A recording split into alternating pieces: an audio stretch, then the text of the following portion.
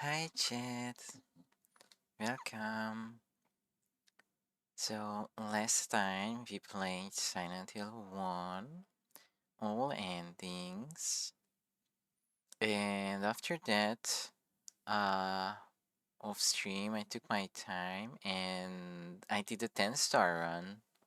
So I mastered the set, but we're not done with Silent Hill 1 yet because there is a play novel. So we are going to play that now. Okay, let's jump in. I will just need a second. Va. Recharge.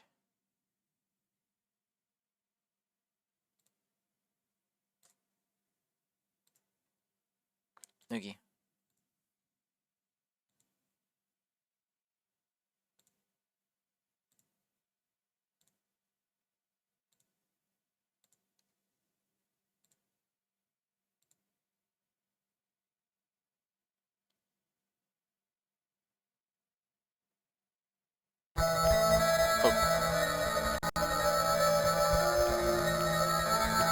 It sounds a little off.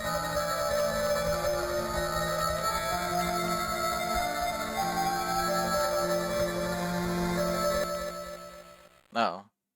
that was a short intro. I thought it would play the whole thing. So yeah, this is a GBA game. So don't expect very high visual or sorry, I was talking too much. Don't expect too much visually or from the sound either, cause yeah. Also, I don't know. I think they. Oh yeah, I'm using a normal controller, so circle is the yes and X is the no button because it's supposed to be like a GPA controller. So yeah, naturally we choose the first one, Silent Hill, and it's a book.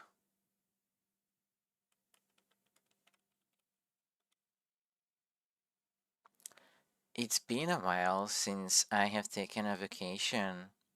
I am driving my Jeep, heading towards the quiet resort town of Silent Hill.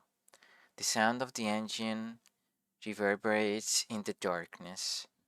Due to some slight car trouble earlier, it has become this late. Brrr. I am Harry Mason. I am a run-of-the-mill writer.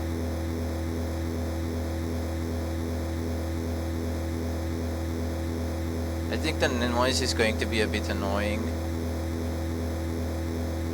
Uh, I'm just reducing it because I think it's going to be a bit annoying. Also, I don't know if it's supposed to sound like this, if it's the intended sound or if it's glitching, but we are currently in a car, so maybe it's going to go away soon. Her eyes closed, Cheryl sleeps peacefully in the passenger seat. Cheryl is my daughter. She is cheerful and lively, and the occasional carefree smiles she shows me make me feel happy. I don't have very many relationships with people because of what I do for a living, so Cheryl's existence has become irreplaceable to me. Cheryl was very much looking forward to this trip. Although paved, this is still very much a mountain road. At this hour, there is little reason for any other drivers to be about. I push in the accelerator. There is no light off in the darkness. I can depend only on my headlights. Light reflects off the rear view mirror. It's a motorcycle. There is a motorcycle headed toward the same destination as we are at a terrific speed at this late hour. The motorcycle effortlessly passes by the side of my Jeep. The seal of the police. Perhaps there has been an accident or something, but I don't recall hearing about an accident or anything on the radio. Cheryl is sleeping. A child should not be awake at this hour. I wonder if she is dreaming about something. Tomorrow I have planned to take her to the amusement park. Maybe she's dreaming about riding the merry-go-round. Oh, Harry.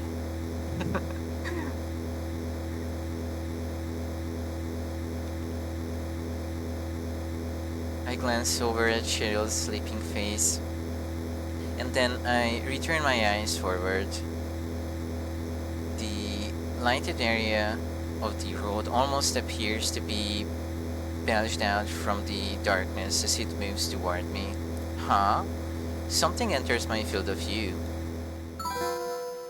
It's the motorcycle from just before. It is lying on its side on the shoulder of the road. No doubt about it. Is the same motorcycle that just passed me. There is no sign of the driver. It looks like the driver smashed into the surface of the rocks by the side of the road while trying to avoid some kind of obstacle, and thus that part of the motorcycle has been destroyed. I carefully check the way in which my vehicle is headed. However, I don't see anything that could be an obstacle to my advance in the area illuminated by the headlights. A strange atmosphere creeps in around me. The radio reception begins to become erratic. Yeah, he sure is a writer because no normal person thinks to himself like this. How is the sound, by the way? Is it still too loud? Should I reduce it? Because it's just gonna be sound effects, nothing too important.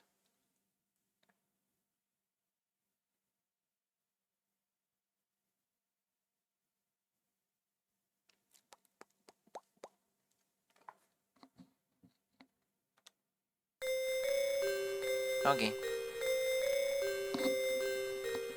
Perhaps I should turn back, but my foot persistently pushes down the accelerator with no intention of letting off. You can no longer turn back now. Something murmurs within me. Please, increase your speed some more. Someone murmurs within me. Nah, nah, nah, nah, nah, nah. Shirley's eyes are closed. She's dreaming. I know that I should be awake, but what is this uneasy feeling? I feel as if my body is not totally my own. It's like some strange being that is not me, is controlling me, like I am floating. My eyelids are heavy. As the steering wheel leaves my hand, it creates the illusion of setting the course on its own. Freezing cold, uneasiness, almost like being ready to fall asleep.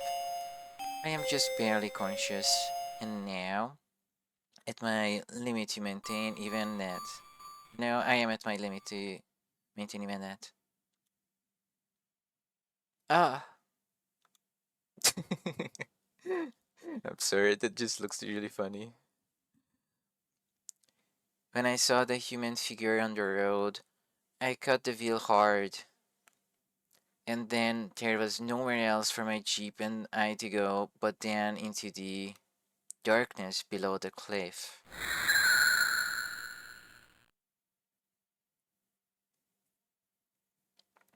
The silence pierces my ears. As the wind blew, it was accompanied by piercing cold. Where am I? I can feel light faintly passing through my eyelids. I don't seem to be hurt.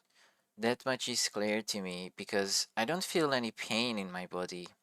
No, perhaps I've suffered an injury that doesn't cause any pain.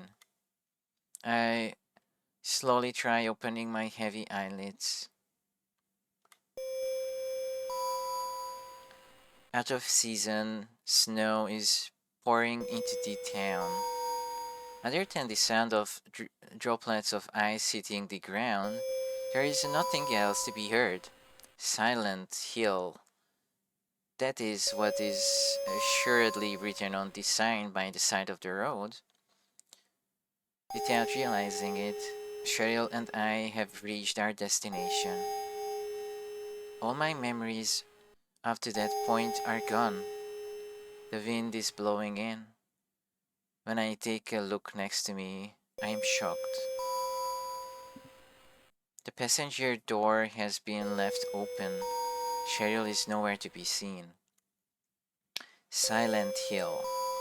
This town, which should just be a resort area, appears to have become just like a ghost town for some reason. Or maybe it was waiting for us to arrive. Or perhaps the town just nestled up to us. So now I am alone. Cheryl is not here. When I was sleeping, no. When I was knocked out, Cheryl opened the passenger door and stepped out alone into this tourist spot that is ruled by an unsettling silence. Silence other than the background music.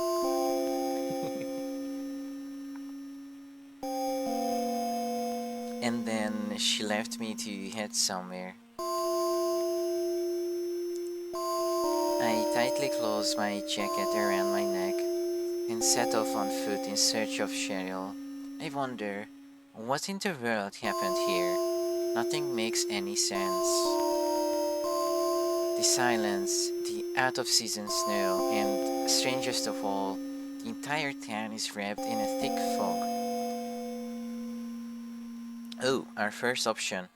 Cheryl's destination is... Or is there no one in the town? What do you guys think? Should I make my own choices or should I let Chet decide?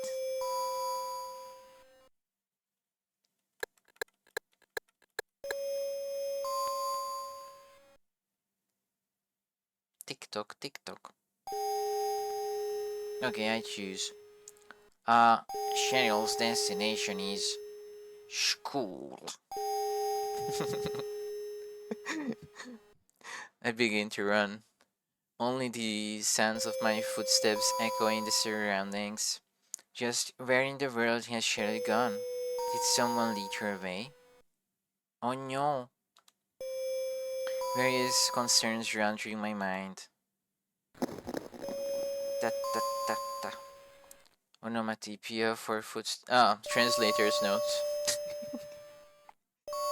Keikaku means plan. I suddenly get the feeling that I heard footsteps other than my own. So I stop moving right away to check it out. Through the thick fog, I can see a figure that is about the size of a child. Cheryl? Without a thought, I cry out. The figure doesn't move at all. At the moment I begin to move slowly towards the figure, it starts to run. I fiercely chase after the figure. That's definitely Cheryl. Even though it is faint, I would not mistake someone else for Cheryl. Yeah, totally. However, no matter how much I run, I cannot catch up. Instead, the figure is gradually getting farther away from me. The figure puts on speed as if it is gliding through the air. The figure appears to be absorbed by the fog as it begins to disappear. In order not to lose it, I run with all my strength while keeping my vision centered on the figure. I then notice that I have come to an alley surrounded by buildings. I don't know how, but it is like a cover was placed over the sky, which had provided light until now, and the area has become engulfed in darkness. From the darkness, I can hear multiple footsteps coming this way. I don't know who it is. I will take a look. Uh-oh.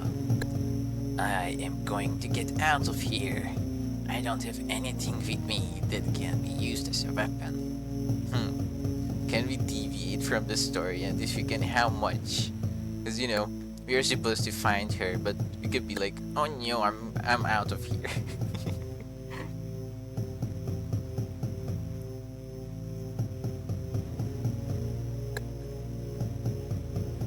Should I try to follow the story as faithfully as I can, or should I just try to mess around?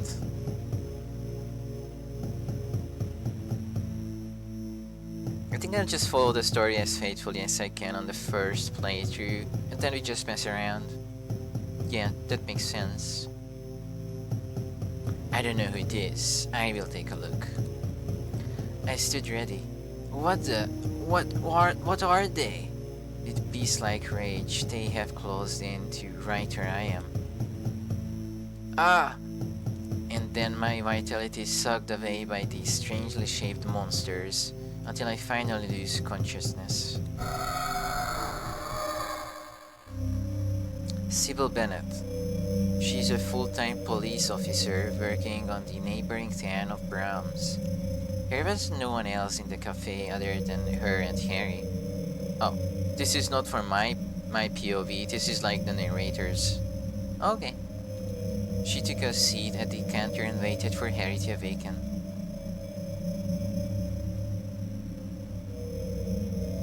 And now we are back to first person. I suddenly awoke. Where is this place? Why am I here? Was I brought here by someone? There is no boundary between dream and reality, just confusion. As I lay on the bench seat in the cafe, my eyes slowly begin to focus. The woman sitting at the counter stands and folds her arms. She walks over and looks down at me. Ayo? She's wearing a police uniform. The woman smiles a little bit, as she appears to be relieved that I have regained consciousness. It looks like you have come around. Who are you? I try talking to the unfamiliar woman. I'm Sybil Bennett. I'm here because all communication with this town suddenly went dead, and so I came to investigate. I'm Harry Mason. I brought my daughter to this town for some sightseeing, but on the way there was an accident and I lost consciousness. Oh yeah, Sybil, you haven't seen a little girl in this town, have you? Short black hair. A little girl? No, I haven't seen her. When I came to after the accident, my daughter was nowhere to be seen. The passenger door was open and she was gone. Cheryl. Oh, sorry. My daughter's name is Cheryl. She is a timid person, so it is hard to imagine that she headed out into this weird town alone. Plus, I was there in the driver's seat, and since she gave me no warning, it just doesn't make sense. Are you familiar with this area? There is no sign of anyone, and what is going on with the snow at this time of year? Just what in the world has happened in this town? I said all of this while breathing deeply. So yeah, I think this is supposed to be like summer break or something, because they're on vacation. Yeah, it is weird to have snow in the summer. I'm afraid I don't know either. I still haven't seen anyone other than you. It's like the town is as silent as a graveyard, left without even the means to contact any neighboring towns. I see. You also had an accident, right? I thought it was a good idea to head to the police station in this town alone. Oh, it was her. You also had an accident, right?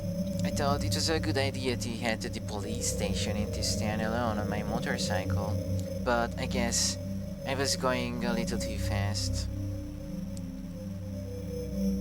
A girl suddenly jumped out into the road. I am pretty sure it was a girl. I almost hit her. I cut the handlebars hard in order to avoid her. After that, I can barely remember anything. When I came to, I was lying in the street in front of this cafe. So naturally, I came in here to get out of the snow, and then I found you sleeping there. Oh, I thought you found him in the alley and brought him here, because it was never explained. I was having some kind of a terrible dream. As for if I made it here on my own, I don't remember at all. Just what in the world has happened in this town? What is going on with everything? Well, the situation is definitely strange. I will head back to Brahms for reinforcements, and then return here. How about you? Sybil stood and fixed her collar with resolute fortitude. So many words. I've got to look for Cheryl. There is no way I can just leave her here alone. I see. Well, I'll give you this then. You never know what might happen under these circumstances. If you feel threatened, then pull the trigger without hesitating. Yeah, but please aim first and don't aim at other people. I take the gun into my hand. Thanks. I hope I don't have to use it. Or, thank you, but I'm no good with guns. I want it, so I'm gonna take it, but I don't think it matters, it's just flavor text. This doesn't imply that I'm bad with guns, I just don't want to use it. And this one says I'm bad with guns, so I will not use it. So I will take it. Thanks, I hope I don't have to use it. It would be a shame if I had to shoot you with this gun. Having never... Oh, he never handled a gun. Oh, okay. Having never handled a handgun before, I am surprised by how heavy it is. Actually, it's not. It's not that heavy. It's not.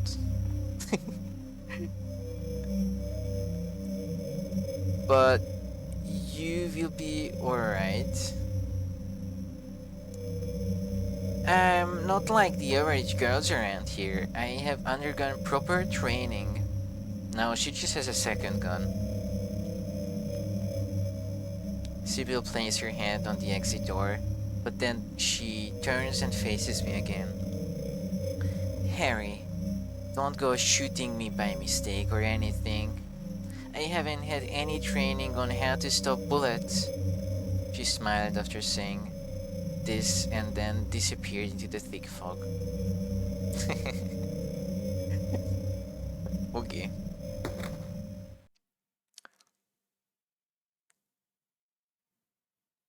Okay, I'm just counting his fingers. 1, 2, 3, 4.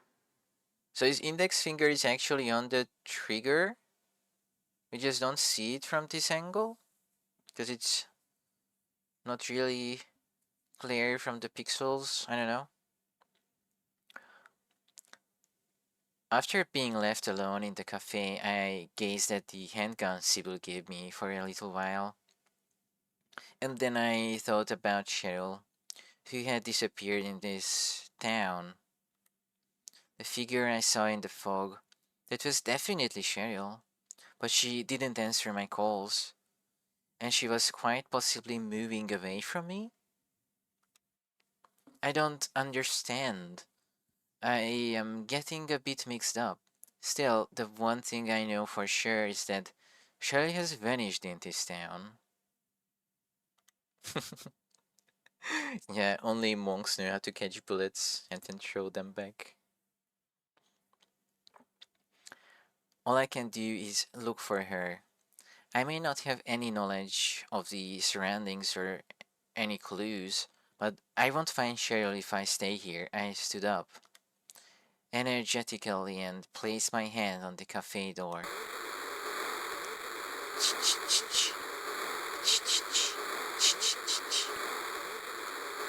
Something is making noise.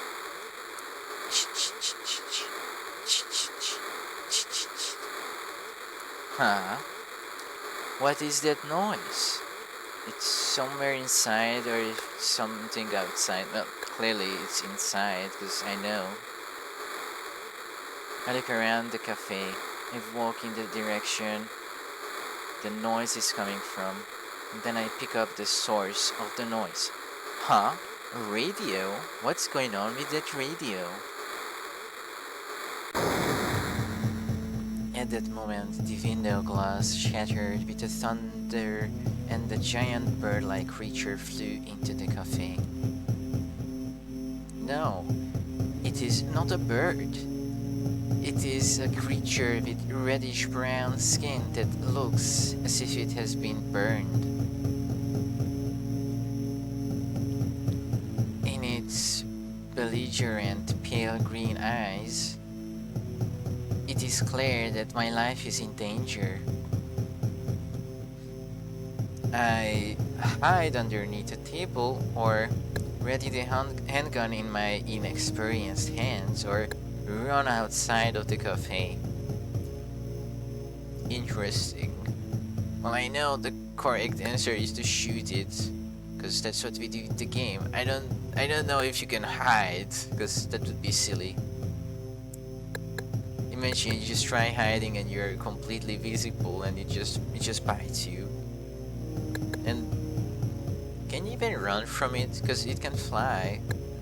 I mean, whatever, I'm just shooting it. Damn, I fairly held the handgun that I just received, quickly pointed it at the creature, and pulled the trigger. Bang! I am not used to using guns, so some of my shots hit the ceiling. Nuh-uh, I know how to aim, it is auto aim. I never miss. I limit my aim. Its vulnerable spot is its body. What do you mean? Of course it's body. Where else would you shoot? Aiming at the wing will bring it down. Huh? Can I even mess up this? I mean, what? Just shoot it, I don't care. That's it, I must set my aim, its body.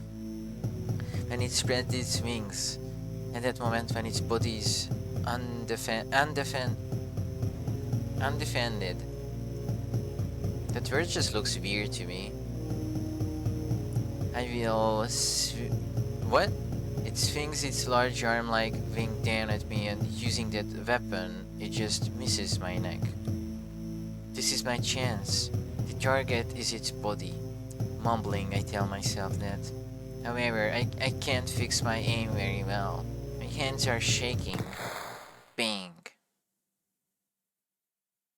As my third shot pierces it, it finally lost its life force and fell to the floor like a rag. Don't forget to stomp it. What the hell? This is not a dream. What's happening to this place? Only the sound of my fist hitting the table echoes in the cafe.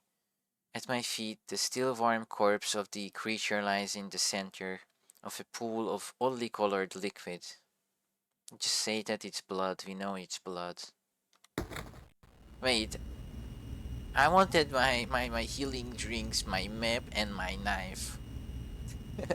We don't need those. This is a narrative experience. After leaving the cafe, I decided to first head toward that alley from before. Nuh-uh, first I went to the convenience store. Black figures fly about in the heavens, as if searching for prey. I then come to realize a constant.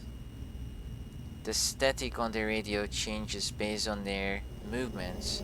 Also, what happens if I press the other buttons? Does this button do anything? No? This one? The the closer the monsters come to me, the louder the static gets. My sight is hindered by the fog. And on top of that, the weather is so bad that snow is falling. So this is extremely important information. I'm trying to press the square button and it keeps flashing, so I don't know what it's supposed to be doing. What if I press X? Oh, if I hold X, it makes the text disappear so I can look at the artwork. Okay, I'm just trying to experiment with the buttons. Excuse me, what did I do? Oh, this is if I wanna go back. Okay. Okay, so the triggers. If I press the triggers, I can go back in the text. Okay. Sorry, I just don't know the controls for this game. What does this button do? Ooh, okay. So, like, we could go back and change our choices. But I'm not changing anything. I'm just trying to familiarize myself with the controls. I run through the snow that appears to have no intention of stopping, increasing my speed each time the static comes in on the radio. I proceed into the fog. Following the thin thread of my memory, I finally arrive at the alley from before. The evil atmosphere has dissipated and light pours in along with snow from in between the buildings. I move into the alley and it dead ends after a bit. I would have said it ends in a dead end or something. I don't know. It just sounds weird to me. Is this a correct way to say it, Tokami?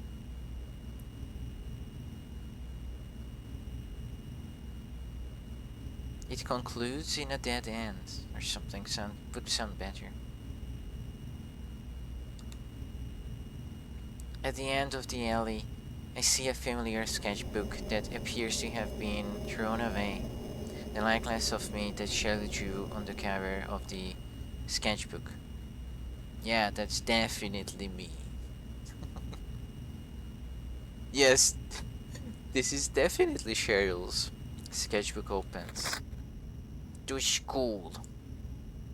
I try opening it. Inside the following is written in red ink. To school. Okay, she says so. I just never heard it said that way. Along Levin Street, I slip through the back door of a... What? I don't even have to do the puzzle? Are we skipping all the puzzles? Okay. Along Levin Street, I slip through the back door of a house that had a doghouse and then head for the school. The surroundings gradually fill with darkness, and only the flashlight on my chest illuminates this strange street. That's weird because I don't remember picking up the flashlight because you only have a lighter in the alley at first and then you get knocked out and you find the flashlight in the cafe, but he didn't. You just skip through that. Okay. I pass through the entrance to the elementary school grounds. When I open the door that leads into the school building, I see that even more darkness is waiting for me inside. Also, we skipped through all the combats. It is possible that Cheryl scribbled those letters to school. I can't be sure whether Cheryl is here or not. It's just that I haven't a clue other than that sketchbook. Hold on.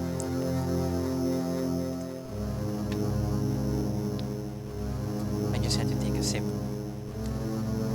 A guide map of the school has been tacked to the side wall of the entrance with a rusted thumbtack.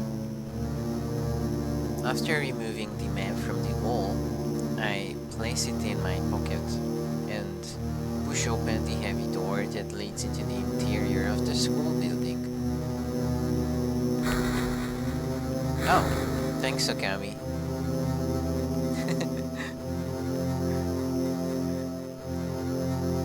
I mean, yeah, it's more like a book. It's more like a book, really, like a visual novel, but it's called a play novel. My footsteps in the creaking of the hallway. They sound like screams as their reverberations broke my eardrums. I had been walking carefully step by step, but without realizing it had begun to run. I had begun to run. Right? I had begun to run. There is no sign of anyone. The silent innards of the school building are dark, and with only the flashlight on my chest, it is impossible for me to see any of the details. Cheryl doesn't have a flashlight, so if she came in here and got lost, then she probably wouldn't even be able to walk around. unless she waits like 5 minutes and her eyes get used to the dark and she can still see. And yes, you don't need a flashlight, you just need to wait a little bit. Since I have my flashlight turned on, she should be able to notice me easily. At least I have that modest hope. I then notice that I have come to the entrance to the music room. I place my hand on the heavy door. When I open the door, I see that the inside of the room is large, and there is a grand piano placed in its center. As I sit on the chair of the piano, I am shocked.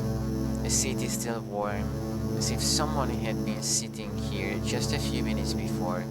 Cheryl's smile runs through the back of my mind. Cheryl often played the cheap upright piano in our home. It had become nice background music when I was working. Perhaps Cheryl had come to the music room? I don't think so, she's not here. Also, why does Harry care about the puzzle? Because he didn't read the memo that he needs to do the puzzle and didn't see the clock tower in the yard, so why does he care about the puzzle suddenly? Okay. I gently open the cover over the piano keys. I notice that there is red mixed in among the black and white. I try touching the liquid. It has a lukewarm feel, it is still holding heat. It is definitely blood. You don't say. What could it be? Strawberry jam? My heart pounds in my chest like an alarm bell. A large amount of... That's not even a large amount, that's a couple of droplets smeared around the keys. Okay. The large amount of blood spilled on the keys. If this is Cheryl's blood, then she may no longer be... Are you kidding, Harry? This is... Come on. Have you never been hit before? This is not that much blood. She may no longer be alive. I wipe the stain off my hands onto my jeans. Mind your jeans. Just reach into your pocket for paper tissue. Come on, man. I wipe the stain off my hands onto my jeans. Stand and leave the music. What do you mean you leave the music room? You're supposed to play the song. The silent song of the 5 birds and then get the medallion. Okay, Nixie, just read. Don't question it. And yes, I know game doesn't translate to novel 1-1, but it's okay. At the same time, I close the door, so there is something missing. Like a comma or a dot. Okay. At the same time, I closed the door. Thought I heard someone scream. Maybe it was just my imagination. Yeah, it must have been the wind. I walked down the hallway. The sleety mixture of snow pounds hard against the windows facing the courtyard. I take a look through a window down at the dark courtyard. The not so large courtyard is dotted with areas in which withered plants are growing. In addition to that, an old clock tower is faintly visible. From here, I cannot determine what the time the clock is pointing to. Wait. Something appears to be wriggling about in the darkness. An animal? No. It's dark and I can't see so well, but it is slowly moving on 2 legs. It appears to be searching for prey. So we know it's a monster. We don't gaslight ourselves that, oh, it's probably just Cheryl. Let's go there. Nope. I want to shoot.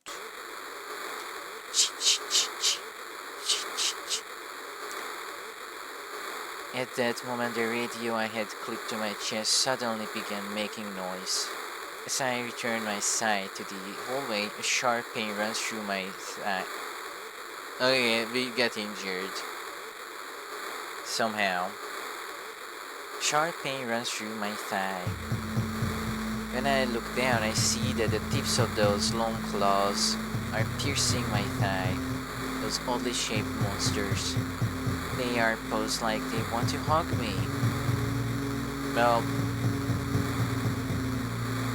this is a mumbler and not the gray child, but okay. In the non-NTSC version, you actually have mumblers in the school, so yeah. Otherwise, in the NTSC version, mumblers only appear in the sewers, the second one, before the amusement park. Yes, I'm a nerd.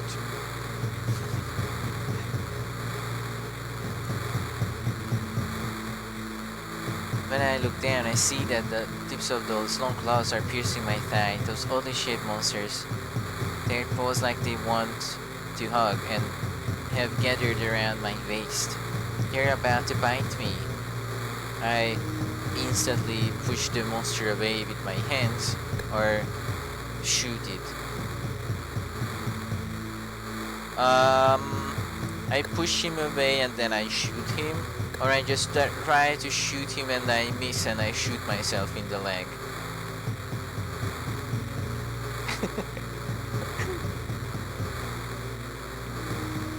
Well, it was said that he's a noob with guns, so he would probably shoot himself. So I wanna just push him. With my right hand, I push on its head, part with what? I push on its head part with force and knock it away. It then totters and falls down on its face. That was when I noticed that I had been completely surrounded by those monsters. Fuck. I readied the gun. I fixed my aim on their heads and pulled the trigger with my trembling index finger.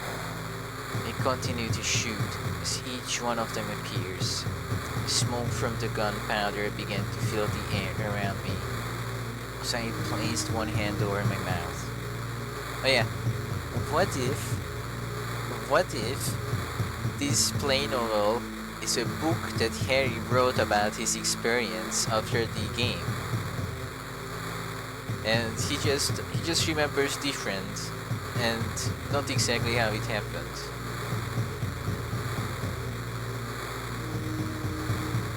Okay, Okami.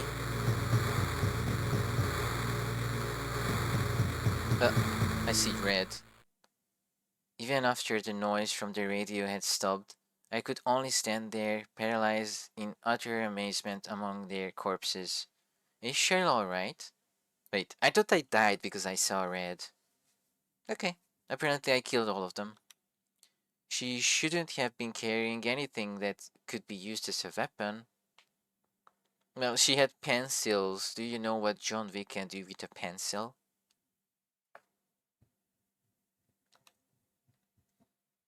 I begin running. I can't just stand around. There is not a moment to lose. Cheryl is waiting for me. Wait a minute. Suddenly my vision became hazy or something, and I rubbed my. You rub your eyes with the finger that you touched the bloody piano with? Harry, you're so silly. When I look back, I see that all the bodies of the monsters have unexpectedly vanished. What? Was I hallucinating or something? No, they just despawned.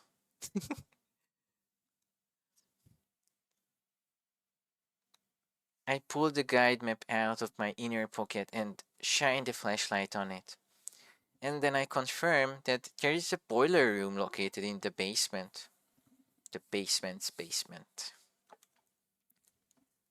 My seat naturally began to take me there.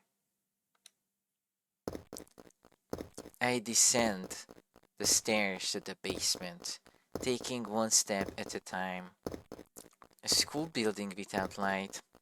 As I move forward, I am beset on all sides by absolute darkness. As I head towards New Fear, that's the name of New Game Plus. As I head towards New Fear and new enemies, my feet have no intention of stopping their advance.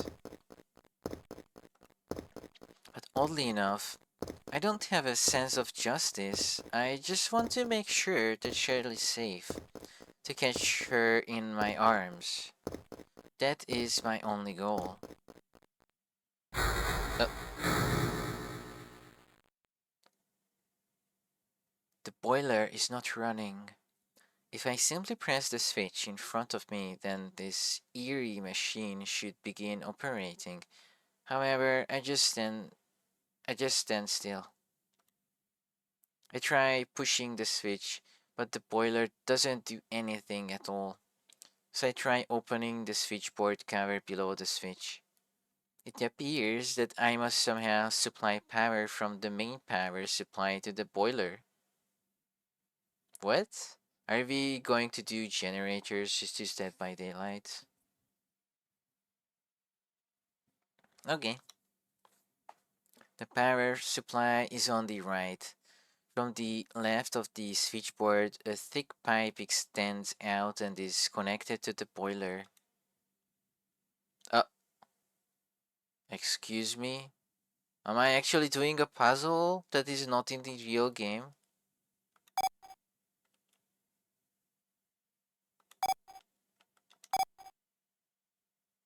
Am I supposed to light all of them or just connect it? What? Am I stupid?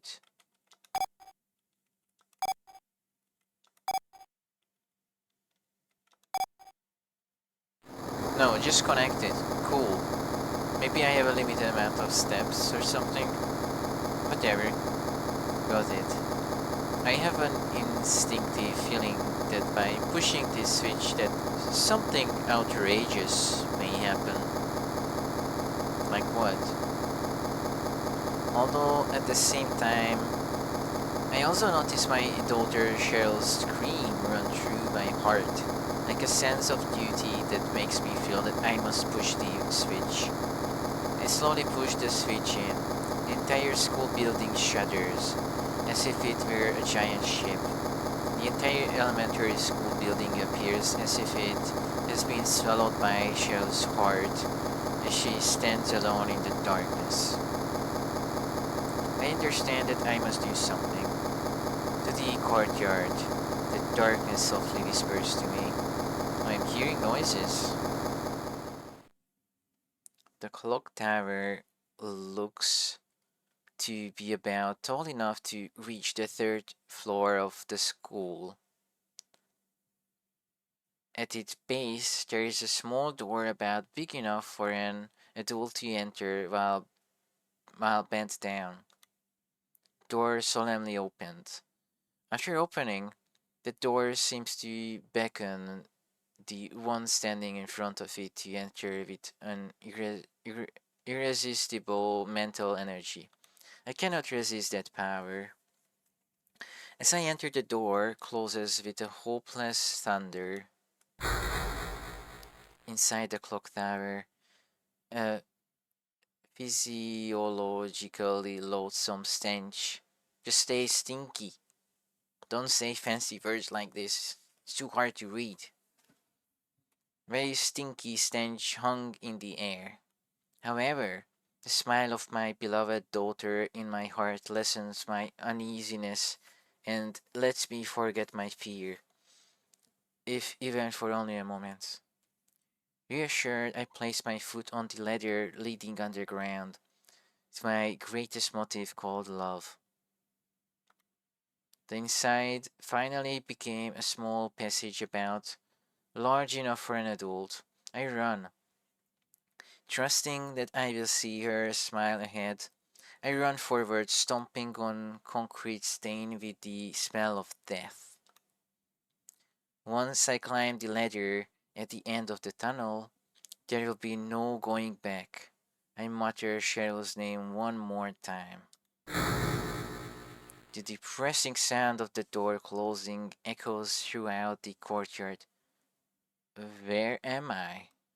A raw, warm breeze brushes past my cheeks. Which ones? The view lets me know that this is like a completely different world from the school I was just in. Once again, I think, where am I? I descend the small stairs leading away from the clock tower and become even more convinced.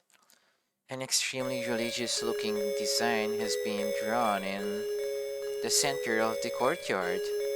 Within a large double circle, a triangle has been placed, and within that, a strange pattern that looks like hieroglyphics is drawn. Well, it's actually runes.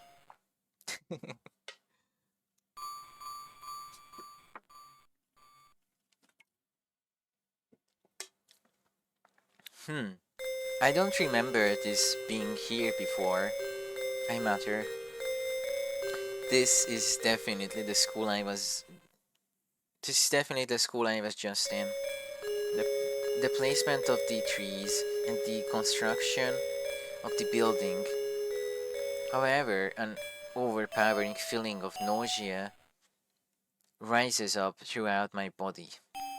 A revolting, horrible smell, like that of the stench of cutting into rotten meat, thickly wafts throughout the air and is nearly visible to the eye. I begin to run. I can no longer bear to stay in this spot.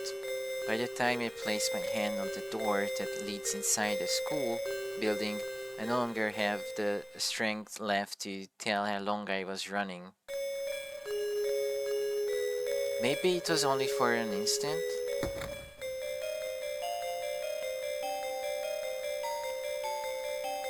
The school building has dramatically changed.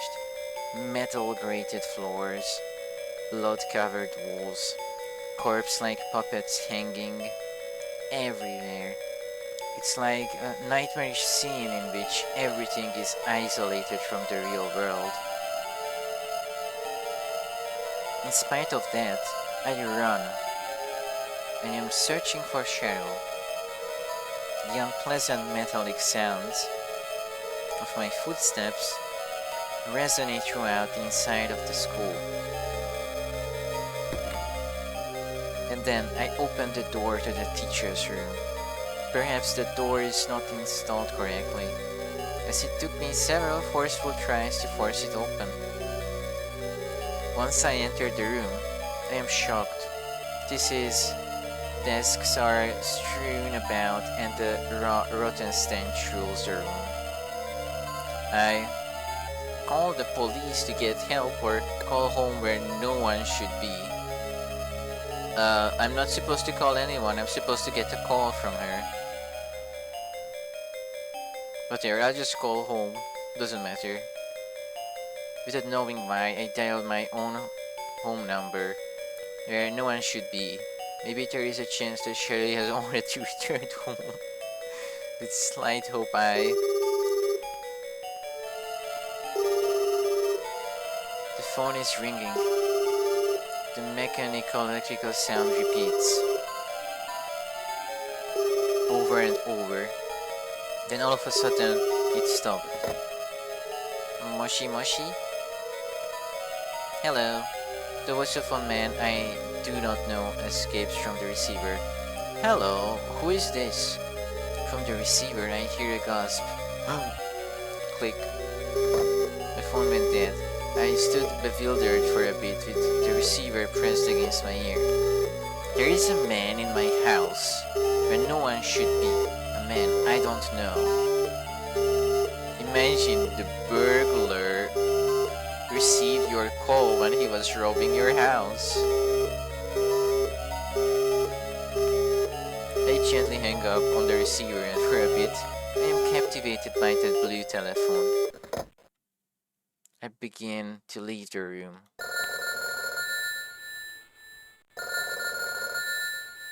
My heart rapidly contracts. The mechanical bell's sound echoes throughout the room. I nervously approach the telephone and once again I pick up the receiver. Daddy, help me. It's Cheryl. There is no mistaking it. I firmly press the receiver against my ear. Daddy, where are you? Cheryl. Is this Cheryl? At that moment, Cheryl's voice is replaced with a busy signal. I knew it. I think Cheryl is here. Being located in the residential area, many children probably come to the school. The interior of the elementary school is larger than I imagined, including classrooms. There are a lot of rooms, so locating Cheryl will be extremely difficult. If Cheryl wasn't brought here by someone and instead came here of her own free will, then perhaps she might be in that one room. What do you mean that one room? You mean piano? Or what room? What are you talking about, Harry? I spin around, run to the stairs at the end of the hall, and then sprint up them. I have come to the library, and my eyes are drawn to the open book here. It was a children's book, a pharmaceutical book, dictionary of religious science. Um, while these two sound really interesting, I know that it has to be the children's book that details how to defeat the boss. But let's say if I chose this one, I would learn about the drugs, the White Claudia probably. If I chose this one, I would learn about the mark of the circle in the square. Was it called Metatron or something? I think. But yeah, I'm gonna look at the children's book because this is how you defeat the lizard. And I don't want to deviate from the actual main story too much, so yeah, I try to follow it. I pick up the book and see an abstract illustration of a youth carrying a bow and arrow on its cover. Someone has been reading this book. I begin to read the book from the beginning of the page it was left open to in a quiet voice. Hearing this, the hunter armed with bow and arrow said, I will kill the lizard. But upon meeting his opponent, he held back, taunting, Who's afraid of a reptile? At this, the furious lizard hissed, I'll swallow you up in a single bite. Then the huge creature attacked, the jaws opened wide. This was what the man wanted. Calmly drawing his bow, he shot into the lizard's gaping mouth. Effortlessly, the arrow flew, piercing the defenseless maw, and the lizard fell down dead. This is from an old fairy tale. I remember reading it as a kid. As I say this, I take a step back. If I have realized something, wait, I think I've become gripped with the sense that my actions have been controlled by someone this entire time. Coming to the library, seeing that specific page in the open book, even whatever it is that I must do now, it is a decision that is out of my hands. Bruh, Harry realized he's a character and I'm controlling him. Everything that has happened has been in someone's hands. I have gradually come to understand this, and still I probably cannot determine my own course. I accept the direction of the unseen one, to whom I must obey. In order to find Cheryl, there is no other alternative. I know now.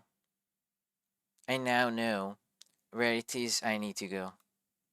As I journey there, I walk firmly, stepping forward one step at a time. I descend a staircase from which uncomfortably warm air flows and find an elevator at its base that invites me to descend even further as its doors slowly open. Once I enter, its doors close, and in the next moment, with a rusty clunk sound, the elevator begins to descend at a high rate of speed. Just how far down is it going? All I can do is go with the flow. Gradually, the elevator and I are enveloped in hot, humid air. The elevator stops, and I step off as its doors open. Beyond the short passage, a dazzling light emitted from a small room which has been waiting for my arrival.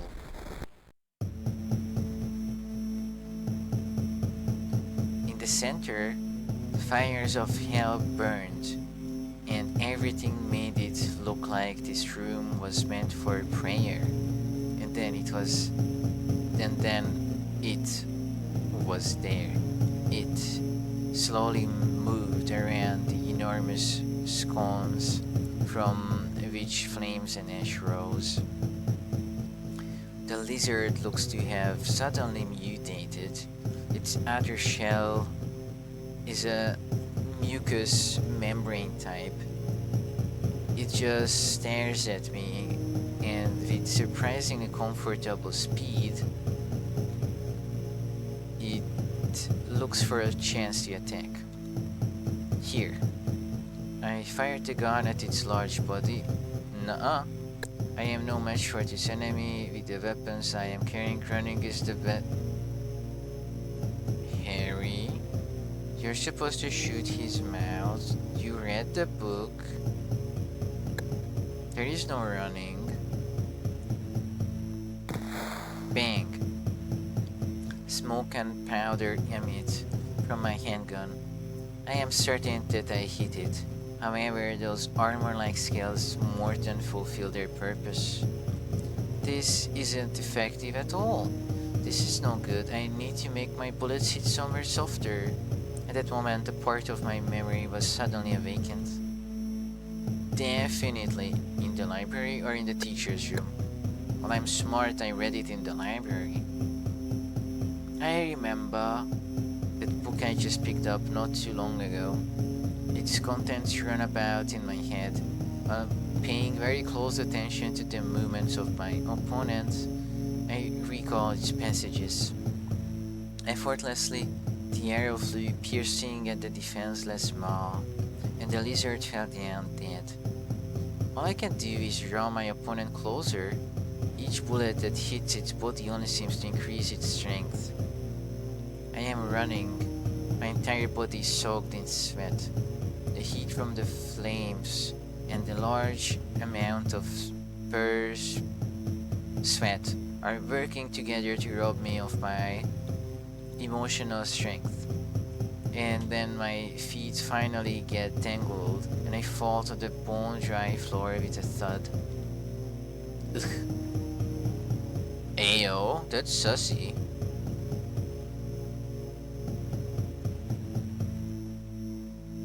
My supply of bullets is running out. This is my limit. I turn around, its enormous mouth is there, measuring about 4 meters and open in all directions. It was only for an instant, but I thought of that passage again. The arrow flew, piercing the defenseless maw. Okay, fire into its mouth, or stop its movement first. Fired at its legs. No, I shoot in his mouth. Bang. I can no longer hesitate. I readied the gun as calmly as possible, aimed at the inside of its mouth, and quickly pulled the trigger. Over and over, over and over. The sound of gunshots rang out from my weapon for as long as I had ammunition. And then I lost consciousness. Bro, you should have found a shotgun in the bedroom. It's not an option, huh? When I came to, I found myself in the middle of a dark room. Where is this? I wonder to myself. The monster from before has vanished. I heavily stood up, and then I waited motionless for a bit until my eyes came into focus. Somehow this looks to be the boiler room. It is oddly quiet. Maybe I was dreaming. My very exhausted body seems to have also recovered somehow. The low hum of the boiler strangely calms my nerves.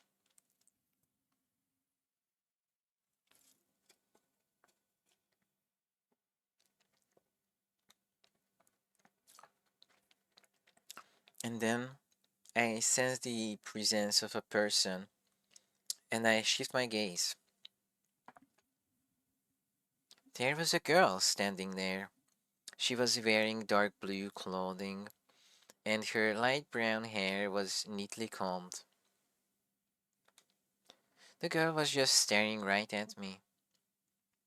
Once I noticed her and began to step towards her, she completely disappeared, as if her body just dissolved into the air in the room. I was alone in the room again. What was that? A strange feeling of relief. After standing for a bit, I let out a long breath and then placed my hand on the door at the entrance. Sunlight is shining into the hall of the school building.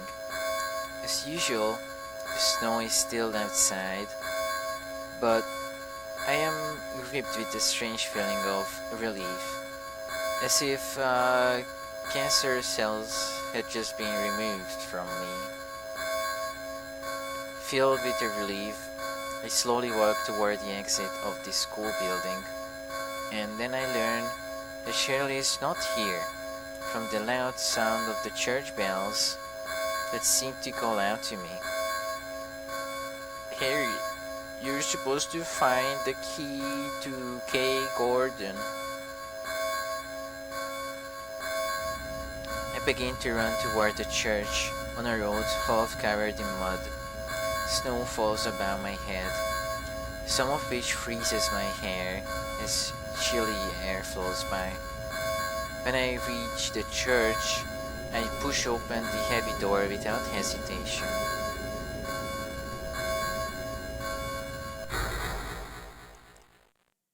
Hello? A cross is mounted on the front wall. Long benches are lined up on both sides of a small walkway. It was as if time had stopped for this familiar style church. In front of the altar, a sly looking woman with cold eyes looks down at me with an eerie grin. As I walked up to her, stepping one step at a time, she gazed at me without blinking. She looked as if she had predicted that I would arrive. Were you ringing that bell? The woman snorted with a I've been expecting you. It was foretold by gyromancy. What are you talking about? I knew you'd come. Ew. You want the girl, right? The girl? You're talking about Cheryl? My eyes grew wide. I see everything. You know something? Tell me. Stay back. The woman held the palm of her hand out at me, then lowered her chin in a way that suggested, please calm down.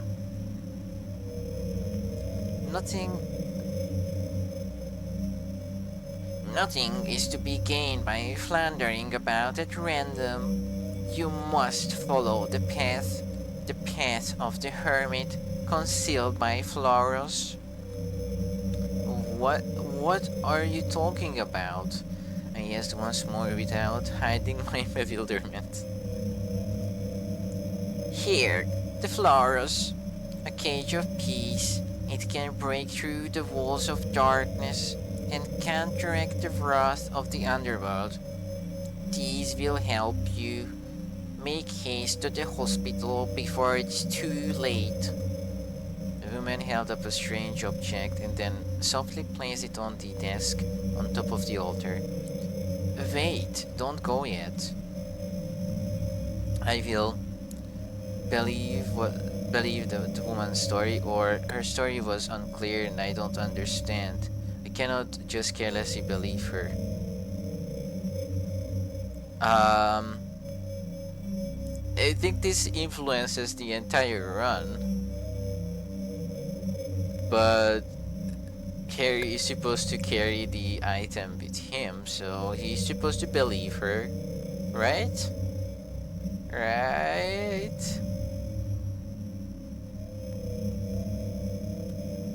She lives here. I choose to believe her story without objection. What remains in the church is the reverberations of the sound of a door closing. I go after that woman. I'm convinced that that woman definitely knows some secret of sorts. However, the knob on the door that she went through will not turn at all. It must be locked from the other side. Damn. Now I am the only one left in the church. Almost as if taken from a nightmare, this space has heat. This warmth. It feels like it is protecting me from something. That is the best way to describe the heat.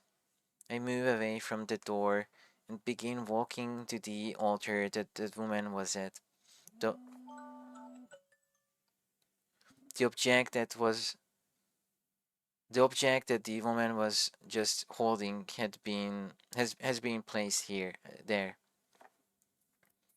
The flowers, that is certainly what that woman had called this. I try picking it up and then I place it back on top of the desk right away. You're supposed to carry it with you. It is power, the overwhelming power of the gods stressed inside this four-sided object. It was a sensation like an electrical current passing to the palm of my hand, then the power moving throughout every nook and cranny in my body. I pick it up once more.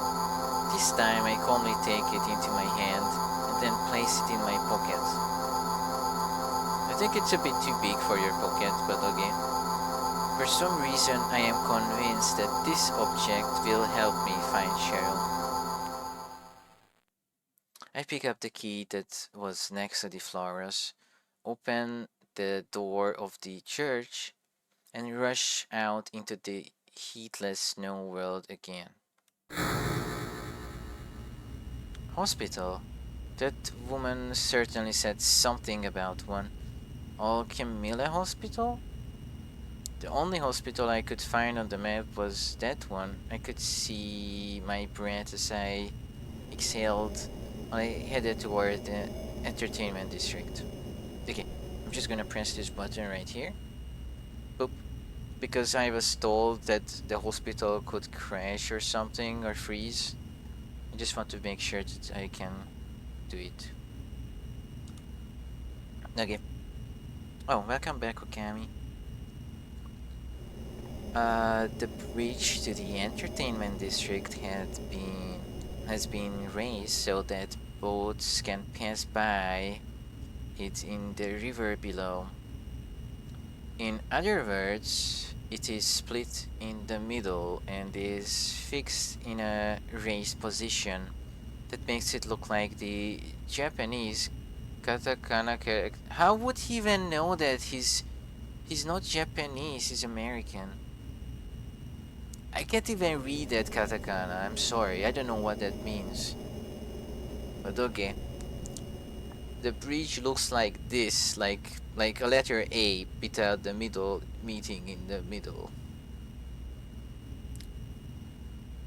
Or it looks like lambda, like the Greek letter lambda.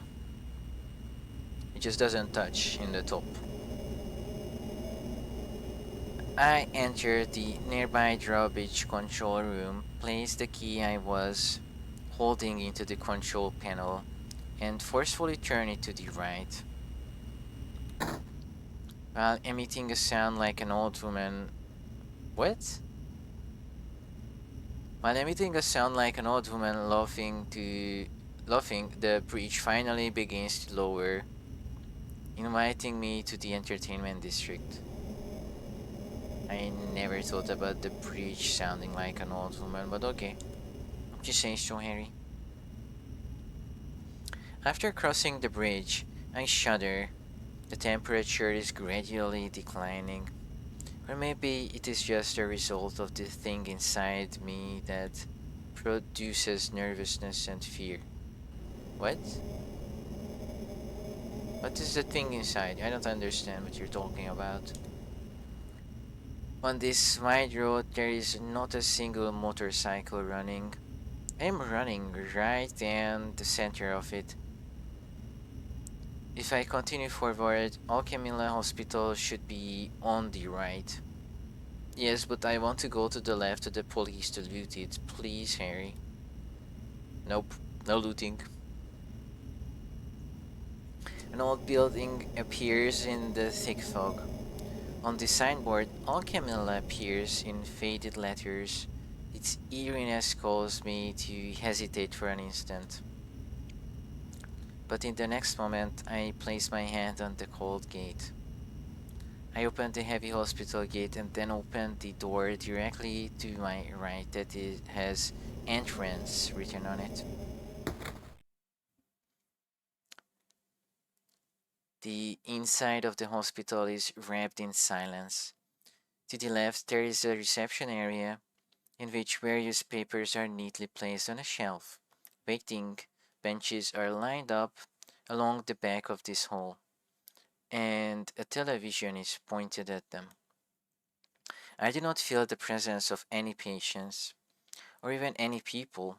Only faint light pours in through the windows from the cloudy sky. The halls, sorry, the hall is filled with a stray scent of alcohol, which penetrates my nose. Ayo? I begin walking. After passing through the waiting room, I reach a long corridor. I open the door marked examination room. Uh, at the what? At almost the exact same time as I opened the door, a man inside jumped up out of his chair. He's holding a handgun in his right hand. It appears to be a revolver.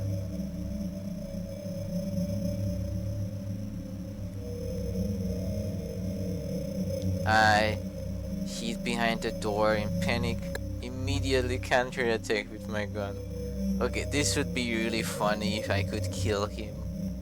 And just get the bad ending because Kaufman cannot be there if I kill him. I want to see all these options, but I don't want to deviate from the main story. Okay, I just get scared. Wait! I hold my right hand out and try to stop the man. Hold it! Stop! Don't shoot! Wait, I'm not here to fight! The man calms down and lowers his readied right arm. My name is Harry Mason. I'm in town on vacation. I said all of this without pausing, and then the man took a deep breath and began to speak. Thank God, another human being. Do you work here? I was truly relieved. Silent Hill, which has become a habitat for strange monsters, those words showed his candid questioning of the situation.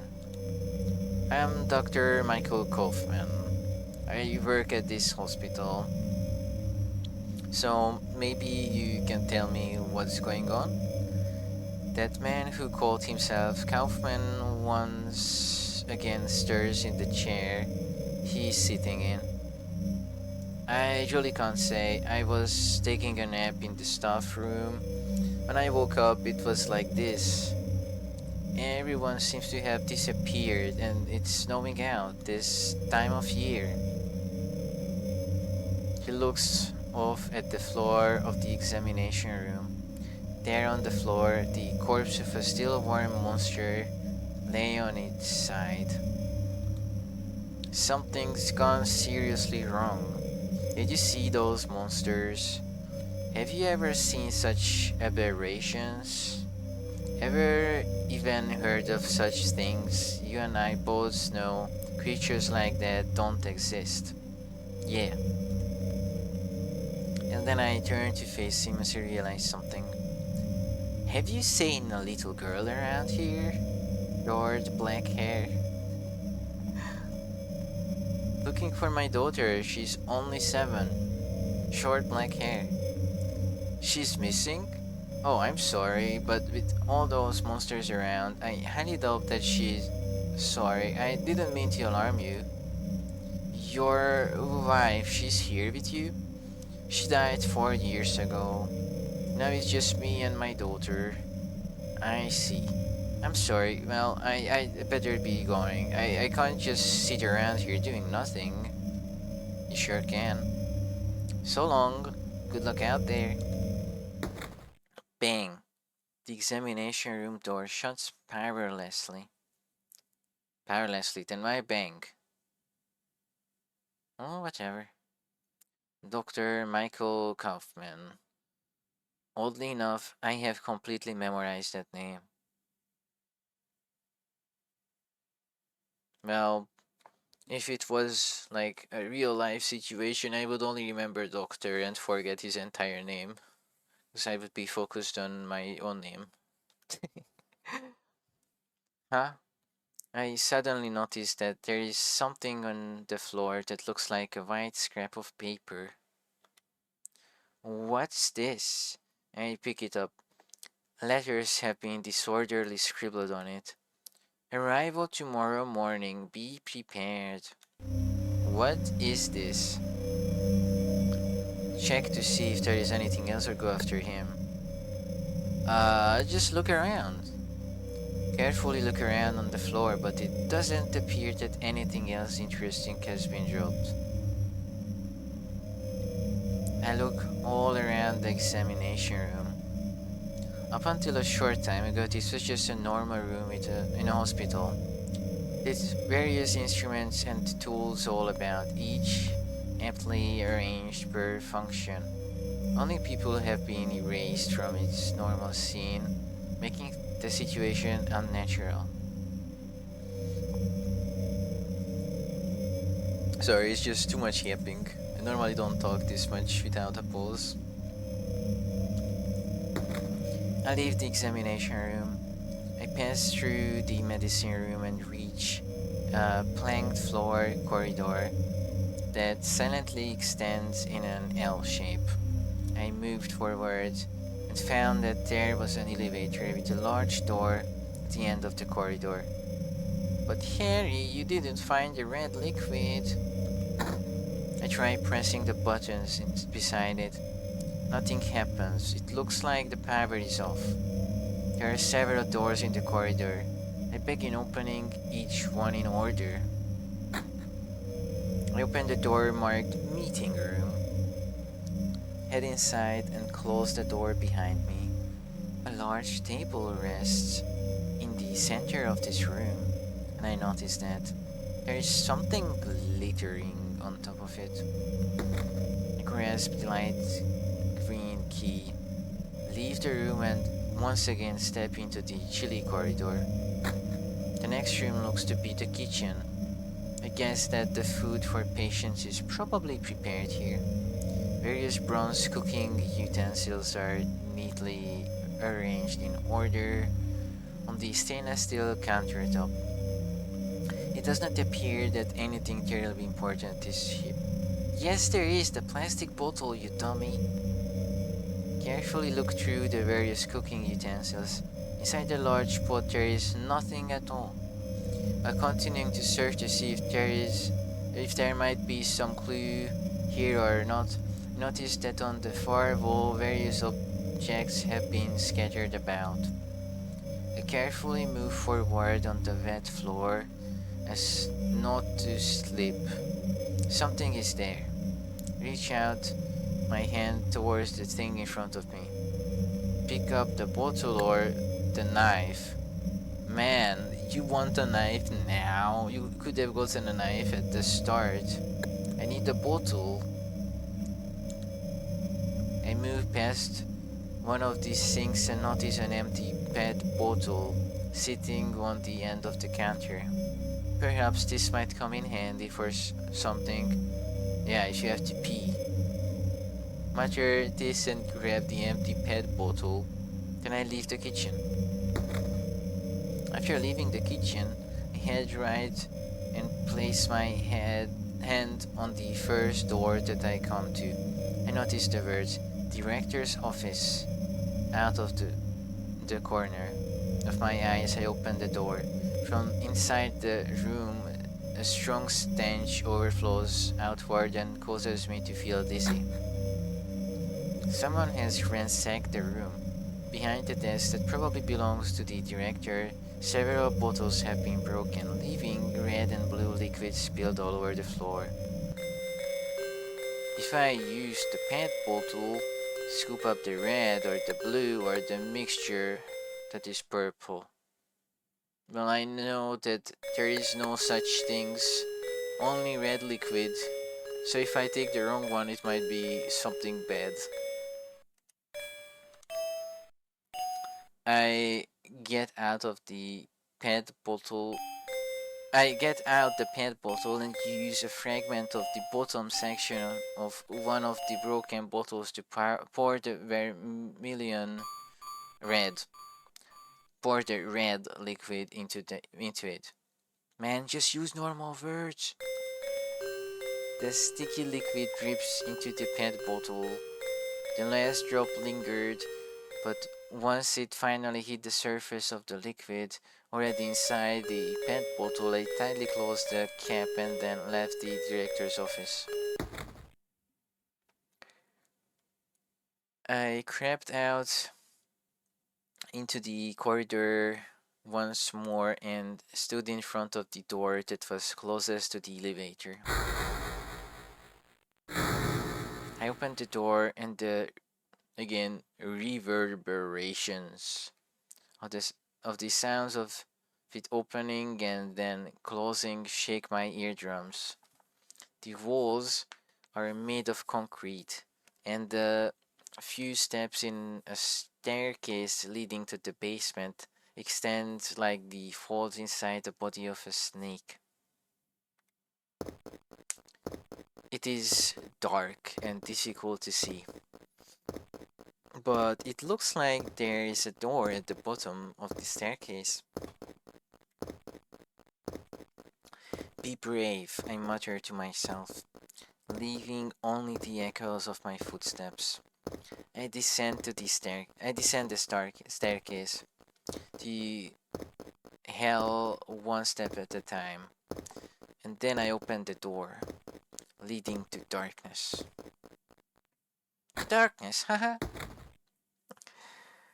I could see that the electricity was most likely out in the entire hospital. I pressed the switch on the flashlight on my chest and tried lighting the area. Huh? It is creepy, and yet there is nothing noticeably out of place. Chilly air drifts from the cold concrete, and it seems as if touching it would completely rob my body of its warmth.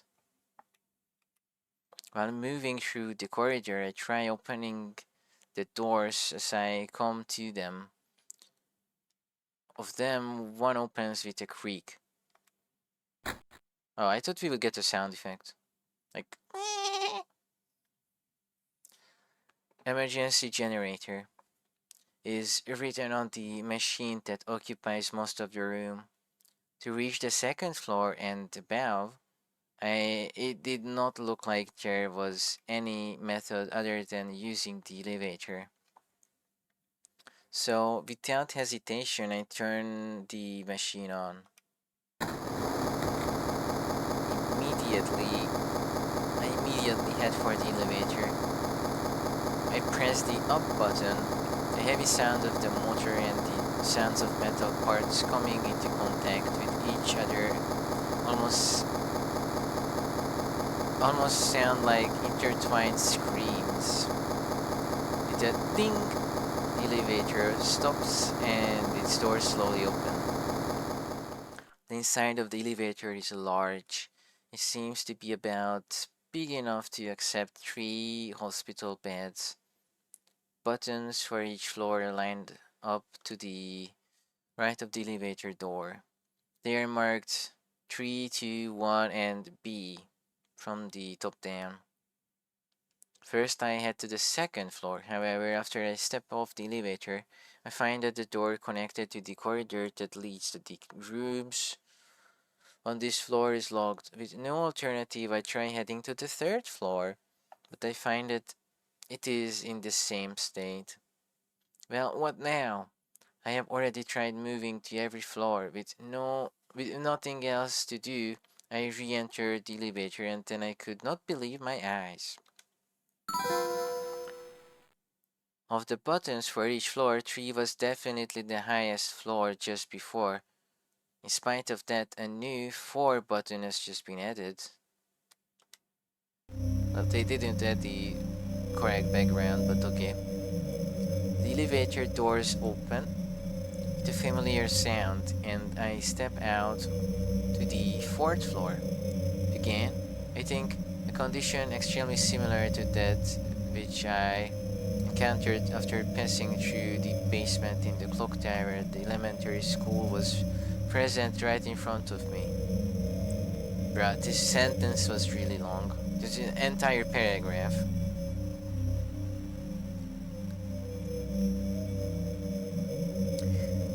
Dark red rusted walls, metal grated floors, and the ringing in my ears that seems to creep up from the depths of hell is a menace to my mental state. I open the door in front of me and a long corridor extends beyond it. I very carefully move forward while keeping my eyes fixed on the wall. Could Cheryl be here? The only way to find out is to search this place.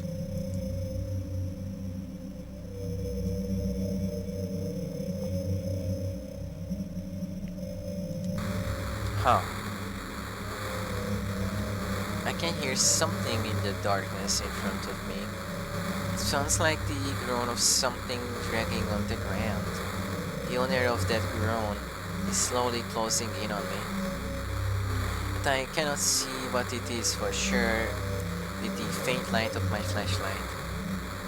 I instantly ready the gun or leave. Can I leave? I think I need to go here anyway. I'm just gonna kill the nurse. It is probably not human. I firmly grip the gun, position my finger on the trigger, begin to walk towards it with the gun ready beside my face. What? It disappeared. Eventually something white enters my field of vision. I adjust aim, the flashlight on my chest with my hand and shine the light on it. A white figure appeared which is stooped over like an old woman. It looked to have undergone a grotesque change. What is this? It's a new enemy. I've never seen this monster. Wait. Ah, I see. It's still a nurse, but her head is hanging down, and the back growth thingy is like too big, and it looks like it's the head. Okay. monster has a very large hump on its back, which twitches and moves as if it were alive. In one hand it holds a knife, which it waves aside in... What? I'm sorry, I could not read. As it approaches me. In the instant I readied my gun, the monster began to run. By the time I realized this, it slashed at me.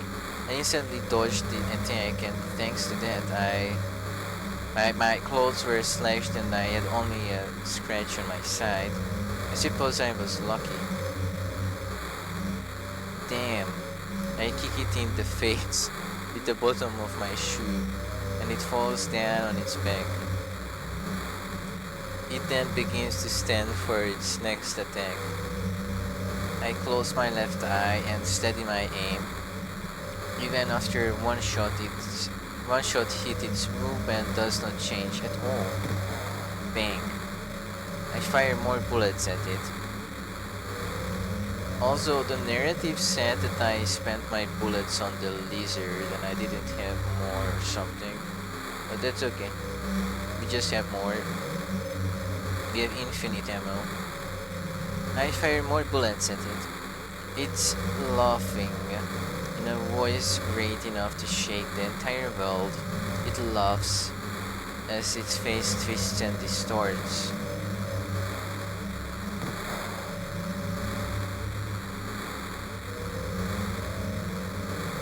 I cannot give up. When the final bullet loaded into my gun hits, it finally stops laughing. This time it is face down and I begin crushing it with my foot. Okay, now definitely I used my last bullet, right? Finally, it completely stops moving. This is insane. Another monster approaches from behind the corpse of the first one. At this rate, all the bullets in the world would not be enough. All I can do is run. Oh. Run past the monster in front of me or the one behind me. In front of me. I begin to run towards the monster in front of me. Beating the large swings of its knife, I run down the dark corridor, occasionally stumbling. I see a staircase leading down. I race down it, knowing not whether if something is waiting for me or not at its base. I am thinking about Cheryl. Even if she is held prisoner somewhere in this hospital, there is no guarantee that I can rescue here. I can rescue here? Rescue her? That's a typo. In fact, there is no reason that the staircase I am descending should lead me to Cheryl.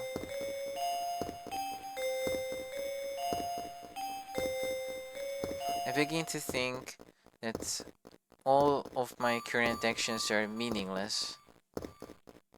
However, generally speaking, since I arrived in Silent Hill, no, since the day before leaving for Silent Hill, no, even longer ago, since the day I met Cheryl, perhaps I have had no choice in my actions. That they have been determined by the someone's will. The D is not necessary, just determined by someone's will. Whatever. As I continue to the base of the stairs, I contemplate, what if my life up to this point had just been on one track? As I descend the stairs, my ears begin ringing again.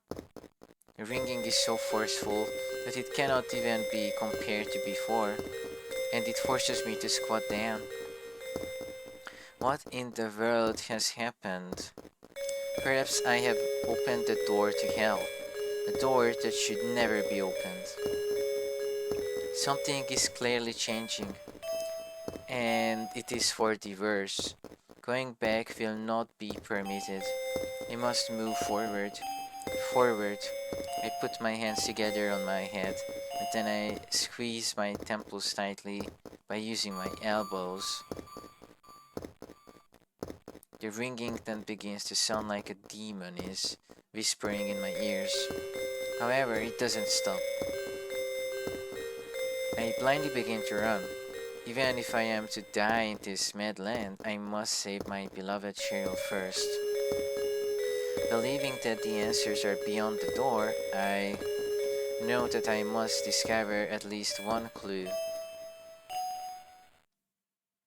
Several overlapping square figures are shaking in time with the sound of my heart. It is the wall at the end of the area. Another wall is lies. Another wall lies perpendicular to it. There is a door present on this wall with a plate on it that says storehouse. Some chemicals have been placed on the table that is next to the door. There are 3 beakers of different sizes and a test tube. The test tube contains a liquid that is of a different color to that which is in the leftmost beaker. I found a memo. To create it, you must come up with 1 deciliter of liquid and pour it into the test tube. No more or no less, that man had said, but there are no graduations on the beakers. This makes it impossible to come up with 1 deciliter using these 3 large beakers. Explanation of use the D-pad to select the beaker that contains the liquid and then confirm with the A button and choose the beaker that you wish to move the blah blah blah. Using the 10, 7, 5 must make it exactly 1. Guys, this is not a real puzzle that would be in the real game. I don't know how to do this and I don't want to do math. I don't know, I don't care. Okay, let's say you have the 7. We give 5 to the 5 from the 7, so I have 7 left. The 5 I put in the 10 to get rid of it and make it empty. Then the 7 has only 2, so I pour exactly half of it to the 5. So I have 1, right? Am I smart enough to pour only half of it, or am I stupid?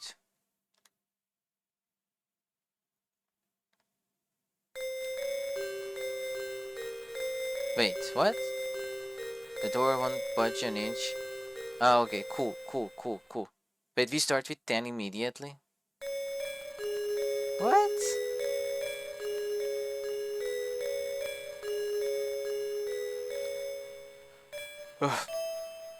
Okay.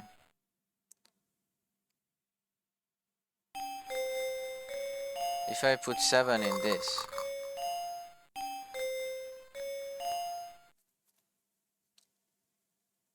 I can put 5 in this, right?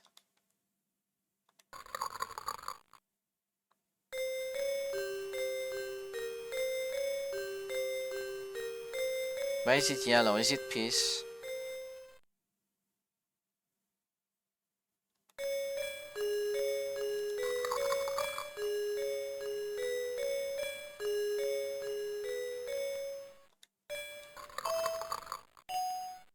No, I'm stupid. I can't pour half of it.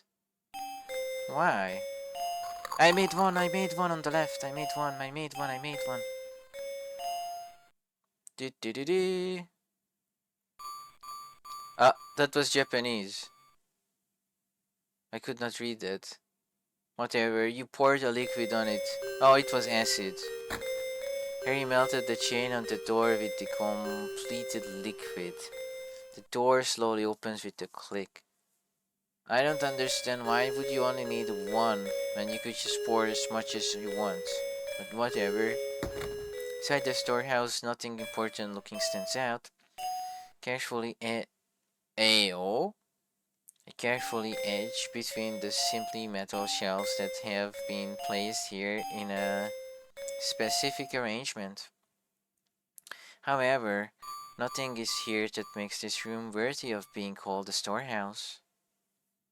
Okay. I am drawn toward the cabinets in the back of this room. This is because I found the presence of the wooden cabinet strange and unsuitable for this simple room. I approach the cabinet and I try to open it. However, it will not budge. Well, have you look at the floor under the cabinet or inside or on top? Yeah, this is already something that isn't in the real game, so I don't know.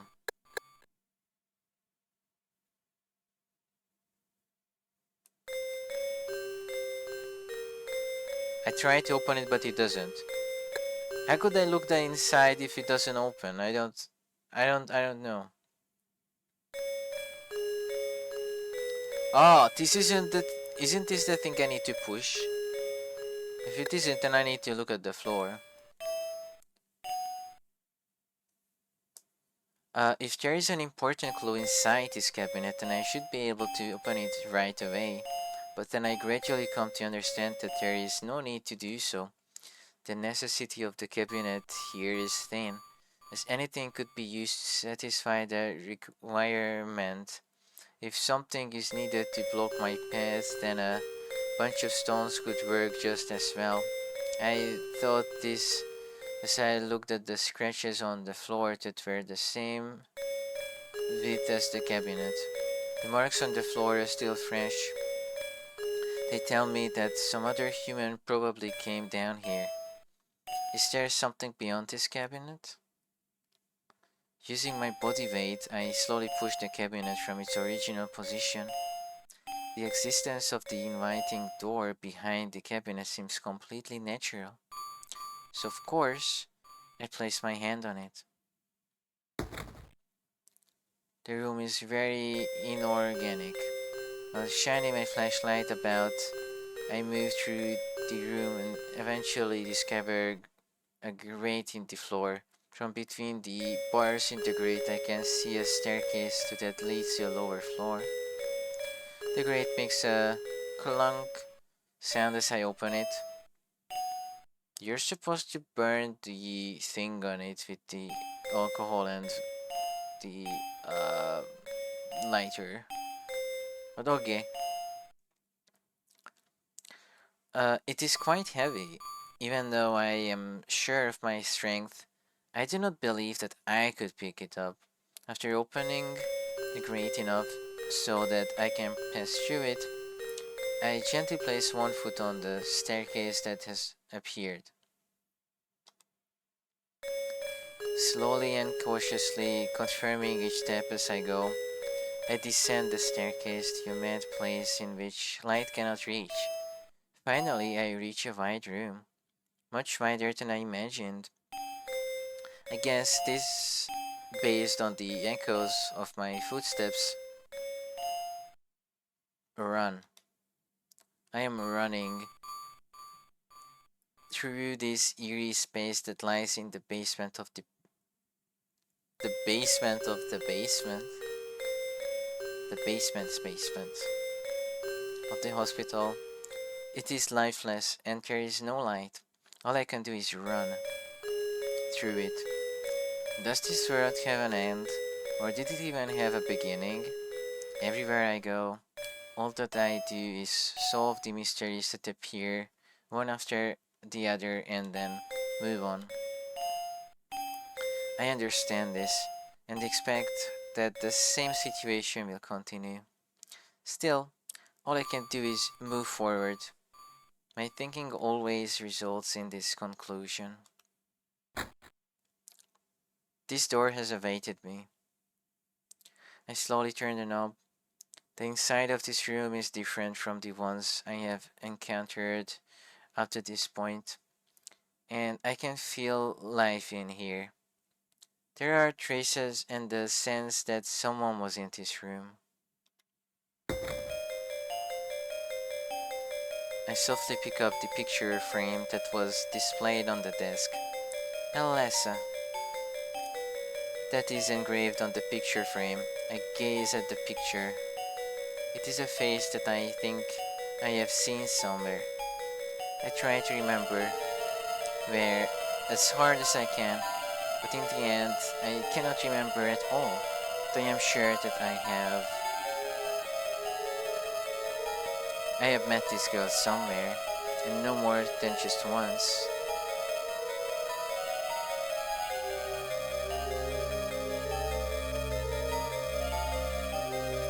A diary has been placed next to the picture frame. I reach out with my hand, pick up the diary or the picture.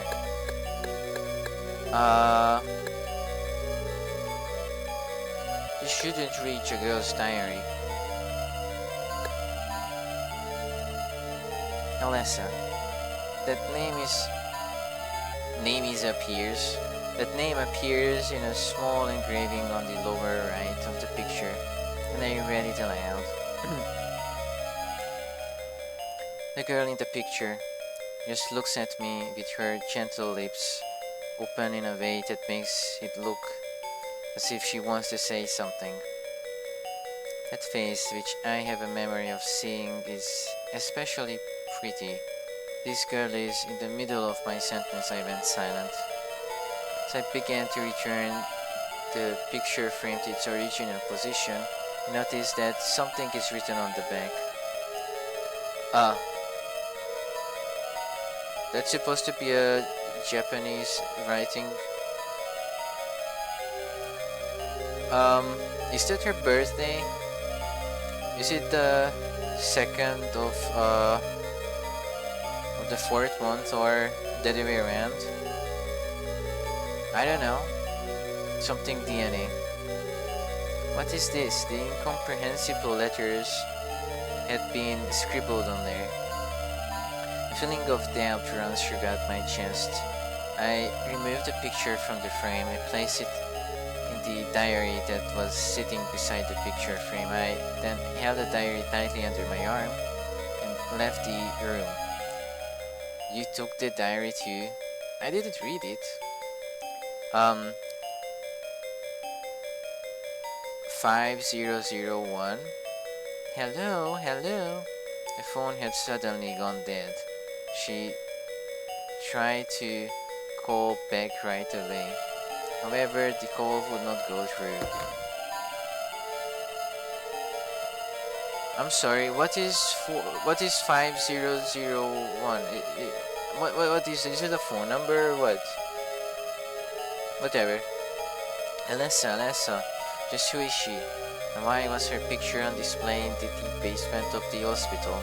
And where was that strange feeling of a life that I sensed in that room coming from? I am unable to figure any of it out. And so I am irritated.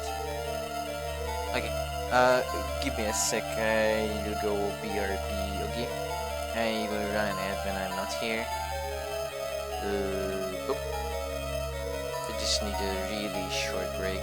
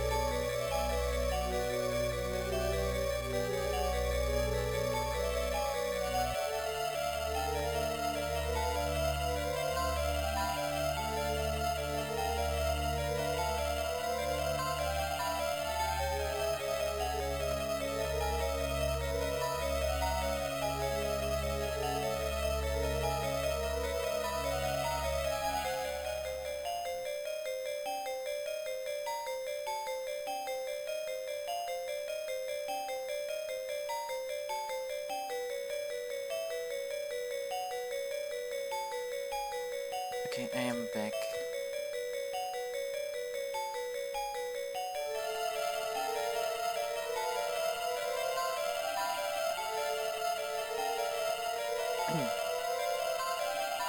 And so, I am irritated. I head for the examination room on the first floor. All the mysteries of the hospital are surely prepared in that room. Believing so, I race up the stairs while having difficulty breathing. When I open the door, the examination room, the door to the examination room, I feel the presence of a person and stop moving. The inside of the room is dark. Someone is here. Who is it? Suddenly approach her, fire the gun. I'm not gonna shoot Lisa. I just approach her.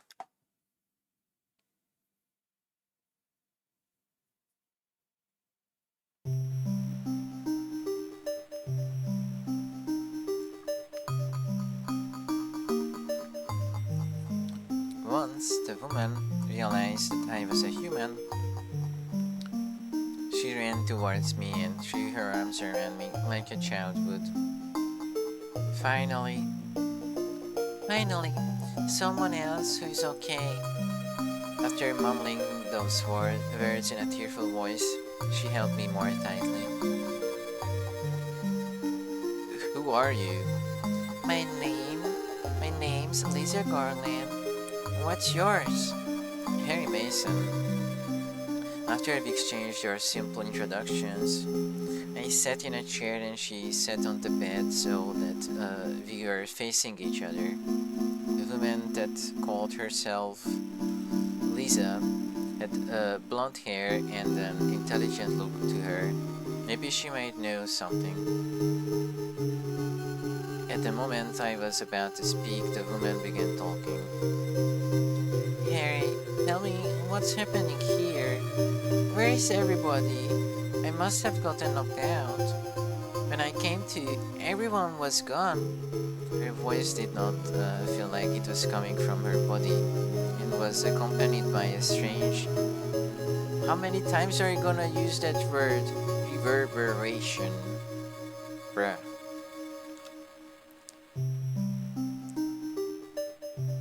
It's awful. So you don't know anything either. Great, I just don't get it. It's like this is all some kind of bad dream. As I select my words, I have a feeling that I don't even own my. I don't. But okay. As I select my words, I have a feeling that even my own words are not coming from my body.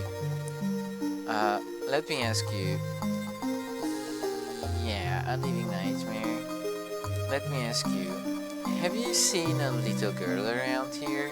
Short, black hair, 7 years old? I mutter. Cheryl, in a voice that Lisa would not hear. A 7-year-old girl? What, she's your daughter? Yes. A 7-year-old girl. I can't say that I have. I was unconscious all this time. I'm sorry.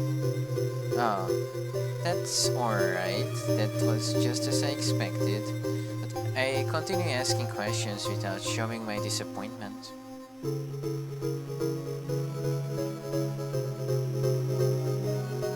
Oh, it's okay, okay.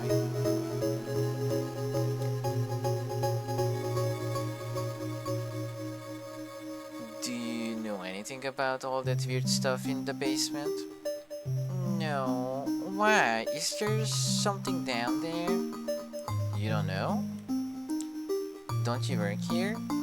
We're under strict orders never to enter the basement storeroom.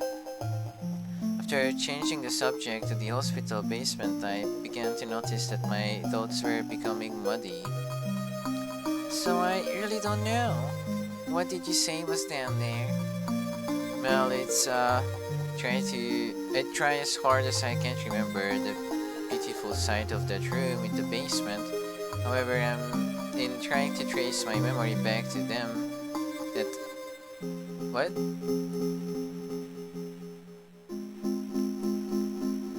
my memory back to then, that ringing, which had been gone for a while, returned to my ears.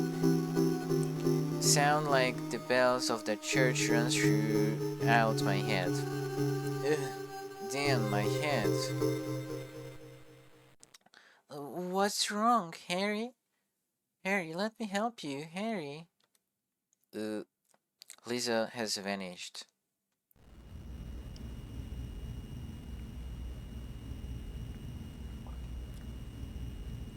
After a while, I noticed that my body is freezing cold. It is as if I am dead. But I'm clearly conscious. Where is Lisa? I was definitely talking to her in this examination room. I no longer feel the evil presence that I felt in this room. No, in this entire hospital, up until just before. From the window, soft light is pouring into the room. Was I dreaming? As I slowly get up, I hear the sound of a door opening. I instantly look toward the source of the sound. The creepy woman I met at the church was standing with an expressionless look on her face. You were too late. It's you? Yes, Dahlia Gillespie. Tell me everything you know. What's going on? Darkness, she responded before I was even done speaking. The town is being devoured by darkness. The woman continues while maintaining a devout look. Strength must overcome petty desire, childish sleep talk. I knew this day would come. What are you talking about? I don't understand a word of this.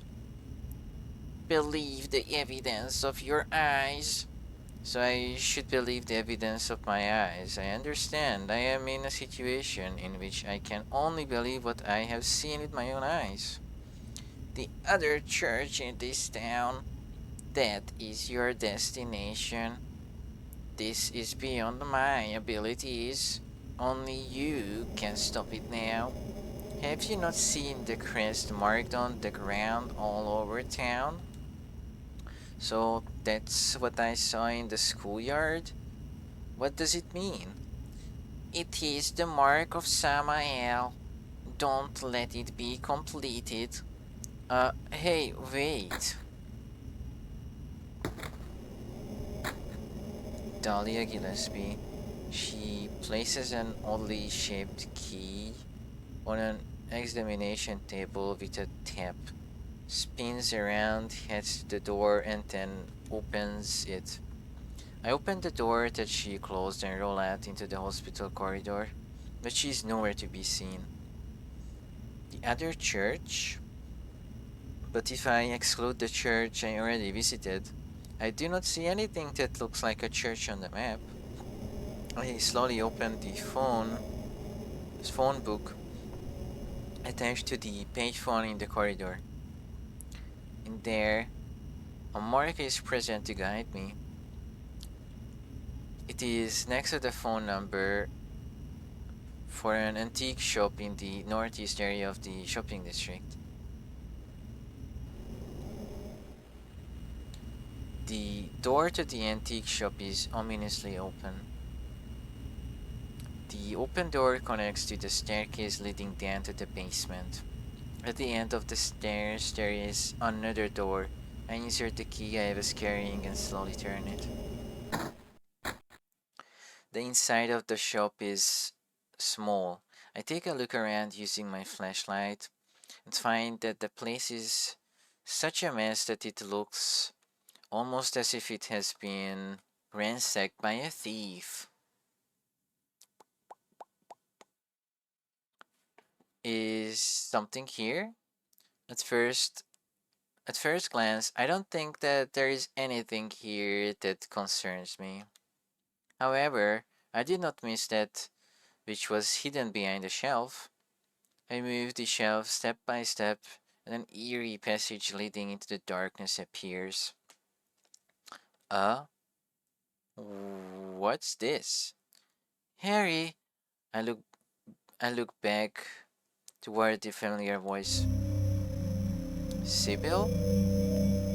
Sybil, who should have left for the next town over, the call for backup was there. I'm glad you're okay. I shouldn't have left you.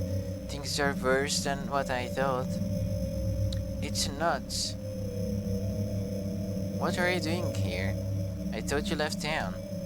I saw you going here, so I followed you. I couldn't get out. All the roads out of town are blocked. Cars have completely stopped running. The phones and the radios are all still out too. What about my daughter? Did you see her? I did see a girl. My heart began to beat faster. Was it Cheryl? I only caught a glimpse of her though the fog. I went after her, but she vanished. I don't know about your daughter, but and you just let her go? Where was it? On Beckman Road. She was heading towards the lake. Now, don't get excited. It wasn't like she ran off exactly. There was no place for her to go. The road has been obliterated. What? So then Cheryl... It was like she was walking on thin air. An uncomfortable silence occurs between the two of us. What about you? What about you? Anything? Yeah, I met this bizarre woman. Her name is Dahlia Gillespie. Do you know her? Dahlia Gillespie? No. And she said something about the town being devoured by darkness. Gibberish like that. Any idea what that means? Darkness devouring the town must be on drugs. They sell them to tourists. The force still can't figure out who's behind it. None of our leads have planned out, and the investigation is stalled. Drugs? Sybil's response was far from what I had imagined, so I shake my head back and forth.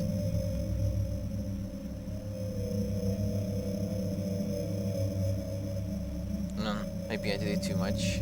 Just do it slow. Okay. What could drug trafficking have to do with all this? I really don't know. But maybe that's the darkness she was talking about. That's all I can think of. Sybil looked slightly irritated and took a long breath. Then she shifted her gaze to the passage behind the shelf. What's this? I just discovered it. Maybe there is something back there. Let's have a look. Sybil will go first, or I will let Sybil go first. Wait, I will go first or let her go? Well, I know that I'm supposed to go first because that's what happens in the game. No, I'm the main character. You stay here. Wait, we don't know what's back there. I'd better check it out first. I'm a cop, I should go. No, I'm the main character, I'm going. I said in a rough tone. Alright, I'll cover you from here. Be careful, if anything looks fishy, get back here on the double. Okay. I peer inside the hidden passage. Inside, it looks like an unseen barrier of darkness has been set up, which makes it look like a place no one should enter. I intuitively sense that it would be dangerous to move into this passage. It is that kind of passage. I look back at Sybil once. Sybil? Yes? Do you know anything about, well, like some other road? It's like some kind of bad dream. What are you talking about? I'm not quite sure. I try to make sense of it, but then my mind goes blank. Everything's dark there and I hear sirens in the distance. I met this nurse, Lisa. It's like I was there, but not really. It's all a blur. Like some kind of hallucination, you know? I have no idea what you're talking about, Harry. Sybil spoke while shaking her head from side to side. Oh, I was just wondering. Never mind. Harry, you're tired. Yeah, maybe. Am I tired? Yes, I am tired. If that is all it is, then that is fine. If I being tired is what caused me to see all the hallucinations after this point, then sure you should return to me. The only thing that is the sensation I am feeling is not that of being tired. What? The only thing is the sensation I am feeling is not that of being tired. Rather, my body feels my rather my body feels as if I have been on the floor sleeping continuously like a human in cold sleep. I don't know what that means.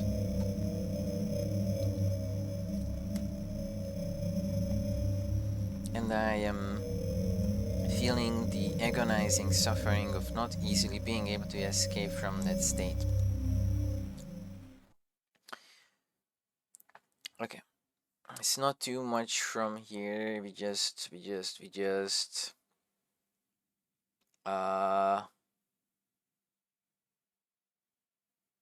we go to the worm, then back to hospital, to back to moth, then go to sewers, from sewers to the ship, from ship to lighthouse, back through the sewer.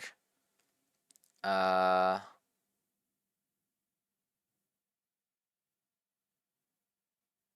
I don't know, maybe an hour or something. I don't know how long it is. Leaving Sybil behind, I step into the passage. I begin walking, carefully taking one step at a time. Sybil can probably no longer see me from where she is, even if I could see her from where I am.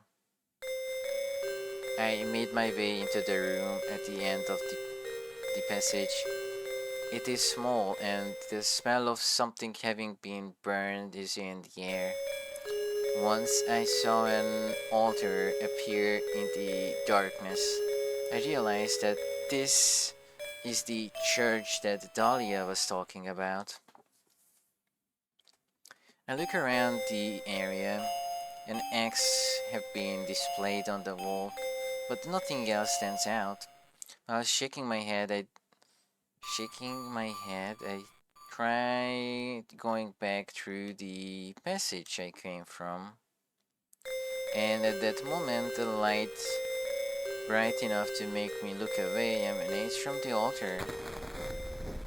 I think I heard the sound of a giant match being stuck, and then two enormous pillars of flame rose from the altar, as if a ritual were beginning or something.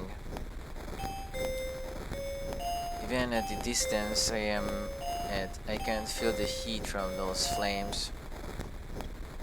My surprise and that heat caused me to fall into a state of barely being conscious, and then I gradually lose myself until I finally end up lying face down on the concrete floor. And the coldness that remained in the floor was drawn away by the heat as my consciousness grew distant. Harry? Are you okay, Harry? Harry? Where am I, Harry? Lisa? Lisa? Then I'm in the hospital. Oh, I think they should use like these marks, quotation marks, because then it just all together here. Woman.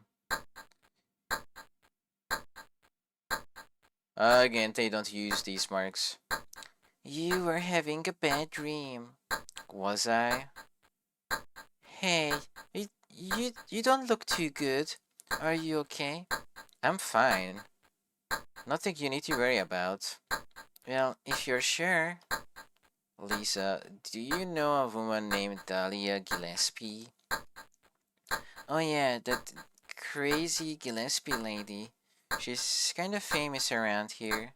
She never sees anybody, so I don't know that much about her. But I heard her kid died in a fire, and supposedly she's been crazy ever since. Well, well, she says the town is being devoured by the darkness. Do you have any idea what she's talking about? The town devoured by the darkness? Yes, I think I do. Before this place was turned into a resort, the townspeople here were on the quiet side. Everybody followed some kind of queer religion, weird occult stuff, black magic, that kind of thing. As young people moved away, the people figured they'd been summoned by the gods. Evidently, things like that used to happen around here all the time. Before the resort, wasn't really anything else out here. Everyone was so flipped out, got to blame it on something. Then a lot of new people came in and everybody clammed up about it.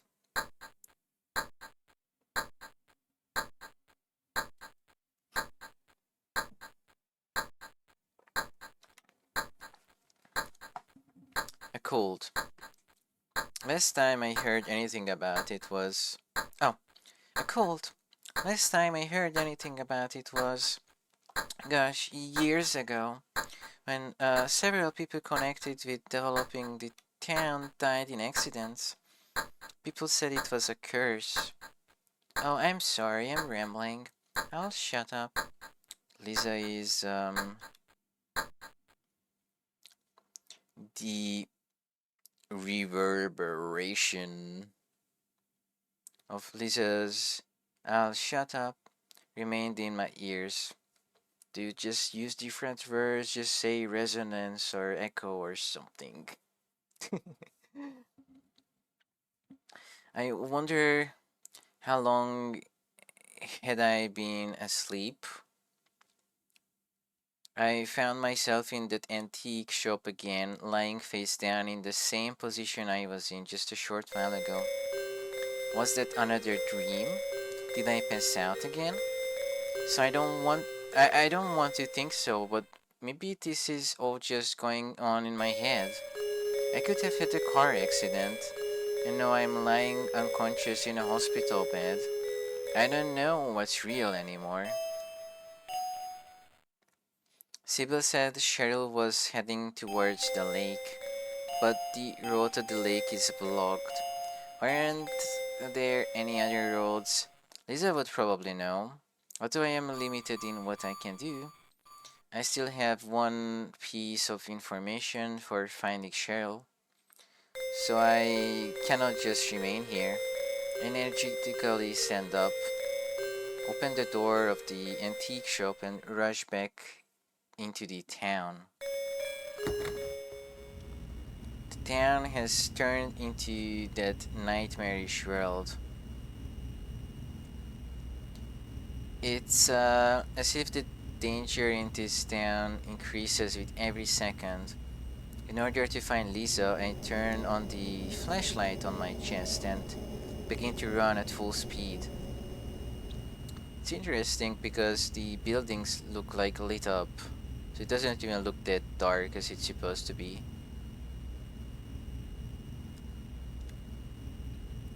I I left the antique shop with the intention of reuniting with Lisa, but I discovered that all the roads leading to the hospital are blocked.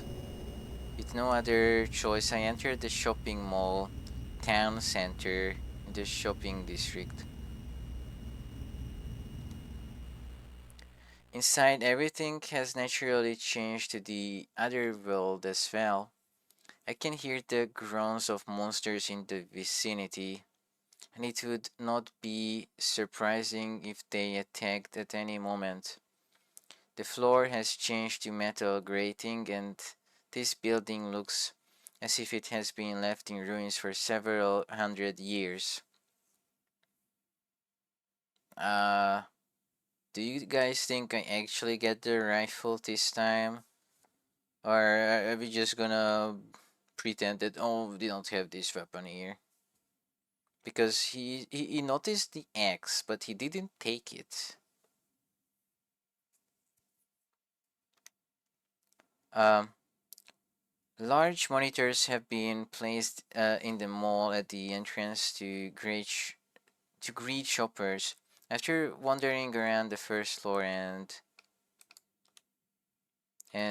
finding nothing interesting, I begin heading up to the power down escalator, and at that moment, suddenly light overflows from at, out of the monitors in the hall. Bound Cheryl is displayed on the screens. Daddy, help me. Cheryl. I turn around and run back down the escalator toward the first floor hall.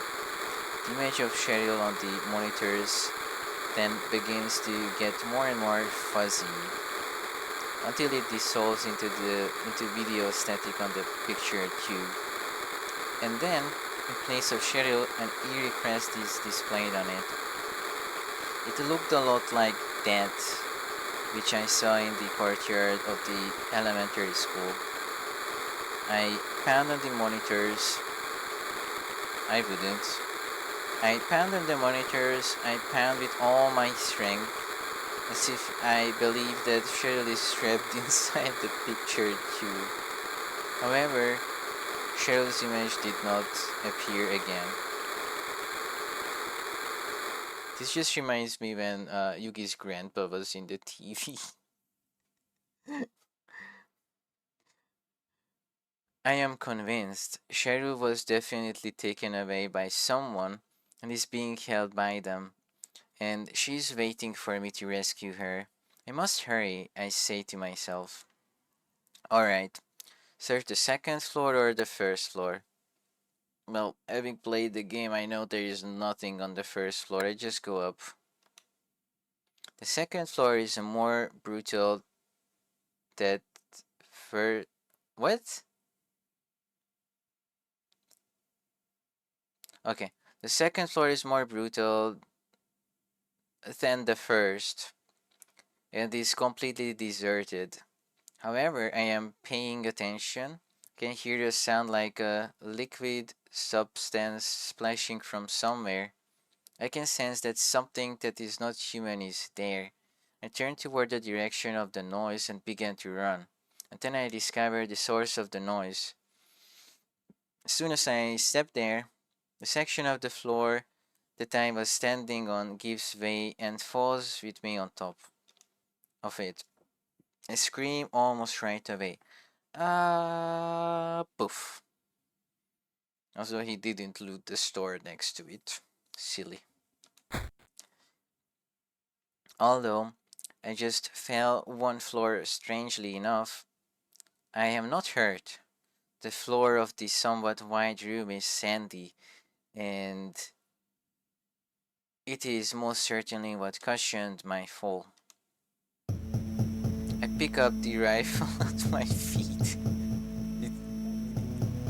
No, no, no. You're supposed to spend one paragraph describing that you see a rifle and then another one that you pick it up. Okay.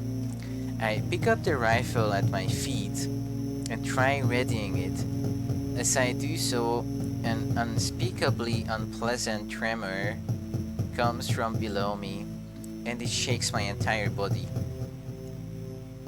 It is not something that can see. I decide this because I felt it only from below me.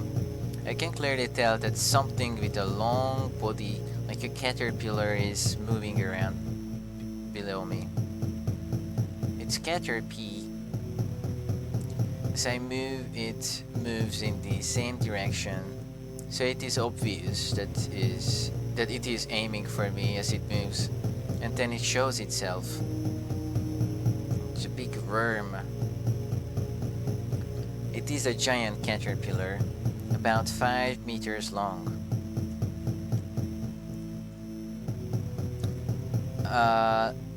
It sprays a green liquid from its fierce tusk-covered mouth. I can tell that the liquid is from the looking at... What? Oh, it didn't fit on the screen, but it was supposed to be on the screen. I can tell that the liquid is poisonous just from looking at it.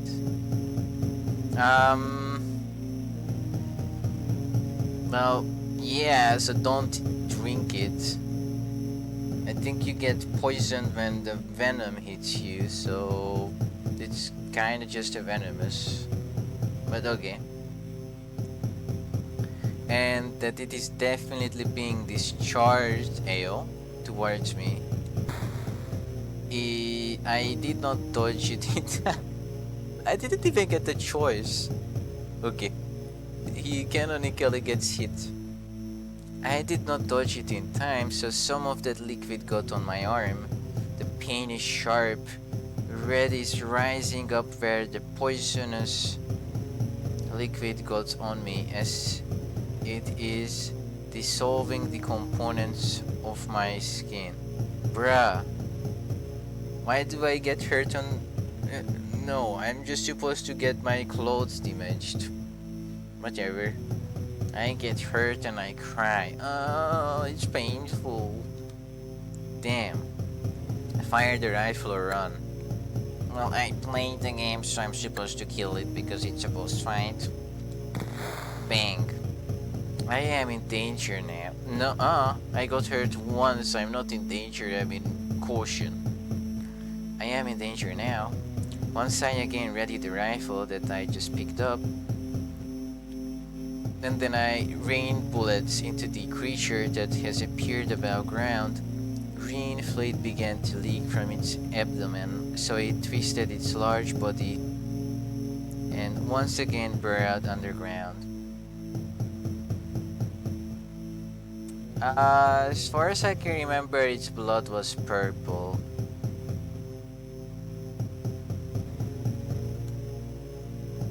A steel plate is conveniently lying in the middle of the area.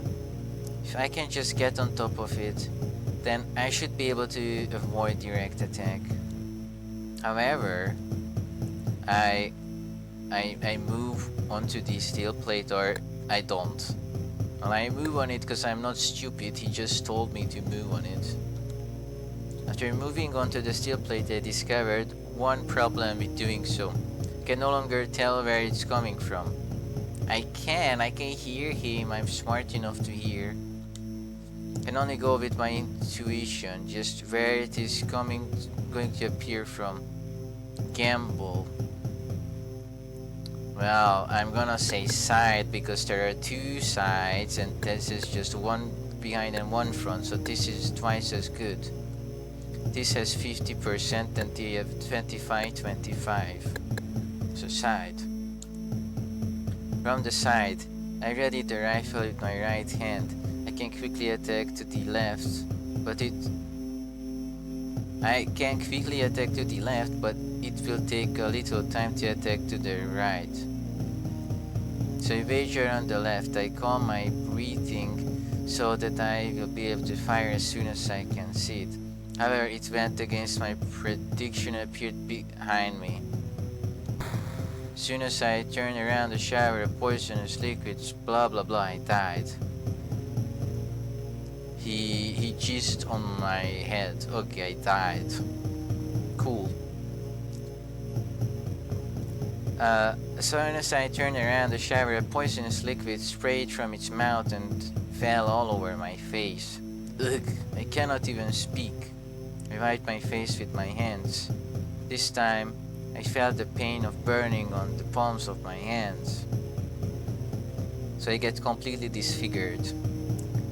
I aimed at it and I pulled the trigger over and over. The sounds of an explosion and then a scream repeat over and over. Then a great tremor shakes the earth and it escapes underground. Without resting, I stand, because my intuition tells me that Cheryl is in danger. Well, my intuition was incorrect and I get hit, so why do I care that it tells me that Cheryl is in danger? I was clearly wrong, so I could be wrong again. I think Cheryl is fine, let's just go. I leave the town center. Also, I wonder, do I die eventually if I get injured because I just got injured? Or is this some kind of nasty poison that kills me during the ending when I'm supposed to be happy and survive? And oh no, I just realized I'm poisoned. Ugh, dead.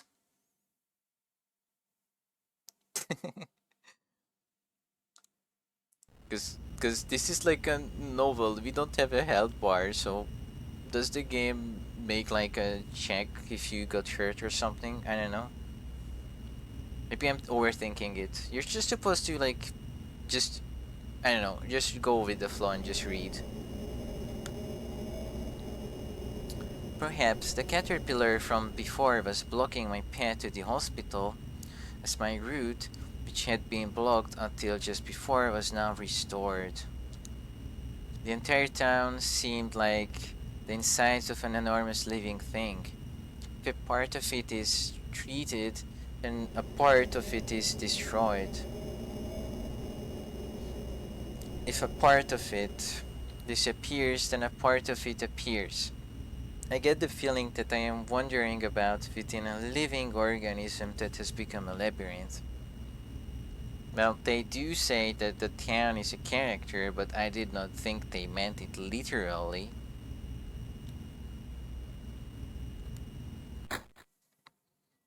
I opened the gate to the hospital and then energetically opened the door of the examination room.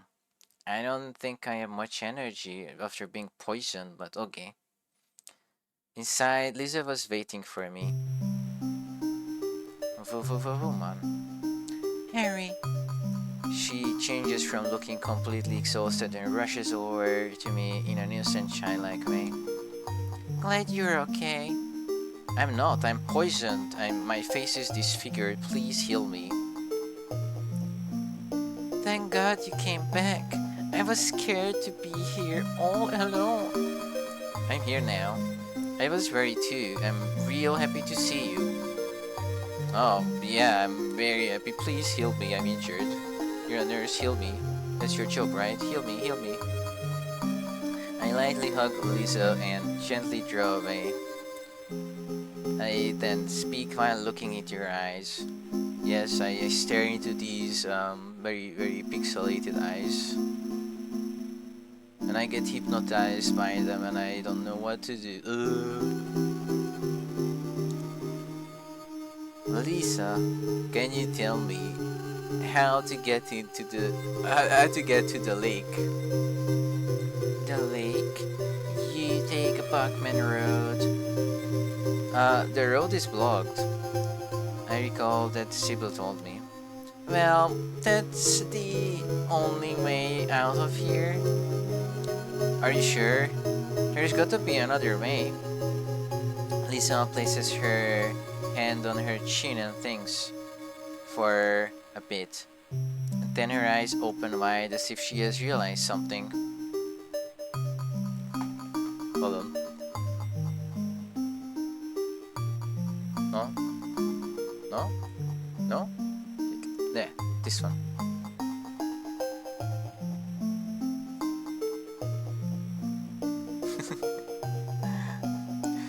eyes open wide, as if she has realized something.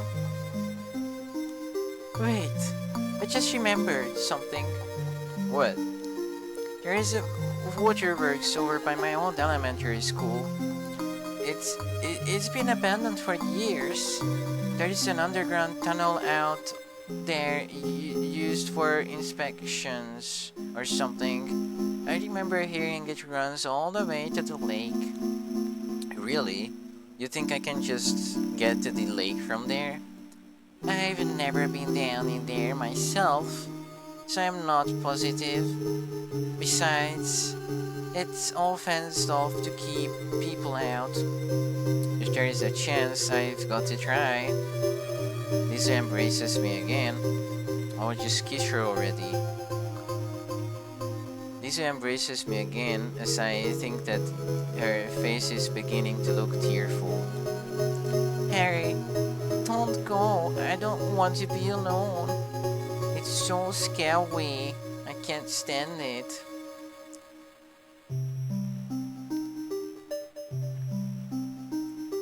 This one room in an empty hospital. In this state in which monsters could kick in the door and enter at any time. Oh, I'm supposed to read this with Harry's voice. This one room in an empty hospital. In this state in which monsters could kick in the door and enter at any time, she has no weapons with which to defend herself with, so her being gripped with fear is only natural. What should I do? I want her to join me, but she's gonna say, I cannot leave. Also, canonically, Harry asked Lisa to come with him, but she has to reject. I don't think this matters at all. So I'll just say, why don't you come with me? She's gonna say, I don't think I'm supposed to go. How about coming with me? This may not be the safest place in the world either. I can't promise you anything, but I'll do my best to protect you. No. Somehow I feel I'm not supposed to leave this place. Oh, Harry, I'm so scared. I'm cold. I waver. Is it okay for me to leave Lisa alone? But then, what will happen to Cheryl? Cheryl has only me to depend on. My concern for Cheryl cannot be compared with my concern for Lisa. After all, she's my daughter.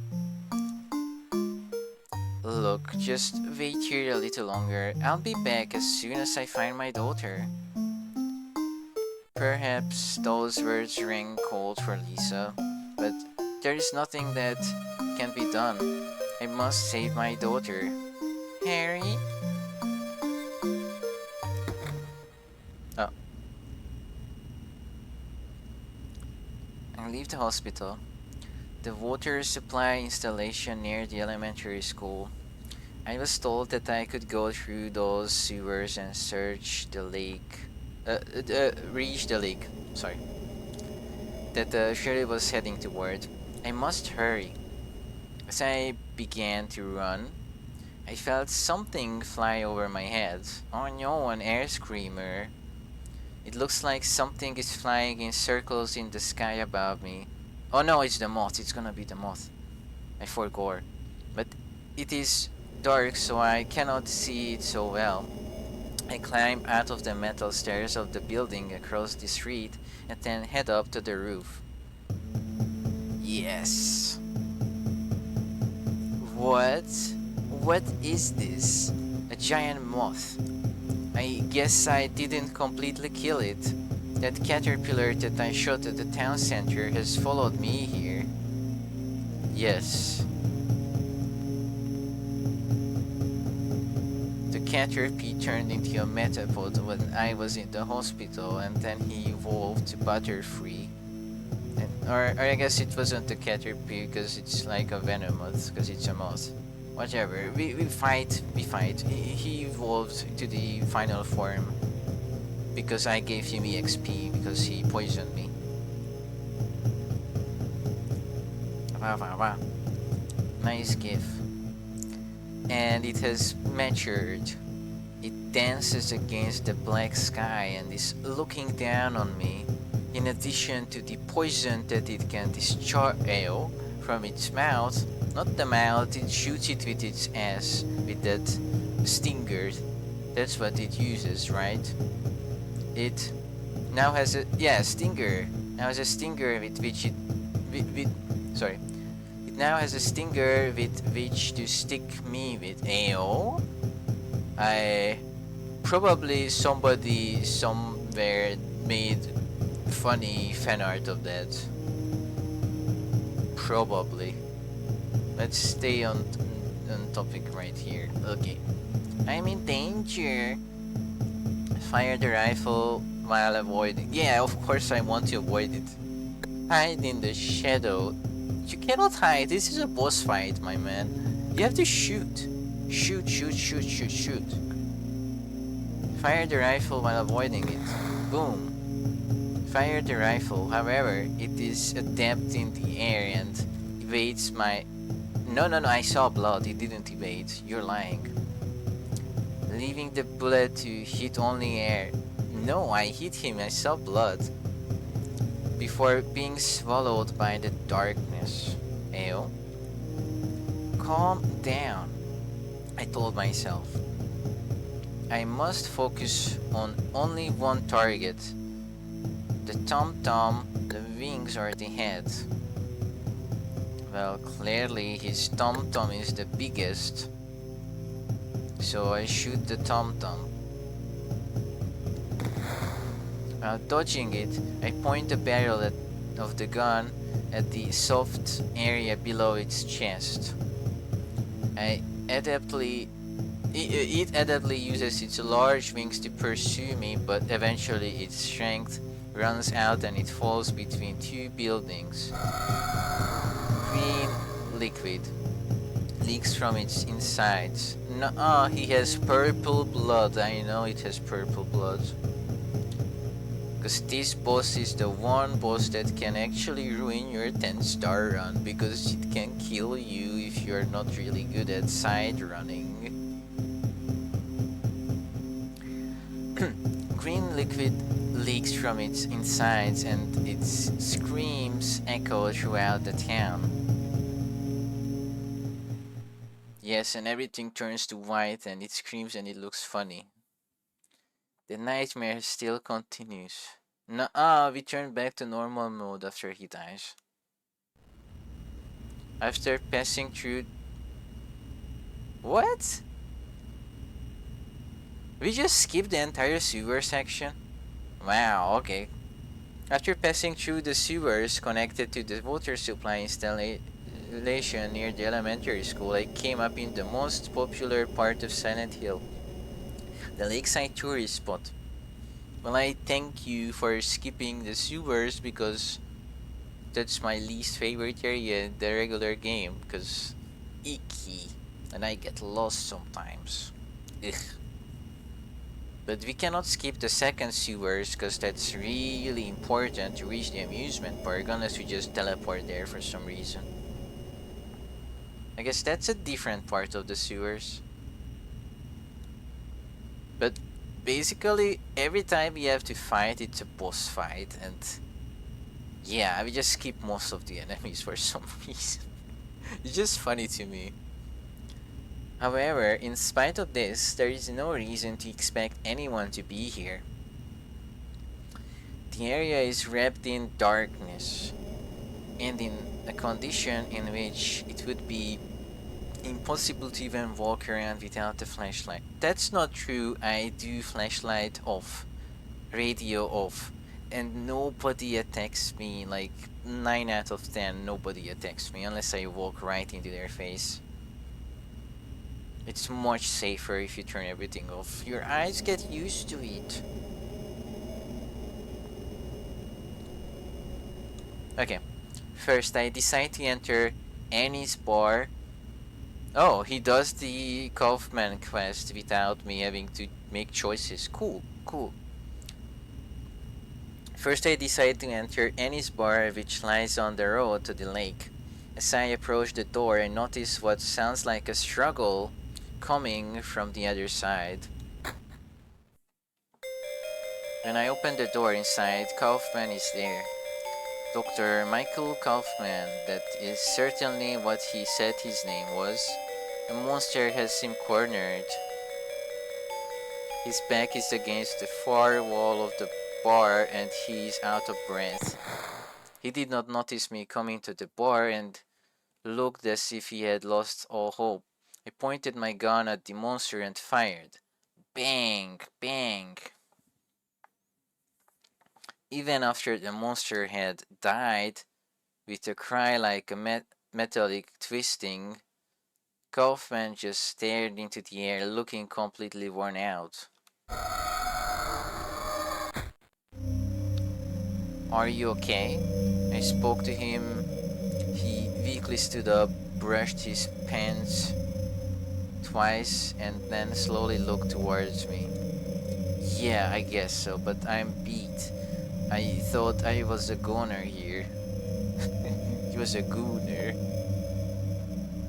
So, how did it go? Did you find a way out? No, not yet. How about you? Zip. But it's too soon to give up. This craziness can't go on forever. A military rescue squad should be here any time now. If they come through the town, we're home free. He looked at the darkness outside the window and clenched his fists. I hope so, I say. I better get going. This isn't the time to stand around flapping out gums. He fixed his collar and then began to walk to the door. He walked as if he were incredibly hungry, and when he reached the door, I asked him the question that had been on my mind for quite some time. Kaufman, ask him about the lesser, show him the picture. Have you seen this girl? No. He's gonna deny it. I'm not supposed to have the picture, but I'm gonna show him anyway. Do you know this girl? His hand, which he had placed on the doorknob, paused for a moment and then he looked back at me. Hold out the picture of Celeste in my hand. On seeing it, a look of horror appears on Kaufman's face and he freezes. You? Just who the hell are you? Yeah, I just deviated. I'm not supposed to have the picture, so I don't think it matters. I was unable to understand the meaning of his question. The next instant, Kaufman turned and then left the room as if he were sucked through the door. Dr. Michael Kaufman definitely has some secret. While I am not sure whether it is connected to me rescuing Cheryl or not, he knows the main reason why this town has undergone a transformation.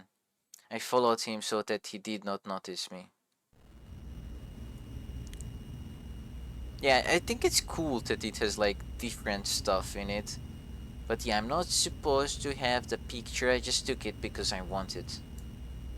He races through the dark alleys. Perhaps it is because he's familiar with the geography here. The sound of the harsh wind blowing down from the mountains as it cuts through the eaves of the buildings hides my footsteps and my presence. So yeah, I believe if you don't show him the picture, he leaves and you find his key or note or whatever. But if you show him the picture, you just stalk him because he gets like visibly disturbed. Yeah, I guess. I continue to carefully tail him, making sure not to lose sight of him. Finally, his small figure. I don't think he's a small man. I think he's like an average person. Maybe even tall. Finally, his small figure opened the door of a certain building and he disappeared inside, but he went into a motel. But not into one of those guest rooms. The door he went through is one that is off limits to outsiders and only for use by employees. I pressed down on my heart, which feels like it is going to explode. Harry, calm down. With my left hand and open the door that Kaufman just used and head inside. Inside, ancient dust is everywhere and the room reeks of mildew. I don't know what that is. It looks to be a garage. Oil, a sprayer, tires, and such have been placed on a dirty metal shelf. Odd. Kaufman is nowhere to be found. There is only one other door in the room, and it is slightly open. He must have went through there into another room. However, I did not go after him right away. Instead, my attention turned to the motorcycle near the wall and I stopped.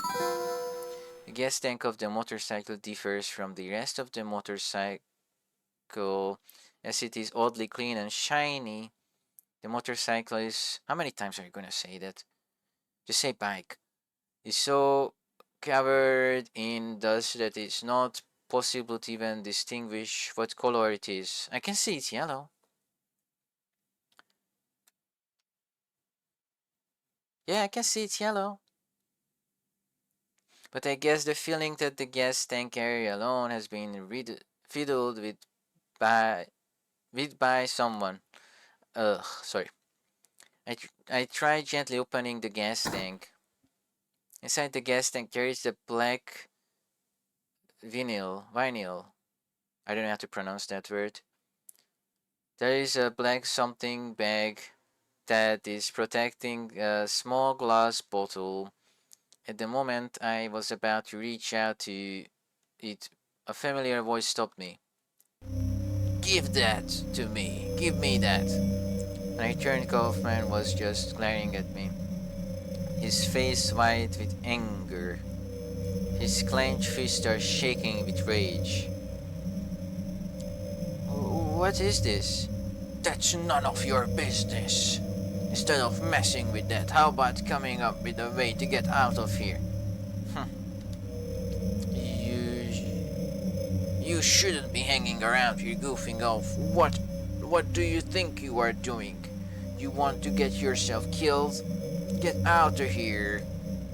Even if he had not said that, I understood. I didn't know just how important this small bottle was to him, but I didn't think that it would help me to find Cheryl, so I gave it to him.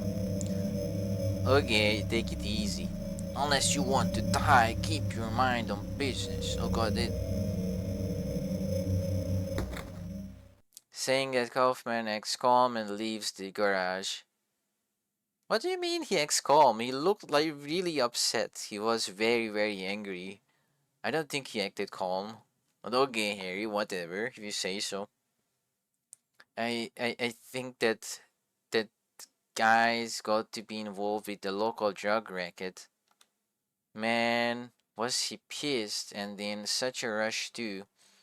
That was probably dope in the bottle. Anyway, better let him do as he pleases. There is more than my life at stake. I then realize that I am wasting time and immediately leave the hotel. It was a motel, not a hotel, okay? I check the map and then head to the greatest part of this sightseeing area, the lakeside. My visible breath brushes by my cheeks, drifting in the air, as if to mark my trail and then finally becoming one with the air around it. And then and then the area gradually began turning into that nightmarish world. I abruptly come to stop. This time the change is not instant like before. This town, this world, seems like it is being dumped into a demon's body. And I am filled with the feeling that there is no going back. Something has changed in a way that cannot be undone. There is a road before me, so I run along on it. That is all I can do. Is there any hope? Is Sherry alive?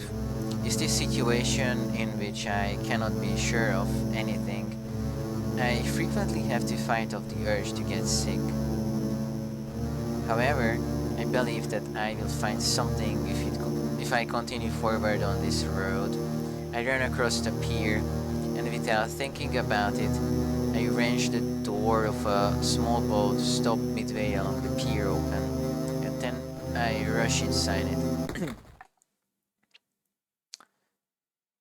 Yeah, it's kind of funny to me that it preloads the picture if a person is in the room, but it makes it disappear because it's not supposed to be shown yet. But we already know. It's kind of funny. There was already a passenger inside the boat. Sybil, Harry! Our voices revealed that we were both relieved.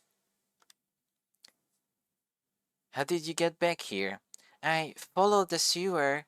Were you the one who cut the fence? Yeah, I'm glad you made it. I was worried about you.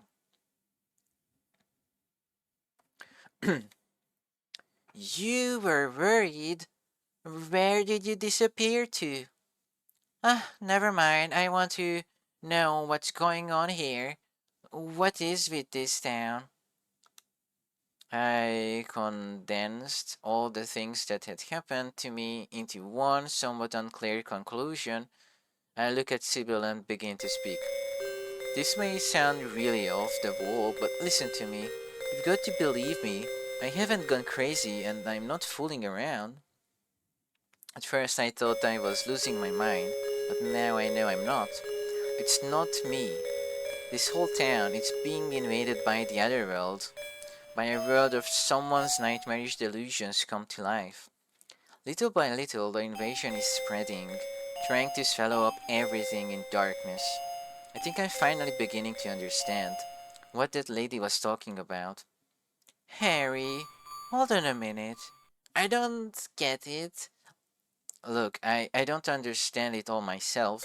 I guess I can't explain it. I necessarily revealed how I felt. Well, what's making this happen? I don't know that either, but I do know Cheryl is there. There? Under whoever created this darkness, Cheryl is somewhere, and she needs my help. Once I finished explaining everything, Sybil faintly smiled and looked at me as if she was worried. Harry, this whole thing's been a major blow to you. You need to rest. I was let down. This world, its state, and the reason it became like this. I understood, and I wanted Sybil to understand as well. Even though I am a writer, I am cursed by a limited vocabulary. No, I don't think so, Harry. You have been using fancy words. You have been using words it's very hard to pronounce, and yeah. If it was me, I would use simple words. This is something that upsets me about myself. Oh, okay, Harry, okay. Sybil, as I was speaking, the door slowly opened and I could see someone enter the room. It was not a monster, but a human. The demon is awakening, spreading those wings. Dahlia Gillespie. Was it not as I said? I see it all now. Yes, everything. Oh, even when okay. Hungry for sacrifice, the demon will swallow up the land. I knew this day would come, and what's more, the task is almost finished. Uh, there is only two left to seal this town to the abyss, the mark of Samael. When it is completed, all is lost. Even in daytime, darkness will cover the sun. The dead will walk, and martyrs will burn in the fires of hell. Everyone will die. So, what am I supposed to do? I've got to save Cheryl. It is simple. Stop the demon. The demon is taking the child's form. Stop it before your daughter becomes a sacrifice, before it is too late. Stop it, stop it. What do I do? Go to the lighthouse on the lake and to the center of the amusement park. Make haste, you are the only hope. Look, Harry, I really don't get what's going on, but if there is a chance we can save your daughter, I'm in. Check out the amusement park. You go to the lighthouse. Sybil, I will go to the lighthouse or amusement park. Yeah, I don't want to deviate. I will go to the lighthouse, okay? That's how it's supposed to go. Sybil, thanks. Also, I wonder, if we don't pick up the liquid and we go to the amusement park, do we just skip it and we don't get Sybil? We don't get to fight?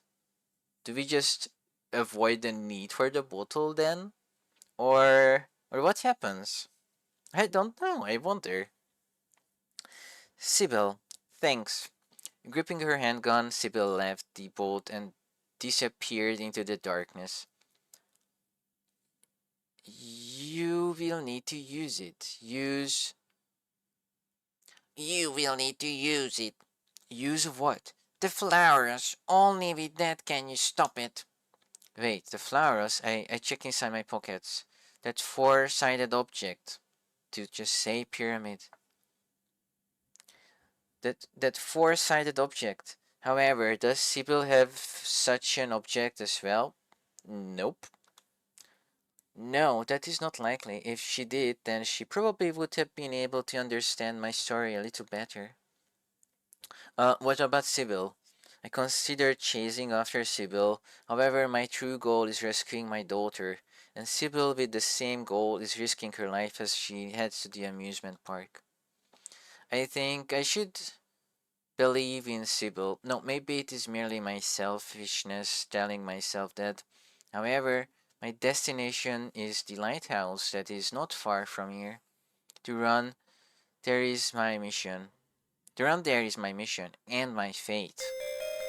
I entered the lighthouse and then ascended a spiral staircase to arrive at the roof. And then I could not believe my eyes. A giant crest is present on the floor. I am standing on the roof of the lighthouse. The mark of Samael. That is what Dahlia called it. She said I must not let it be completed, that this town is gradually being eroded away by this crest. Alessa was standing there. Finally, he recognized Alessa. That's good. I don't think he's supposed to know that this is her because he would be confused the whole time in the game. But I took the picture. So, Alessa was standing there. She looked as if she had just now completed making the mark here, and she just looked at me without any change in her expression. The first time we just faced each other, each of us understanding each other to a certain degree. Just as I thought that her eyes showed a little sadness, she turned around and suddenly disappeared as if she had jumped from this tall lighthouse. Alessa, wait. I've got a bad feeling. I'll head back to the boat. Rush to where she disappeared from. I'll just see what happened here. Wait, please, talk to me. I rushed to the area where Elsa was standing. However, there was no trace of her at all. The cold wind blew and ruffled my bangs. I just stood there motionless. I can see something. Through the overlapping layers of fog, I can see something that looks like a pale light. Alessa, I said without thinking about it. I had a feeling that I could see Alessa through a distortion in the space there. Alessa. Jump? Nah, I'm not killing Harry, I'm not jumping. Better turn back. Also, I wonder, what if I jump? Do I get the UFO ending? That would be funny. Just go back. I'm not jumping. Wait, I held myself back. I have a bad feeling about this. I think about Cheryl and then I cannot take any dangerous chances. And the safety of Sybil, who is working with me to look for Cheryl, concerns me as well. I'd better turn back. In order to return to the boat from just before I retrace my steps from the lighthouse, a small boat stopped midway along the pier. Perhaps Sybil has returned, and with that expectation in mind, I opened the door leading to the inside of the boat, but Sybil is not here. Maybe she is still on her way to the amusement park, or maybe she has already arrived there, or maybe something has happened to her. Within a current of guessing that raised by like a revolving lantern, I ran toward the amusement park. Alright, that is as far as my memory goes. Anything beyond that is vague, and to give an account of it would have to make things up. What? However, I do not wish to include any fabrications in this. Was this whole game as I expected, a story that he was writing? And he doesn't remember the ending. Are you fucking with me? He doesn't remember the ending because I missed something. However, I do not wish to include any fabrications in this story. That is my true intention. In this case, truth is stranger than fiction. But if I said that it was the truth, then I doubt anyone would believe me. I carefully read over the manuscript again. I could never even think about forgetting the detestable events of 7 years ago. Even now, my body quivers. And because of this, when the request came in, at first I considered refusing because the contents were too similar to the worldview, the world view. However, the person in charge pushed me into it. Perhaps it is an overstatement to call this a diary. It is not exactly my memories either. I just described those events within the range of my personal tastes. There was no commercial greediness, and I never had the ambition of having this story known by everyone. It is merely a world of self-satisfaction. After looking over the manuscript, I again let out a long sigh, and neatly pushed the stack of papers together and placed them in the envelope I had prepared. I licked the seal of the envelope and then I tightly sealed it. The act of properly sealing the envelope with such feelings seemed like certain kind of ceremony. Daddy! I turned around and Cheryl is standing there pouting. Sorry, I have just finished. Sorry to have kept you waiting. Cheryl smiled, returned to her room downstairs and pulled several of her best outfits out of her wardrobe. Tomorrow is the deadline. If I mail it tonight by express mail, it should arrive at the proofreader in time. I'll just be a little longer. I said that to her in front of her room and then placed my hand on the front door. The phone rings. Who is it? I stopped and listened to the ringing of the phone. It might be urgent, but Cheryl will probably get it. It's probably the publishing company. They are so impatient. If I choose this, then I don't know. If I choose this, then I answer. Guys, let me make a prediction. I pick up the phone and it's going to be me when I was in the school calling myself. That would be really funny. When the character calls the actual person who writes the story. That would be so funny. I reluctantly turned around and took the phone. At this hour, the only person I could imagine calling would be someone from a publishing company. Hello, Moshi Moshi. The telephone is silent. Perhaps it's a prank call? Hello, if you have nothing to say, then I'm going to hang up. I have no interest in dealing with a prank call. At the moment I was about to hang up, the receive where the unseen caller finally spoke. Hello. My hand holding the receiver trembles. That voice is. It is my own voice, isn't it? That voice is. There is no doubt the receiver fell to the floor, but I did not notice. 7 years ago, the town clouded with the fog, the school stained with the smell of mildew, the empty teacher's room, on the table, the fragments of my memory come together in my head like a jigsaw puzzle. There is no doubt that. Yep, that was himself. That's so cool. He called himself in the future. He got the phone call from the past. I rushed up the stairs. Cheryl. Cheryl had completed getting ready and was sitting quietly on the three-legged wooden chair. What's wrong, Daddy? I'm sorry, but something urgent has come up. It doesn't look like we will be able to go to the amusement park. I will have to leave you here alone, but will you be okay? The expression that I expected appeared on Cheryl's face. Hey, you promised. I'm sorry. I have to go right away. Suddenly, a different memory rose up in my mind. The town with the lake, the pier in the darkness, the lighthouse at its end, the man who saved me, and then definitely next to Cheryl. I've changed my mind. Why don't you come with me? Where to? This time I spoke with confidence. Silent Hill. Yes, the lighthouse in Silent Hill. We are going to help someone that is in trouble there. I took my amazed daughter's hand in mine and we bolted out of the house. Damn. What? What? Wait. What? He went to Silent Hill because he got a call from himself, but this is an endless loop then. I don't understand.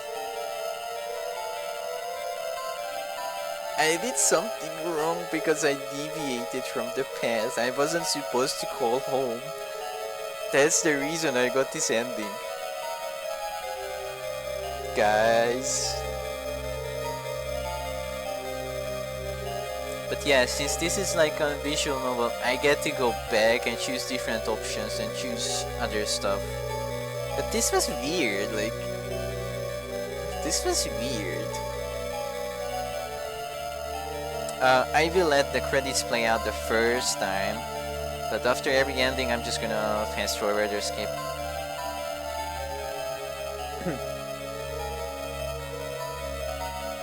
Because I don't know if anybody can read Japanese or anything here, but I usually just don't skip credits the first time because the devs deserve to have their names there. But you know, I can't read any of this unfortunately.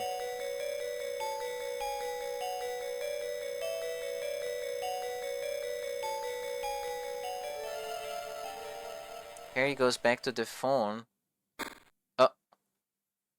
Oh yeah, there's a collector's book. Digital trading card.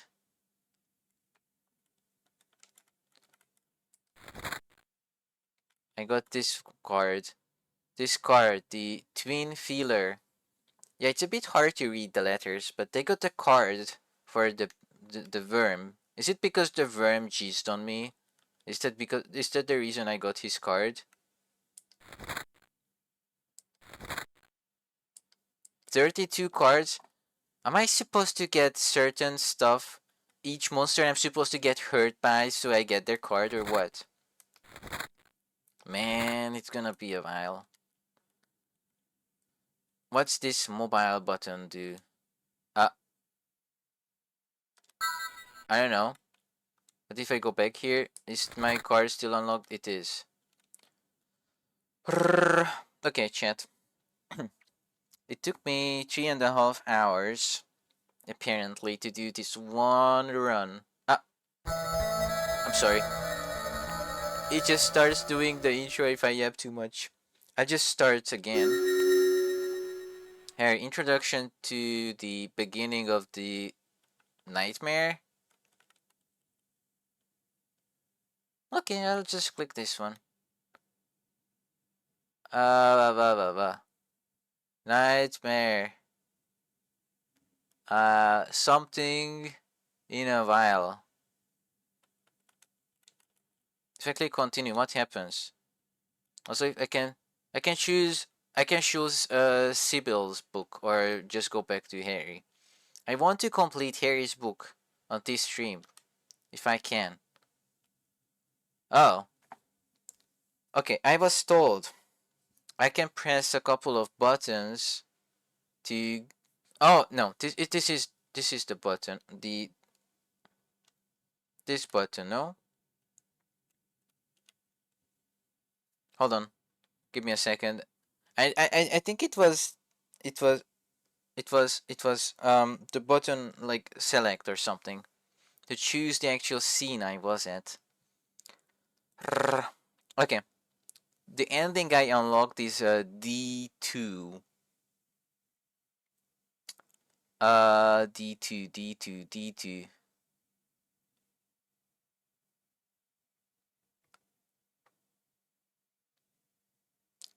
Uh I understand the D1 ending would be to let Cheryl pick up the phone, okay.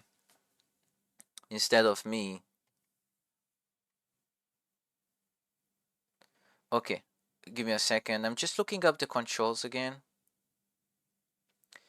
If you hold B to hide text and then you press select while holding B. After the prologue, you can only do it after the prologue. You get the map of the scenes. Okay, I understand, chat. I understand. But I actually really like this. That you can do various things and it's not exactly the same as in the game. Because you can like mess up the whole story. Like a little thing, it's a butterfly effect. I'm not gonna read everything. I'm gonna skip. I'm gonna skip because I have read all this.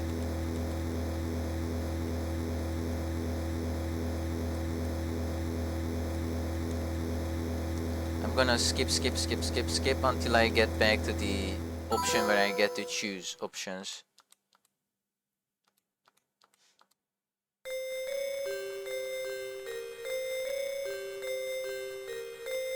Okay. Va.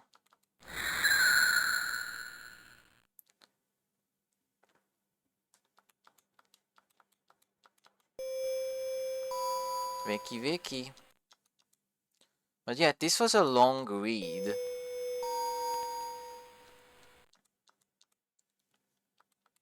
So yeah, I wonder what happens if I choose something different. I thought I must find out if there is anyone other than myself here. This is definitely Silent Hill. I recognized the signboard on that store.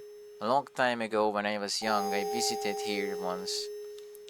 All the doors on the shops and houses are tightly shut. No, among them there is one shop with its door open, but there is no sign of anyone inside. Feels like just the people here suddenly vanished. I begin to run. Only the sounds of my footsteps echo in the surroundings. Just where in the world has Shirley gone? Did someone lead her away? Various concerns run through my mind. Yeah, it doesn't matter what you choose here. I'm just gonna skip through. It's the same. It's just some choices are just for flavor. Yeah. Take a look. It's a monster. Or just get out of here. I've got to get away. But I can't go back the way I came because that eerie presence is back there. So I move further in. Yeah. You can't leave so you go in. Doesn't matter, it's just flavor. I can only move gradually through the narrowing pitch-black alley by feeling around with my hands. But I only end up reaching a dead end. Metal fences surround the area, and they are so high that I don't think that I can climb over them. They're coming from behind. Ayo? I stood ready. What are they? With beast-like rage, they have closed in to right where I am. Ah. And then my vitality is sucked away by these... It's a typo. Strangely shaped monsters until I finally lose consciousness. Va va va va va. Ah, green. That's a bug. I'm Sybil Bennett. Because blah blah blah. I'm gonna say the other options. I'm gonna say I'm a noob with a gun. I wonder if it makes any difference. Probably not. Would be funny if instead of her gun she would give the nightstick. A police baton.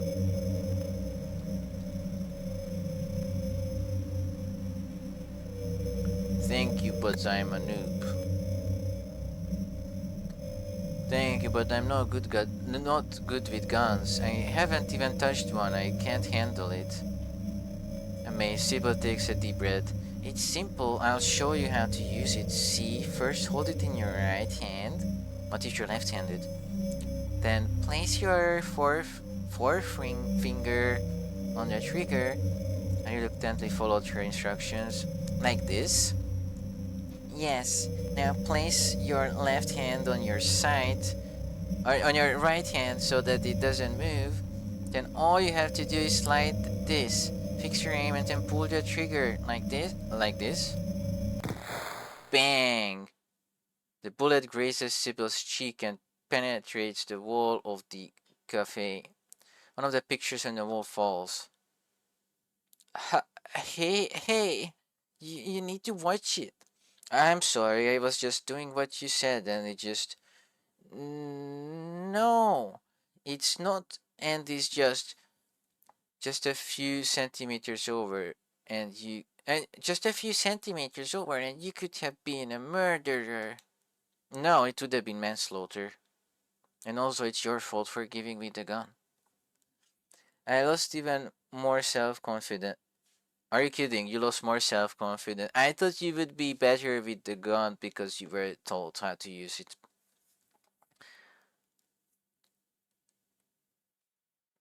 Well, it's alright. Please use it carefully.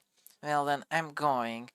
The sound of the door closing echoed woefully inside the cafe. Okay. Can I can. So, we go back all the way to the start, right?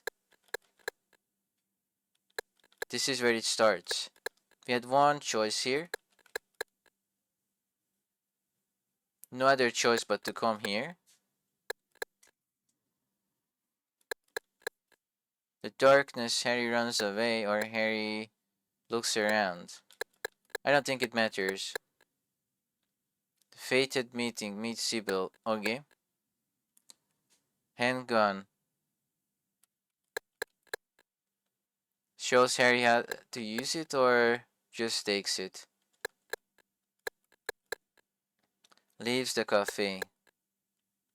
Wait, there are options here. Noise is coming from the radio. Picks up the... Okay, sorry, I'm just gonna skip to the end if I can. Can I? Or do I have to choose it all the way? I think I have to choose it all the way. I just want to go to the last chapter and choose one other option, the phone. Can I do that? Is this really this long? I didn't realize it was this long. Harry goes back to the phone. The phone nose is ringing. Yes. The nose is... What? Oh, I'm sorry. This doesn't time travel. It just makes me the route.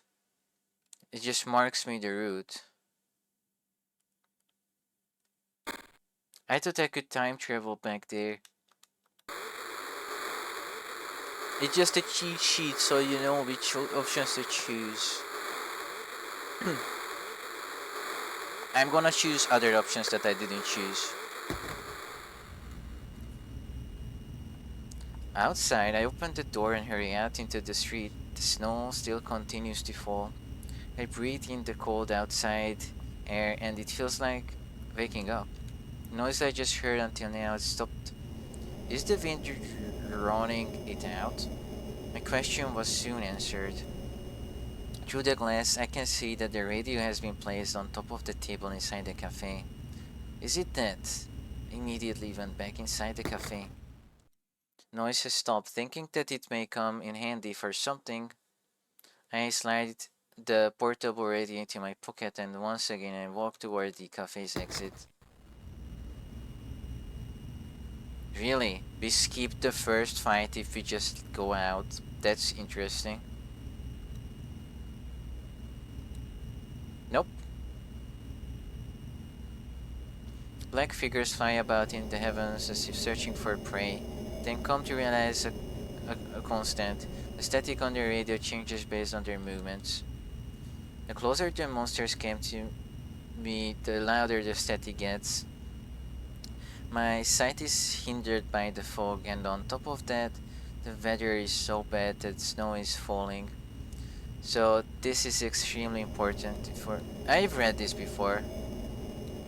Sorry, I'm just gonna skip until I get the choice.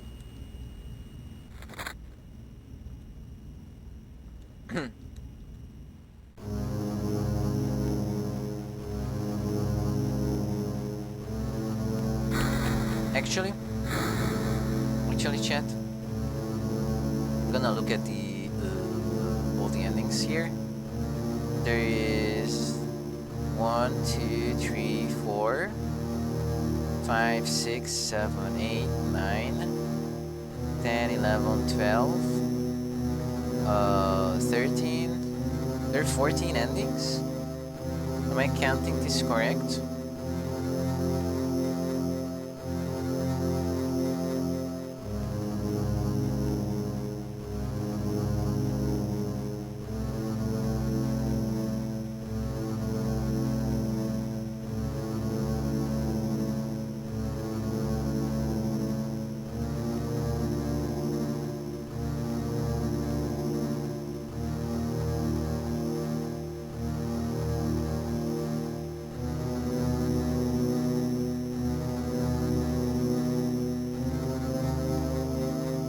Hold on, 1 second.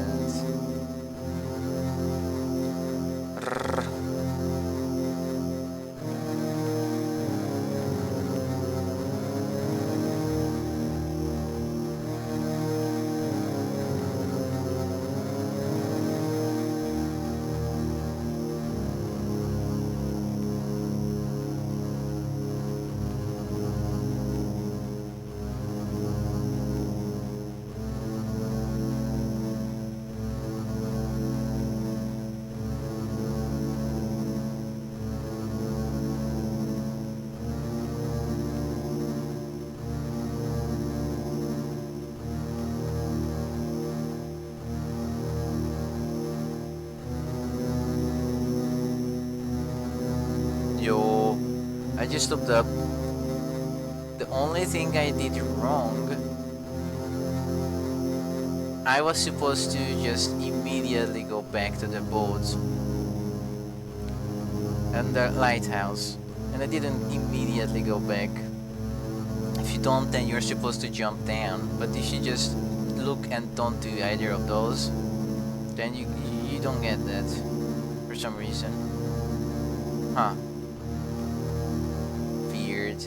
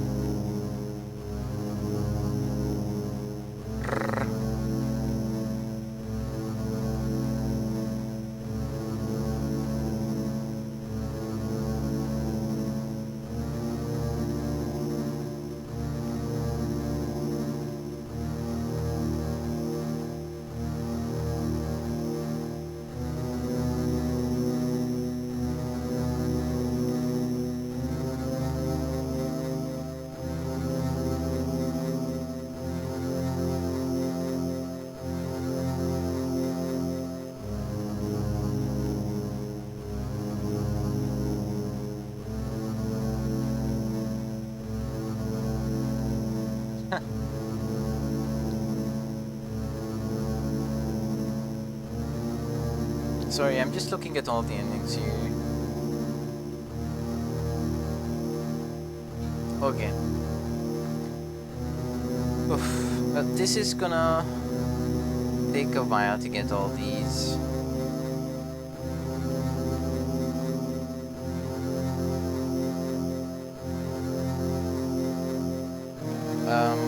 Okay. Make this appear, make this.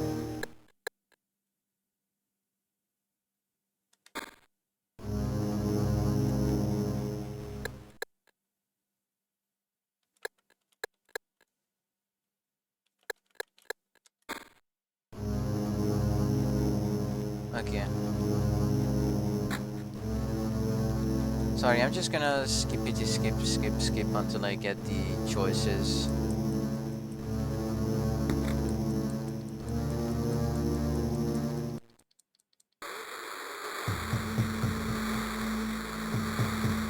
Okay, last time I pushed, I'm gonna instead just fire. I instantaneously readied the handgun I was carrying and fired at the monster. Ow. I hit it, but its long claws dug deeper into my thigh, widening the wound.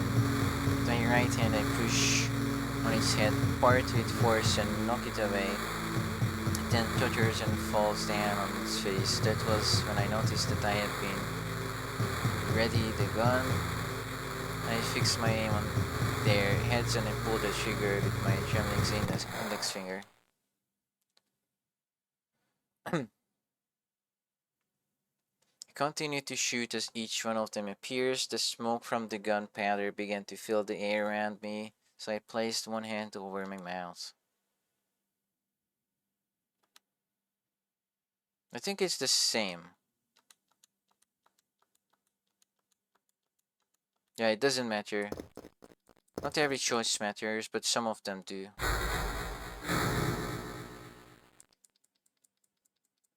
Ava. I don't like puzzle.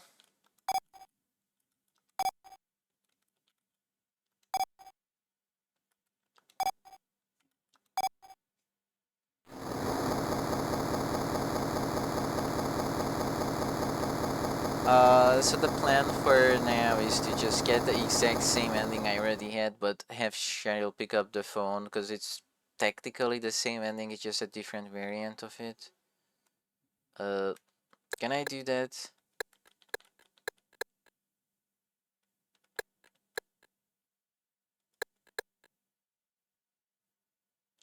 Can I also teleport? I can't teleport.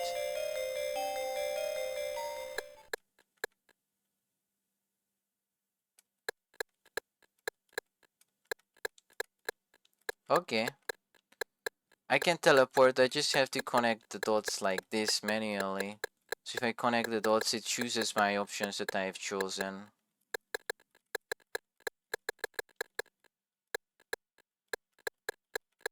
What if I skip over something? It still connects.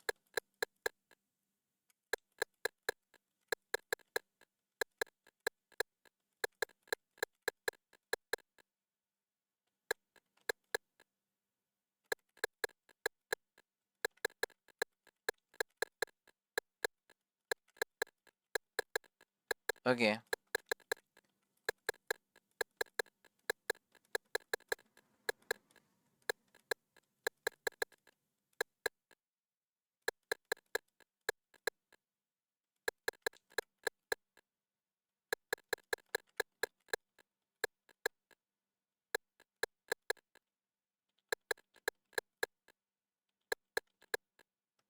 Can I teleport here? I can. And what if I just tell her to stay? What happens? Is it okay for me to leave Lizzie alone? But then, what will happen to Cheryl? Cheryl has only asked me to depend on. My concern for Cheryl cannot become... Yeah, it's the same text. Yeah, it's the same text, we just skip the part when he asks to bring her. Yep. It's the same, it doesn't matter which one you choose.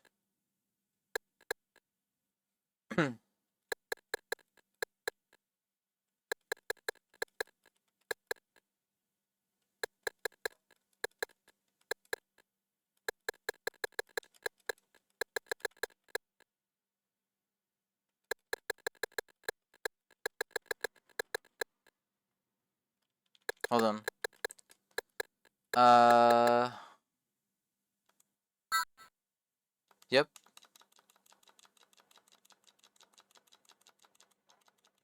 Okay. Okay. Cool, cool, cool, cool. I can just time travel and check out options.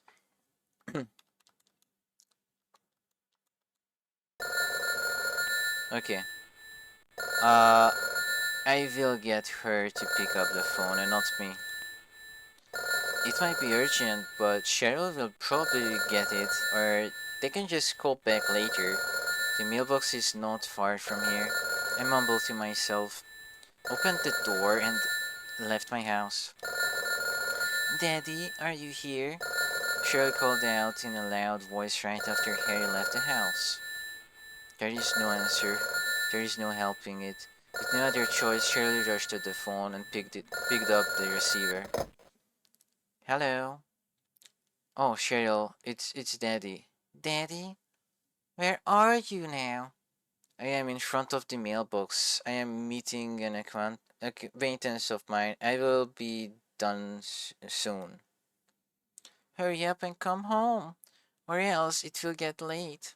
Yeah, sorry, I will hurry home. By the way, Cheryl, there is a place I want to stop before we go to the amusement park. Is that okay? Where? Silent Hill. Yeah, it's basically the same, but she's on the phone instead of Harry. Oop, we skip. I got a card of I don't know what that was. Was it study?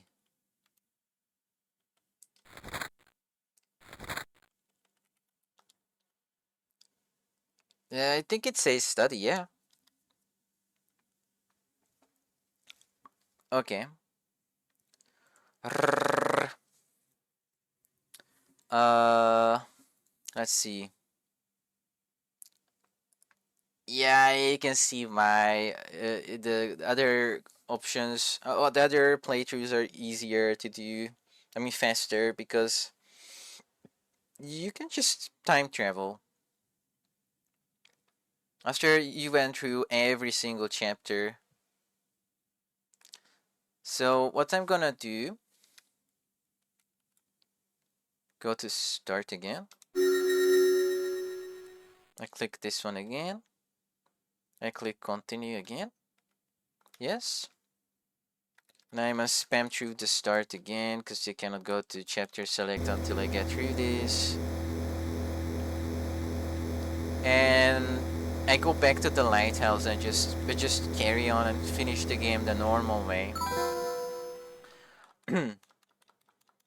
Since I have already went that far. That's what I wanted to do as the start, the normal ending, but you know, I didn't get the normal ending because of a silly choice. But it's okay. After that, we just go ending hunting. And when I get every ending for Harry's scenario, we can finish here. And next time we can do Sibyl's story. Sounds good?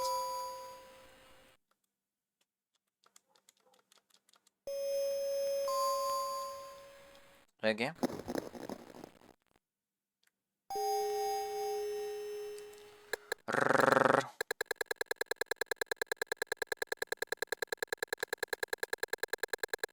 I believe there are 18 chapters, right? Yeah, or something like that. It's really long to go through manually every single time. So we don't go every single time. That would take a long time. It would be like 4 hours every stream. But nuh-uh. Wait, it's only 50. Oh, okay. What's this? Giving up on returning to the boats.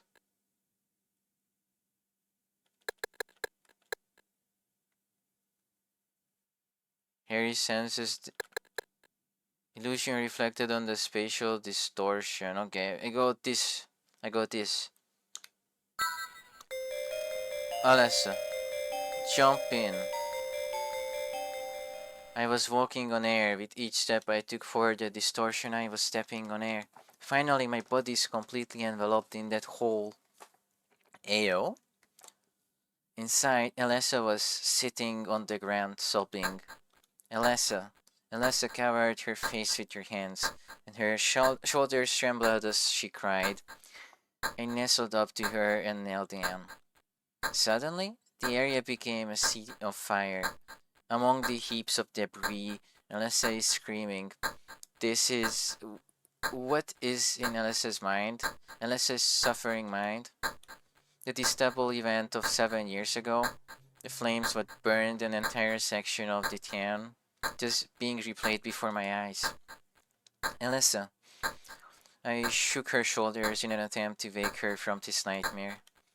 Alessa raised her head, and when I looked at her, my heart nearly stopped. Cheryl! It is unmistakable. This girl is Cheryl, whom I have been searching for. Cold rain moistens my cheeks. Ayo? When I come to realize that I am standing frozen on top of the lighthouse, staring off into the empty darkness. A dream? Was I hallucinating? Oh, and what about Cheryl? In order to return to the boat from just before, I retraced my steps from the lighthouse. The small boat stopped midway along the pier. Perhaps Sybil has returned, and with that expectation in mind, I opened the door leading to the inside of the boat, but Sybil was not here. Maybe she is still on her way to the amusement park? Maybe she has already arrived there? Or maybe something has happened to her. Within a current of guessing that raised by a revolving lantern, I ran toward the amusement park. I arrive at the amusement park by going through the sewers. In the amusement park... Oh, we skipped the sewers? In the amusement park, which has changed to the form of the other world.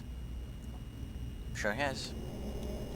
Several of the attractions run constantly as if they were broken toys. I pass by the Ferris wheel and arrive at the merry-go-round. However, only this attraction is not running. While it is only natural for a ride to not be in operation, it seems unnatural for this merry-go-round to not be running. I walk around it. Clink, clink. While slipping between the horses, I look for Sybil. Quite a bit of time has passed since she came here. I suppose maybe she didn't find Cheryl and headed back to that ship. But the only way to get here is through those sewers. If she had gone back, then we should have ran across each other at some point. Huh, what is this? I slowly kneel down and try touching it. The dark green liquid is still warm. Something moved through here, and if this trail is traced, it will lead back to the source of the liquid. And then, in the darkness, I see Sybil from behind. Sybil, I try calling out to her. Only the low sound of the motor of the Ferris wheel echoes from afar. She should be able to hear me. I take another look at her.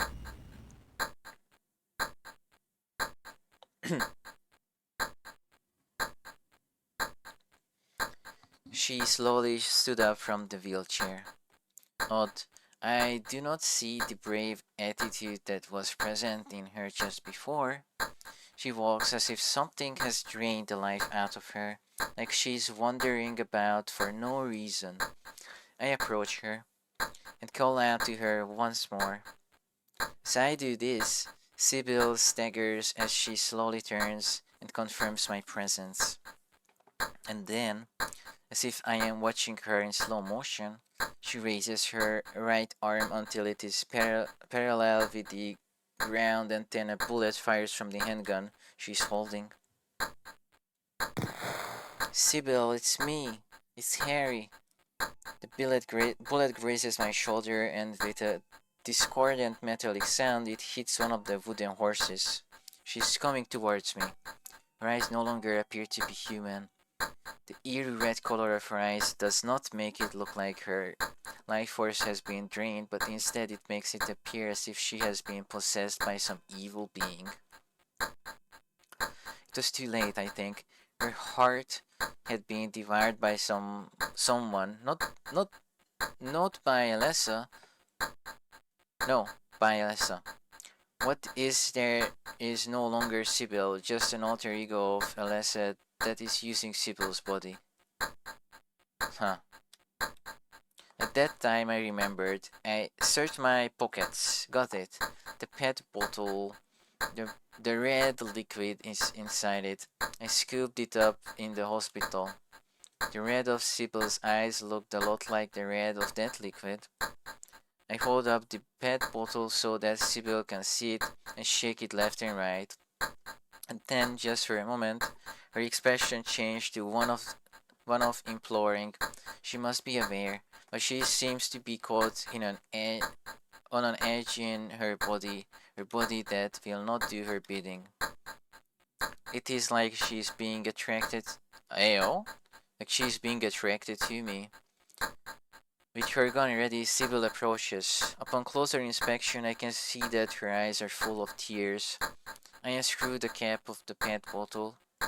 No one is riding the wooden horses, so their speed increases. I think that it is like time is rapidly passing for everything but the two of us. At the same time as the hammer falls in Sybil's gun, with a click, I sprinkled the liquid in the pet bottle on Sybil without leaving a drop inside. So it's automatic if you have the bottle. You don't get the choice to not use it, I guess. Good. Sybil tries to speak, and her face twists agonizingly. At the same time, white smoke rises from her entire body, and gravity pulls her to the ground, face down. And then a creepy creature that is shaped like a human organ burrows up out of Sybil's back and approaches my feet. I forcefully crush it under my foot with all my might. Sybil, wake up. Snap out of it. Sybil doesn't respond. Sybil! After a bit, Sybil opened her eyes. Her eyes are a calm blue. Harry? What happened? Shh, don't talk. I'll take care of you. A look of relief appears on her face, and then she closes her eyes again. Once I am done binding her wound, I close my eyes as well and place my hand on Sybil's shoulder. Harry, why did they take your daughter? Why her? I'm not sure myself, but you know, Cheryl isn't my biological daughter. I actually haven't told her yet. She probably already knows anyway, though. We found her abandoned on the side of the highway. She was still a baby and nobody knew where she came from. We didn't have any kids of our own. My wife was sick and it didn't look like she was getting any better. So we took Cheryl in. So in that case, there might be some connection between Cheryl and this town. So what do you do now? Cheryl is my daughter. I will save her no matter what. I slowly opened my eyes. Then, just as I had predicted, she appeared, Alessa, the girl that was wrapped up in this town and its residents in her other world. That girl carefully formed her body from out of light and appeared right in front of me. I began to talk to the demon. I figured you'd show. Hold it right there. I don't know who you are. That's a lie, you know. What you are trying to do, and I don't care. Just one thing, let Cheryl go. That's all I ask. Okay, so we skip the nowhere section. We just simply jump to the ending immediately. Interesting. Before I finish speaking, Alessa raises her right hand towards the sky. And Then she brings her arm down, and my entire body is blown backwards. My body tumbles across the ground like a rag for about 30 meters, and then finally comes to rest. Damn, such incredible power. A servant of God, demon's power. A normal person like me has no chance against her. Power is gushing out of her body, and it emits a pale light. Cannot even approach her. Huh? What is this? Suddenly a blinding light emits from my pocket. It is that four-sided object, the Florus. Light shoots out in a straight line from each of the points of its triangles, and eventually rises up into the air. Just as I thought that the great light and sound it was revved in meant that its power was greater than Alessa's, the power of the Florus condensed became a beam of light and pierced Alessa's body. Sorry for the flashing lights. Just as I was, just before, Alessa was blown backwards by that power, which she could not overcome. Where is Cheryl? Give me back my daughter. I was on the verge of passing out, and I thought of Cheryl. All I can do is calmly look at the unbelievable sight before me as it unfolds before my eyes. What just happened? Is Cheryl okay? However, she does not answer me. Instead, hoarse voice passes into my thoughts, and it is accompanied by the sound of footsteps. Have you met at last, Alessa? Dahlia Gillespie. Unable to move from my prone position, I thought about whose voice that was, then using all my strength I stand. After confirming that it was Dahlia in front of me, I spoke in a voice that was nearly a yell. Where is Cheryl? Where is she? Dahlia does not hear me yelling. She does not look back. She looks at Alessa with a creepy smile. Alessa, this is the end of your little game. Mama? Mother? I am confused. Huh? Could she be? You've been a ghastly little pest, haven't you? Alessa? I was careless, thinking you couldn't escape from our spell. But Mommy didn't know how much you'd grown. That's why I couldn't catch you all by myself. But what a pity, yes? Now you're half indebted to this man for his help. Hey, what are you talking about? My voice just echoes emptily in the darkness. Alessa, my dear little girl, there is one thing I need you to do for me. No, get away from me. Bad girl, everything is ready. Let's go home now. Wait, what about Cheryl? Just where is she? Give me back my daughter. My daughter, Cheryl.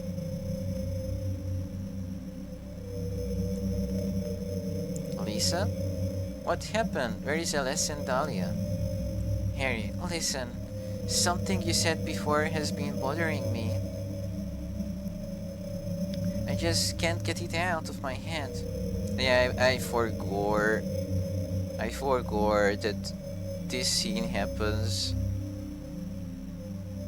Like I forgot that you met the two of them before you go to nowhere, and then we go to the final boss, Sophie. Yeah, I'm just a bit tired. What is it, Lisa? So I went to look in the basement, even though I was scared as hell. Like you said, there were these creepy rooms, but nothing really unusual down there. But while I was down there, I got this weird feeling, like I'd been there before. Like something happened there, but I just can't quite remember somehow. What was it, Harry? Help me, I'm so scared. I can't take this. It's only a temporary thing. You're in shock from when you were knocked out. Don't fret about it. You'll remember after a while. No, you don't understand. Wait, where do you think you're going? Wait, where do you think you're going? Harry? Lisa, what's the matter with you? I get it now. Why I'm still alive even though everyone else is dead. I'm not the only one who's still walking around. I'm the same as them. I just hadn't noticed it before. Lisa? Stay by me, Harry, please. I'm so scared. Help me. Save me from them, please, Harry. Lisa, sorry I cannot stay with you. Don't worry, I will do what I can. This is the one choice that is like, I don't wanna be mean to her, but that's what you do like in canon. So I'm just gonna see what happens if you don't, if you say this. Can you just stay with her? Is this an ending if you stay with her? Don't worry, I will do what I can. A quiet smile appeared on Lisa's face. I softly held her delicate body. I'm happy. Lisa's body quivered. However, maybe that is just because she is relieved. She looks at me with empty eyes that have lost their life. Then her lips began to tremble and a look of astonishment appears on her face. Lisa's condition becomes abnormal. She then extends her hand out towards me. Help me! She doesn't say it, but I know that is what she is saying from the movement of her lips. When she stares into the air, Lisa's body appears to drift and wriggle as she edges towards me one step at a time. She falls to her knees, she falls on her hands, and with me fixed in her sight, Lisa is falling headlong down the staircase to death. Oh, and then Lisa stopped moving. With Lisa Nano more than a doll in front of me, I once again noticed that I am inside a hospital, a place in which is wrapped in an evil atmosphere that I have never seen the likes of. Okay, so if I don't run away from her, she just dies. But if I do run away, then she just gets locked in the door and cries and whatever. Huh. I guess there is no winning for Lisa. Ask the doctor to let me quit being in charge of that patient. It's too weird. The room is filled with insects. Even with doors and windows shut, they get in to spite me. To the hospital, still alive, but with wounds that won't heal. Blood and pus flow from the bathroom faucet. I try to stop it, but it won't turn off. Feeling bad. Need to throw up. But nothing comes out. Vomiting only bile. Need drug. Told the doctor I quit. Won't work at that hospital anymore. Someone help me. The pocket radio continues to make noise. The raging of the unknown things around me rocks my eardrums. Those monsters, which always approach shortly after I use my flashlight. It was all I could do to intimidate them with the gun while running away. After running for a bit, I realized that I am no longer in the original hospital. I have no way of knowing where here is. Bridging the gap of my faint consciousness, I move from place to place. I am being moved by someone. Maybe that is the best way to think about it. Or maybe I am just painfully wandering around inside my own nightmare? I cannot tell at all. I can only trust my senses and rely on my own judgment. But then I raise my head. A straight corridor extends forward from where I am standing. As I slowly walk forward, one door seems to call out to me, and so I approach it. Boom! Suddenly the wall of the room creaks with a boom. And then the floor I was standing on begins to rapidly descend along with the rest of the room. I felt like I would begin floating in the air, so I used my arms to brace myself, and then I passed out. Someone is talking. It hurts. My whole body hurts, I come to find that I am lying on the floor of a classroom in the elementary school. My body is spread out on the floor like a Japanese character, whatever that is. Okay, let's say Harry canonically speaks Japanese because he likes to read manga. He just knows what each character looks like. That's the only explanation I can give because I don't think a regular American person would understand what that is.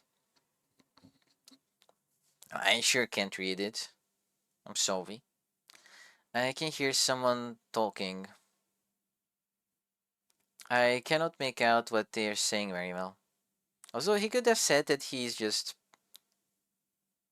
I don't know, A posing, just, or T posing, or whatever. Just, I lie on my back. I can see who is talking. Just by looking around, I cannot believe my eyes. Over there, I see Dolly and Elessa. Oh, we skipped the nowhere. Just jumped to the end. They look like a ghost, and I can see through their bodies. No, no, I don't want to. Do what mommy tells you now. I just want you to lend me a teeny bit of your power, that's all. No, I don't want to do it. It will make everyone happy, and it's for your own good too. Oh, but mommy, I just want to be with you. Just the two of us, please understand. Oh, yes, yes, I see. Maybe mommy has been wrong. Mommy, why didn't I see this before? There is no reason to wait. Herein lies the mother's womb, containing the power to create life. I could have done it all myself. Mommy? Finally, they suddenly disappear. The classroom regains its stillness as if nothing had happened. I got on my knees, stood up, and looked around my surroundings. Chains and desks were arranged in order. Using them as support, I unsteadily walked toward the exit. The moment I placed my hand on the wooden sliding door, it opens with great force as if it had a mind of its own. Then a large flow of air coming from beyond it thrusts me into a dark space. Wait, we are still in nowhere, but everything is out of order. It just confused me a little bit. I was forced down. I found that I had been thrown into a room of the hospital again. My body had rubbed on the disgustingly dirty floor. I picked up. I picked myself up and suppressed the urge to vomit while brushing off my shirt several times. A video, a video cassette recorder has been installed here. Bro was going for the character count. He could have said VCR, but he spelled it out. Okay. Has been installed here, and it looks like it can be used. I insert the tape that I picked up at some. I don't remember picking it up, but okay, I believe you. I insert the tape that I had picked up at some point into it and timidly press the play button. After a moment of static, a picture appears. On the screen, Lisa appears. I feel like we could have made these two things into one sentence. Okay. She's sitting alone with her elbows on a desk and head down. I turn up the volume on the monitor and listen carefully. Okay. What is it? Still has an unusually high fever. Eyes don't open. Getting the pulse? Just barely breathing. Her skin is all charred. Even when I change the bandages, the blood and pus just starts oozing through. Why? What is keeping the child alive? I can't stand it any longer. I won't tell a soul, I promise, so please.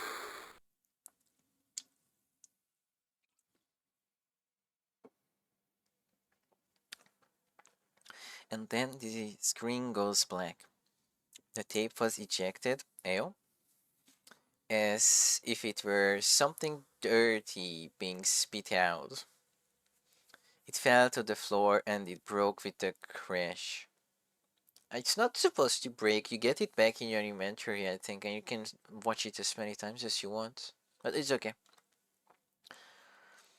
Magnetic tape. There is no doubt someone is eating away at my consciousness. The magnetic tape extends out of the fallen video cassette and wraps around my legs. What is going on? I try to get away, but the tentacles of tape get around my neck and begin to tighten. Bro, what? With both hands, I try as hard as I can to tear the tape away that is twisted around my neck. But I am halfway passing out, and so my hands do not have the strength to do so. In the light that is reaching my pupils, I can faintly detect what appears to be human figures. They are standing around the bed with Dolly on the left, Kaufman on the right, and just a bit away from him, some people with white coats that looks like doctors.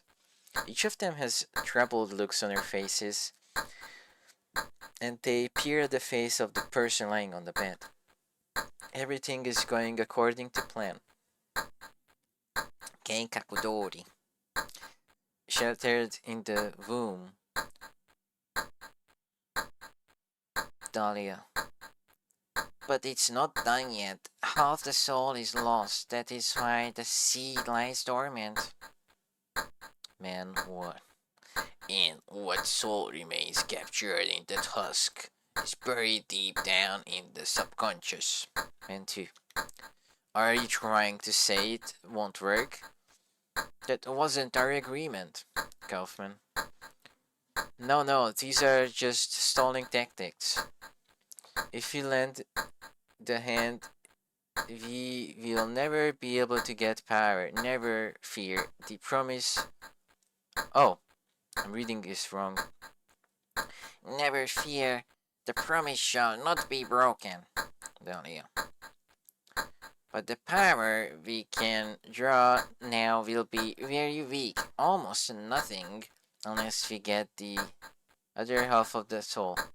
Okay, I keep reading it wrong because the name is after the sentence. Whatever. We'll use a magical spell. We'll use a magical spell. Feeling this child's pain is sure to come.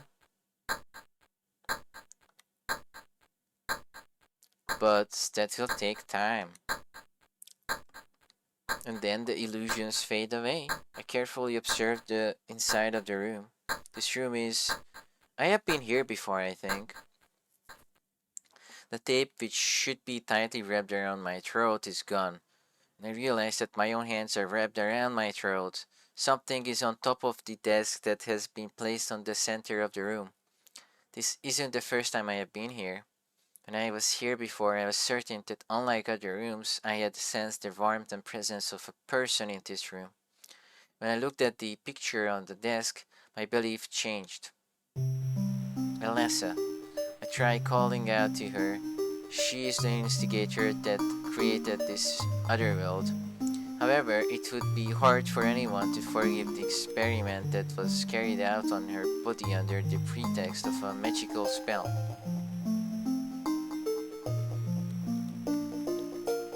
This is where she lived.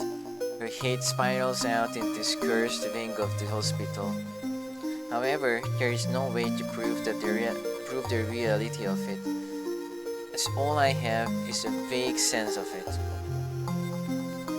Reflecting in my blank eyes, the room I am standing in begins to change shape. The bed and picture frame from before are gone, and the room transforms into a completely different one. This is a child's room. Stuffed animals and art supplies are scattered about all over. I noticed something. Elessa probably collected these. Butterfly specimens of many different colors are on display. Huh? I think I just saw something flash. Am I supposed to find the correct butterfly? Okay, this is the prettiest. Or am I supposed to not click it? I'm supposed to find the shiny.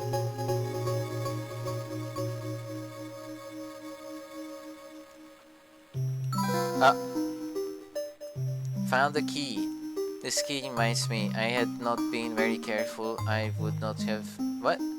Had I not been very careful, I would not have found it, as it was hidden behind one of the butterflies. There's a door in front of me. As I approach it, it seems to edge up to me. As I extend my hand to the knob, the door makes a light tapping sound and begins opening, as if inviting me to the heart of something evil. Okay, so you don't need the 5 different symbols, we just go in. Also, this isn't the same door. They changed the door to avoid having to do away with the things on it. Just have a double door. Finally arrived at the deepest level of the other world. Inside the door it is wide and the floor is a metal grating. It is filled with an evil atmosphere. Additionally, it is accompanied by a strong power that I have not felt before. The ceiling is too high for me to see. This is a giant space so large that I cannot tell if I am outside or not. I carefully walk into the large space, one step at a time. All the answers I seek are probably in this room. Sybil has arrived here before me and has her gun readied. There are 2 people off in the direction that her gun is pointed at. Dahlia and Alessa. It is definitely those 2.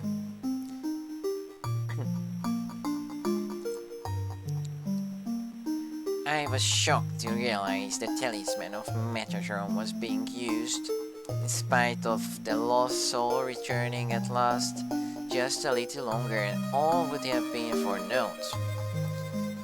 It's all because of that man. We must be thankful to him. Even though Alessa has been stopped, his little girl has to go. What a pity. Freeze! Sybil yelled out loudly, and her trembling finger pulled the trigger. Wait, she still shot after saying freeze? That's not how it's supposed to go. An explosion resounds, and the bullet starts toward the 2 women. However, the bullet smashes into an invisible barrier just before it can hit Dahlia, and it shatters into pieces. Dahlia smiles as if she's saying, "But of course. What in the devil's name?" Dahlia's demeanor becomes serious. At the same time, I think I see something flash in front of Sybil. In the next moment, Sybil's body flies in an arc through the air and she lands near where I am standing. Dahlia still has not noticed me. Boldly I walk toward her, toward Dahlia, and I scream at her, "Stop this, Dahlia!" Dahlia shows no compunction or surprise and turns to face me with a calm expression on her face. Well, to think you'd make it this far. Where's Cheryl? What have you done to her? It is kinda silly because we have already established that he understands that Cheryl is Alessa. Maybe he forgot. What are you talking about? You've seen her many times, restored to her former self. I'm in no mood for jokes. I didn't understand what she was saying. Don't you see? She's right there. Right there? Only Alessa draped in her blue clothes is where Dahlia is pointing. That's absurd. You are the only one who thinks so. Why? Why are you doing this? It's been a long 7 years, or the 7 years since that terrible day. Alessa has been kept alive, suffering a fate worse than death. Alessa has been trapped in an endless nightmare from which she never awakens. He has been nurtured by that nightmare, waiting for the day to be born. The day has finally come. The time is nigh. Everyone will be released from pain and suffering. Our salvation is at hand. This is the day of reckoning, and all our sorrows will be washed away when we return to the true paradise. My daughter will be the mother of God.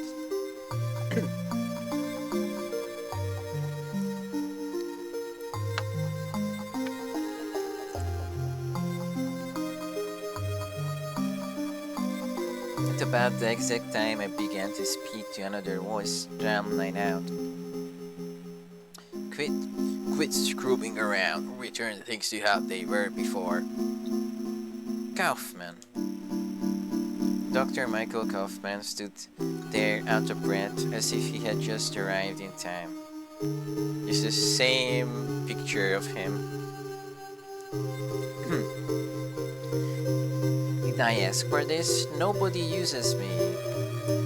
You won't get away with this. Your role is over. We don't need you anymore. What do you think you can accomplish by coming here? A smile appears on Kaufman's face and he reaches into his pocket. My, aren't you getting cocky? I bet you can see this and keep your cool. The item that Kaufman pulled out of his pocket, it is definitely the small bottle that I found in the gas tank of the motorcycle that was in that garage somewhere. I'm not even trying to pronounce that word. Red liquid? I thought I had got rid of it. I thought I got rid of that. All I had to do was plant it somewhere for you to find. Well, it kept you busy, huh? You're easy, and there is more where this came from. Stop it! Kaufman throws the small bottle at Alessa. All four of us watch the bottle fly in a beautiful parabola, our eyes fixed on the sacred liquid within. There is tension. Although she is normally calm and composed, the drug is enough to frighten Dahlia. The small bottle hit part of Alessa's body, shattered into pieces and soaked Alessa uncomfortably with the red liquid that was inside. Dahlia looks completely Emma upset as she watches the whole thing. However, not me, nor anyone could have predicted that the situation that came out of that event.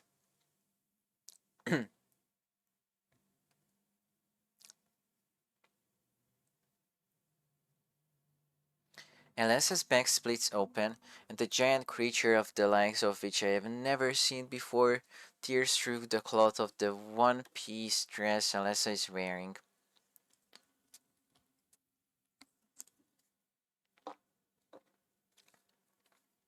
It looks like an insect breaking out of its cocoon as it is being born.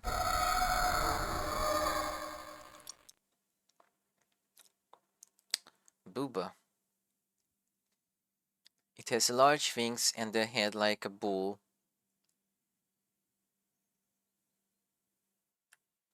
I think this is more like the goat. Um, yeah.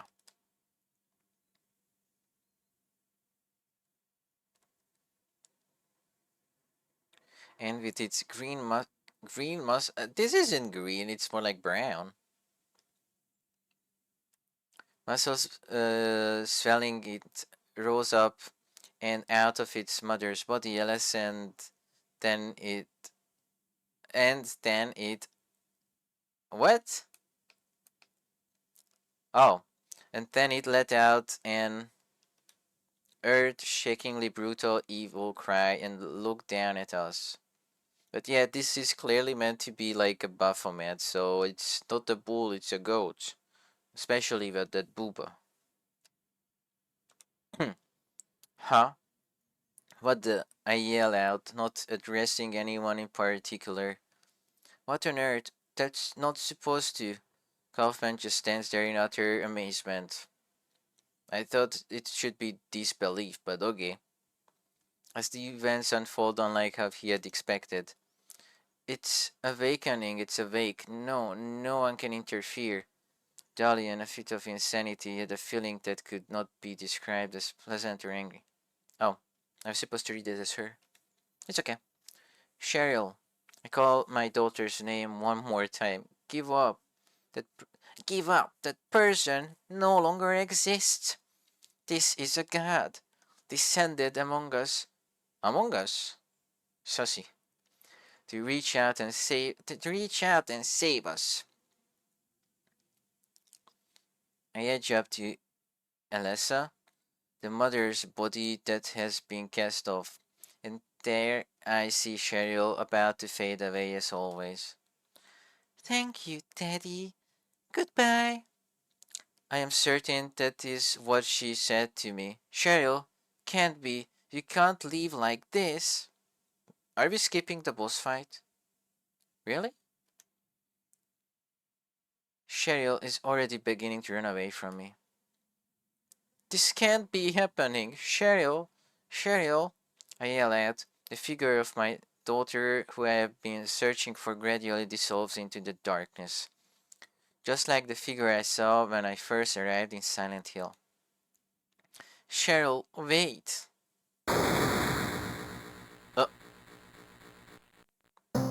Okay, this looks actually cool. I like this. I like this. I like this GIF for the boss. It looks cool. I like it. And it's not the actual model from the game. They just made it for this.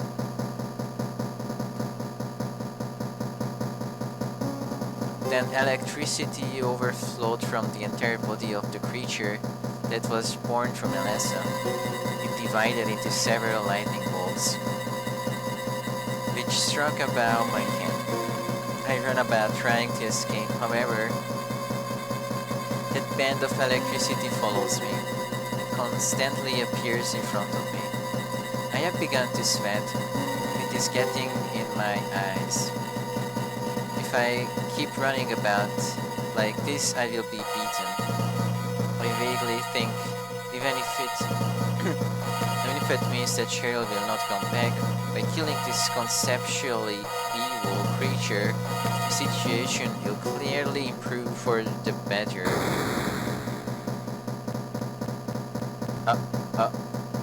I ready my weapon. During the short time between the lightning strikes, I fire many bullets into the creature's body. During the short time from when it spreads its large wings and become ready to strike, I do not even think about seizing my attack. Cheryl's smile flits through the back of my mind. What was it that she wanted? When she decided to travel to Silent Hill, you were the one to suggest it, right, Cheryl? Were you called here, or did you wish to come here of your own will? Cheryl, I loved you more than anyone, and I still do even now. That is the truth. However, I must bury this creature.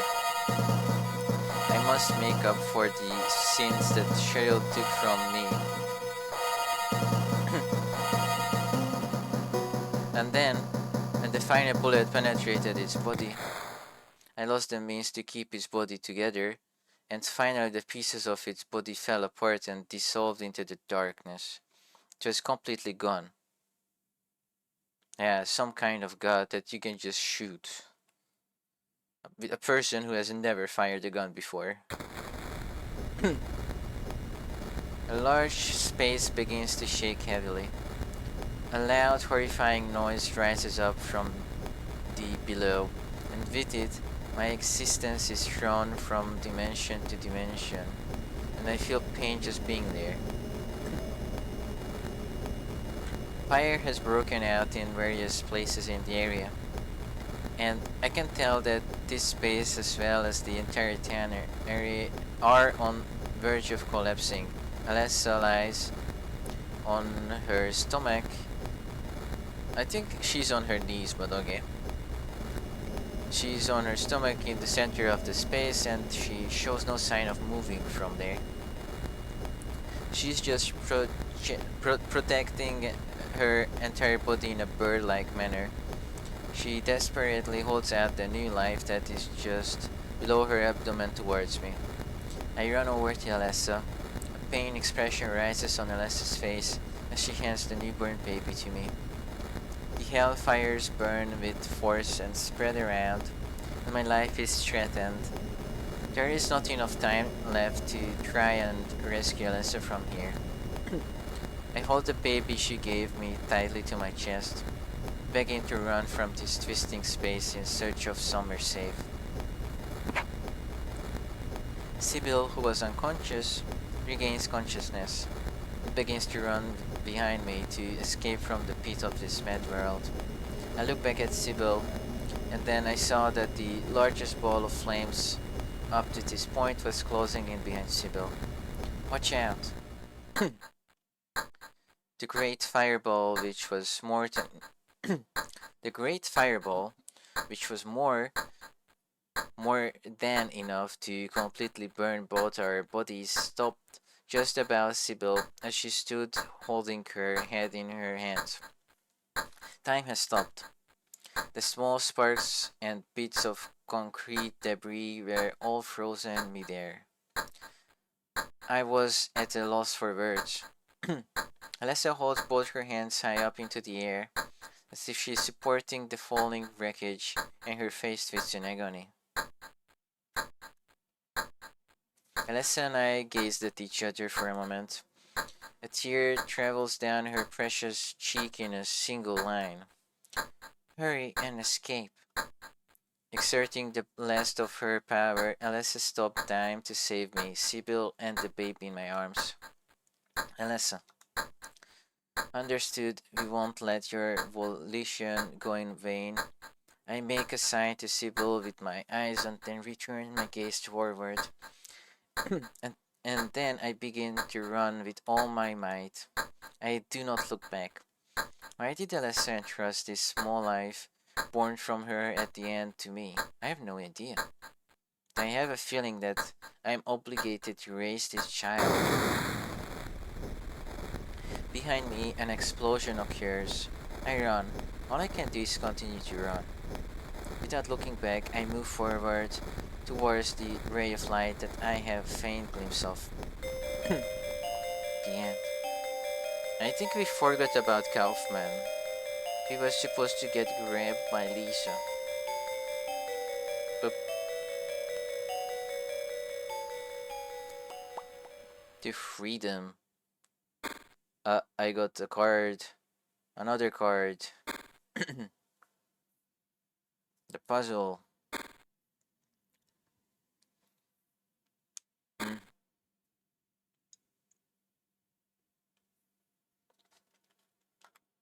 Mm. The Air Screamer.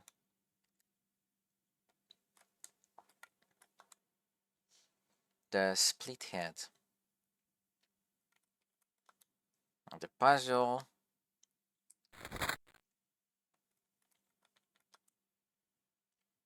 The specimens.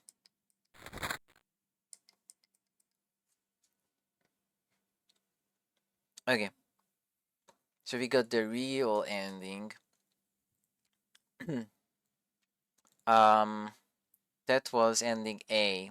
And we also got the D1 and D2 before, because that's what happens if you try to check out what Alessa is doing and hesitate and then try to leave. I still need to get the ending B, ending C, C1. C has 1 and 2 versions. So A, B, C. I got D. There is also ending E, 1 and 2. So there is 1, 2, 3, 4, 5 endings. 4 of those are just variations of others. Okay. I'm going to check what I need to do for ending B. Ending B. I'm supposed to go back in time and then I need to pick up the knife instead of the bottle.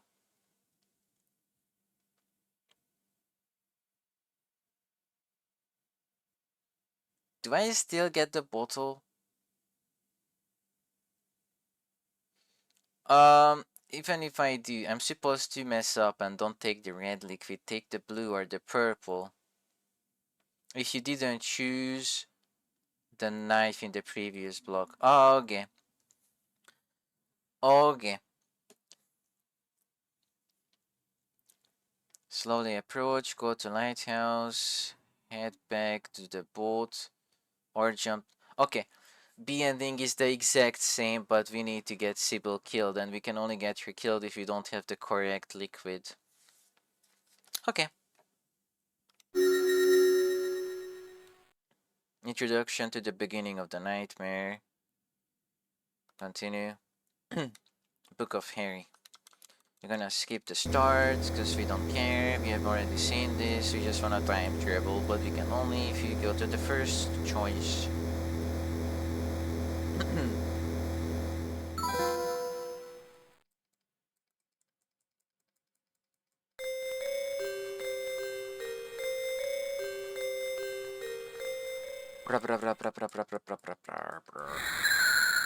But yeah, I think you can feel it in my voice that I'm getting tired. But I'm gonna do the entire Book of Harry. Because it's just choosing certain choices. I'm not reading all that stuff. I'm only reading what I have not read before.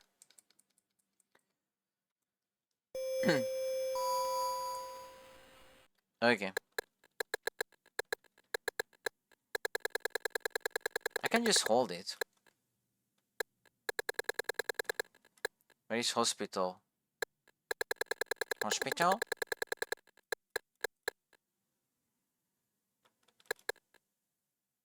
Harriet's for the hospital after receiving the believes her story. Oh, the flowers. Manfit. I want to see what happens if I kill Kaufman. It's probably a funny ending. Ah, thank you, Okami. Thank you.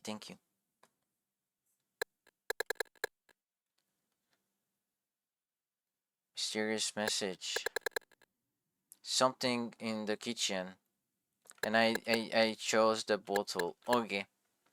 I go to the kitchen. And I pick up not the bottle but the knife. Picked up the knife that appears to be for a kitchen use. Perhaps this will come in handy for something. I only have a limited number of bullets.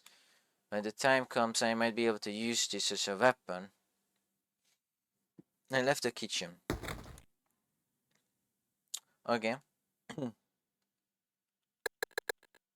Oh, what did I do?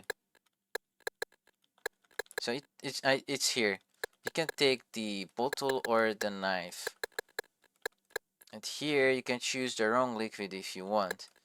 But if we do this, then we simply skip the choice. Nope.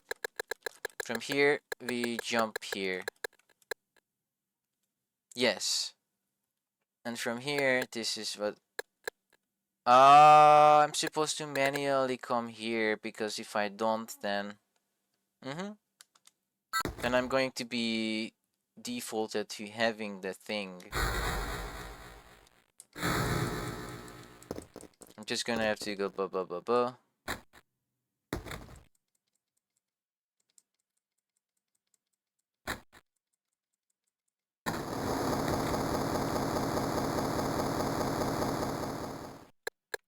Nope.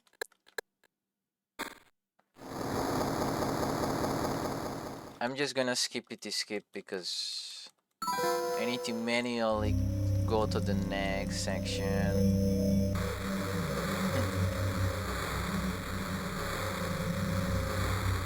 Why is using the knife not an option?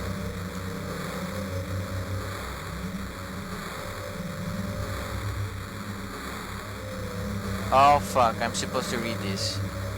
Sorry. I'm in danger. I tried running away.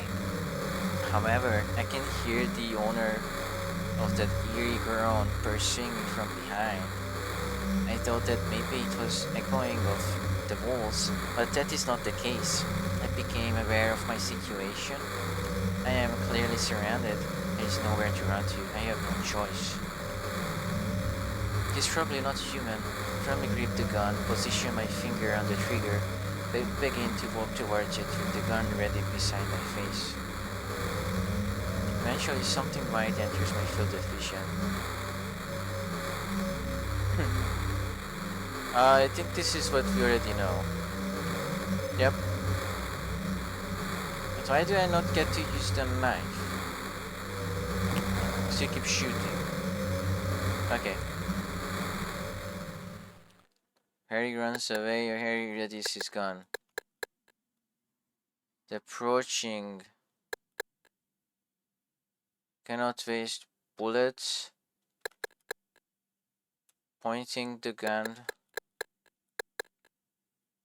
Whatever, I don't think it matters. We're gonna go until town center? No. Lisa, doesn't matter. Doesn't matter. Doesn't matter.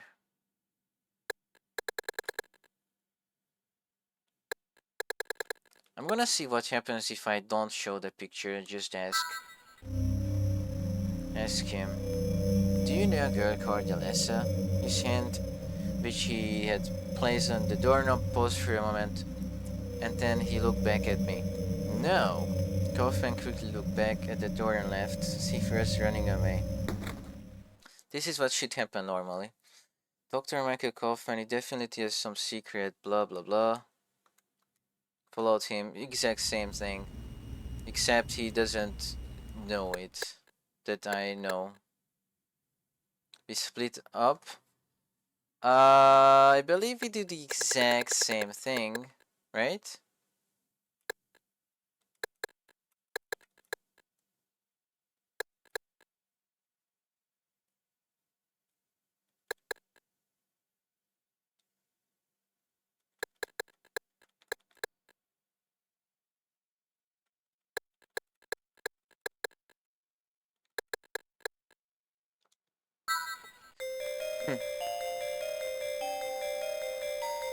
I've got a bad feeling I go back to the boat.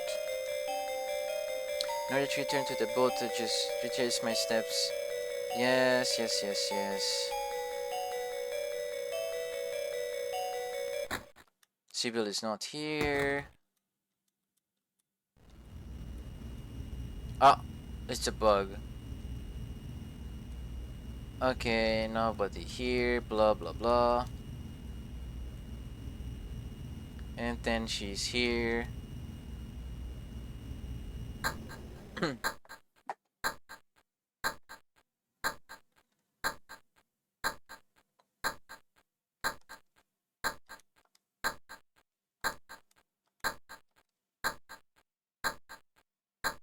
As I do this, Sybil staggers as she slowly turns and then confirms my presence, and then and then, as if I am watching her in slow motion, she raises her right arm until it is parallel with the ground, and then a bullet fires from the handgun she is holding. Sybil, it's me, it's Harry. The bullet grazes my shoulder, and with a discordant metallic sound, it hits one of the wooden horses. She's coming towards me. Her eyes no longer appear to be human. Yeah, I've read these. I was too late, I think. Her heart had been devoured by something. Yeah. Fuck. It thinks I have the red liquid. I don't. I definitely went back for this to choose the knife. You stupid.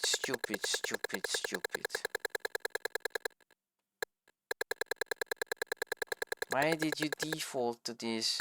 Do I need to play through the entire section manually?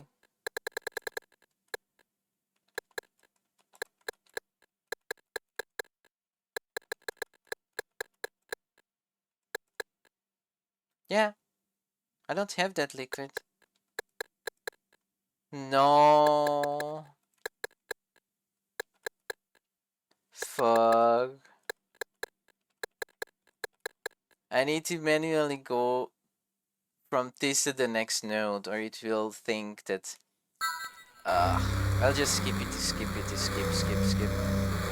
Sorry, I'm so silly.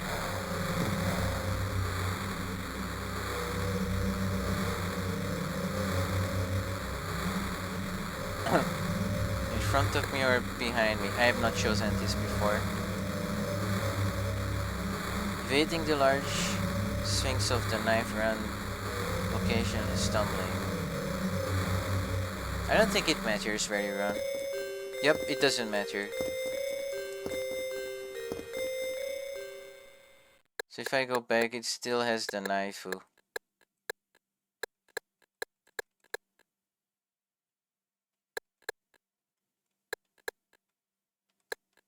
I need to manually do this.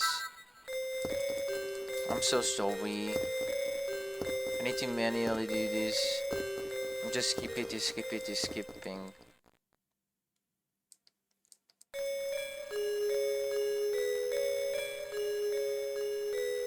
No, I'm not doing the puzzle. No. But if I don't, then it changes path. Fuck. Okay, chat, I'm gonna have to do this the slow way. The very slow way.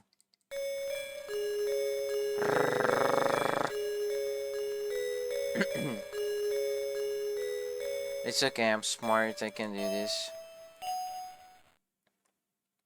So I got the 10 to the 7. Then I get rid of it here.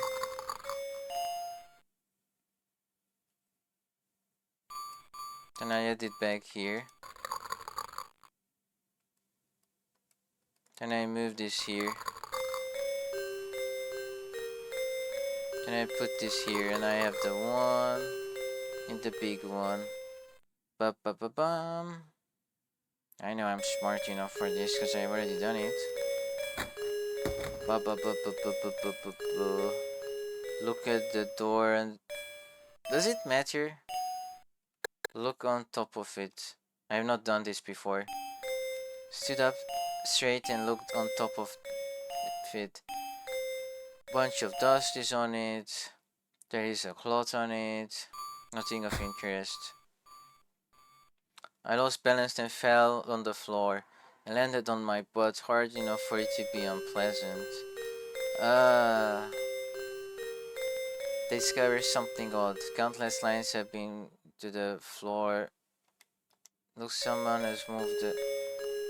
Yeah, I'm just railroaded. Because if I don't notice it in the floor, then I have to fall on my ass to notice it anyway. It's okay. It's okay. I just wanted to know if it makes any difference. Maybe there is a hidden health bar and you just get hurt.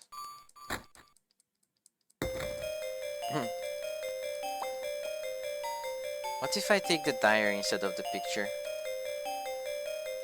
Something is written in the diary. April 15. There's a bug in it. From today, this will be my new diary. Jesus secretly gave this to me as a present. And it means that soon, something should be able to take my I should be able to take my bandages off. Right? Yes. The bird landed on a branch of the tree outside my window. I gazed at it for a bit. Seeing those beautiful colors, I thought again that it must be spring. She could play outside like the other children. It is now afternoon, and they have come again. I pretended to be asleep, and it looks like they did not notice. They talk quietly as not to be heard outside my room. I did not understand the meaning of what they discussed. They never talk in this room, I thought. April 16. Someone is talking outside my room. It sounds serious. but it just doesn't seem to be about me. Perhaps it's because he doesn't want to disturb me. Even the hospital director has not come to see me much lately. I don't like the director very much, so I am honestly quite happy. April 16. P.S. By some strange chance, I learned a certain person is coming to visit me. April 17. Everyone has been in a rush for some reason since before the sunrise this morning. Something about a dead person coming back to life? Does that really happen? It is a frightening story, and because of that, my meal was a little late. The cold soup is disappointing. Suddenly I remembered him. Maybe he has forgotten me, but I definitely remember him. Lately I think of him often. I want to see him. It looks like my visitor is coming in the evening on the day after tomorrow. Before then, just once. April 18. It is finally tomorrow. I will not tell anyone about this. If I tell anyone, they will probably strap me to my bed. Before they arrive, the friend that can share my feelings, the only one, I wonder if she will realize this. Tonight, I will go to bed early. April 19. I must get out of here. For the first time in a while, I wore my favorite pendant. Does it look good on me? I will write about the results here tomorrow. April 20. Nothing. The last page is blank. I place the diary under my arm and prepare to leave the room. However, my eyes once again return to the picture frame that the diary has been placed next to. She was all alone, but I have Cheryl. The girl in the picture is appealing to me for something. In the painful silence, I can feel the spiritual message. After wavering, I removed the picture from the frame and slid it to my pocket and then left the room. So no matter what, you take the picture, but you only read the diary if you choose to. You still take the diary too. Okay.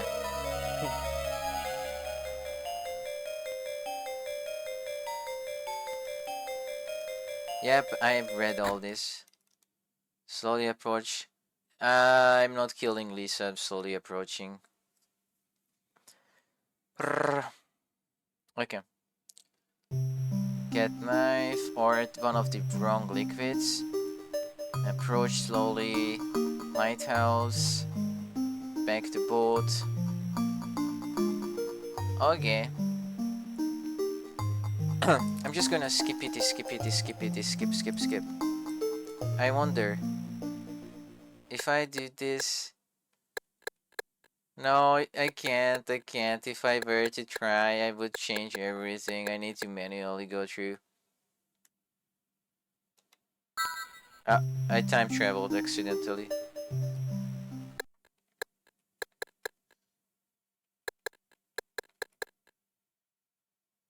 Nah, it will be fine.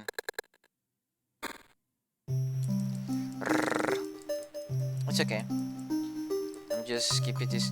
Oh, I can just hold this button to fast forward. Cool. I don't need to click the button each time. I can just fast forward with this button.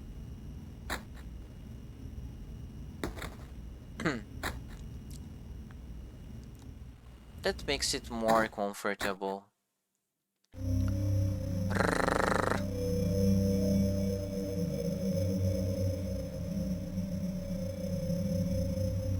I will go first because that's what I'm supposed to do. I think I'm not told that I can't thank her go, but probably. I mean, it could change everything or it could change nothing. If she maybe goes in and it's like nothing happens, then I go in and then she's like, "Where did you disappear?"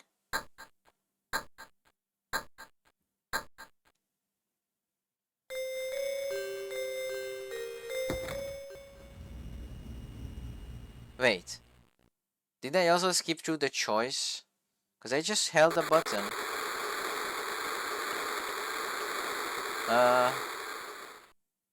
Did I even have a choice? Search the second. What if I try the first floor? Does it change much? Instead of going up, I decided to search the first floor. I don't know what that word means. Something department stores can be seen through the metal gratings. Everything is scattered about, and the giant spider web, bigger than any I have ever seen, stretches throughout the area. I walked along the fence that bordered the first floor. After passing by a show window with mannequins, I came to a wall of space. Sand is spread all over the open area inside, and it is by incandescent light from above. At first glance, I thought I was outside. There appears to be a high ceiling that cannot be seen so well in the dark. There is a circular hole in one of the metal gratings that surrounds the area, where I can enter the area. I bent down and stepped into the walled off area. When moving in just a bit, I find a rifle. Okay, it's the exact same thing, but you don't fall, you just find it. I pick up the rifle. Okay, I'm just skipping the skip. I don't think you can run. But I attempt. Turn around, the only thing I am satisfied with is getting hold of the rifle, but I cannot find a hole. Just came through, begin to run over. It pursues me from under the ground. With unthinkable speed, the tremors at my feet gradually get stronger and stronger. I fling myself to stop and notice a steel plate. However, I will still move on it. Behind me. Listen carefully. I wager that it is coming from behind. Spin around and fire the rifle. It just appeared there. My first shot went right through its head. It exploded like a piece of fruit exploding, and liquid with revolting color and horrible smell began to flow around it. Pursued as it begins to try and escape back into the ground. What do you mean escape? His head exploded. The firing of the rifle on this deserted floor of the town center. Wait, I win the battle immediately? I leave. Yep, I don't get poisoned. We retconned it. Doesn't matter what I say to her. Skip it, skip it, skip.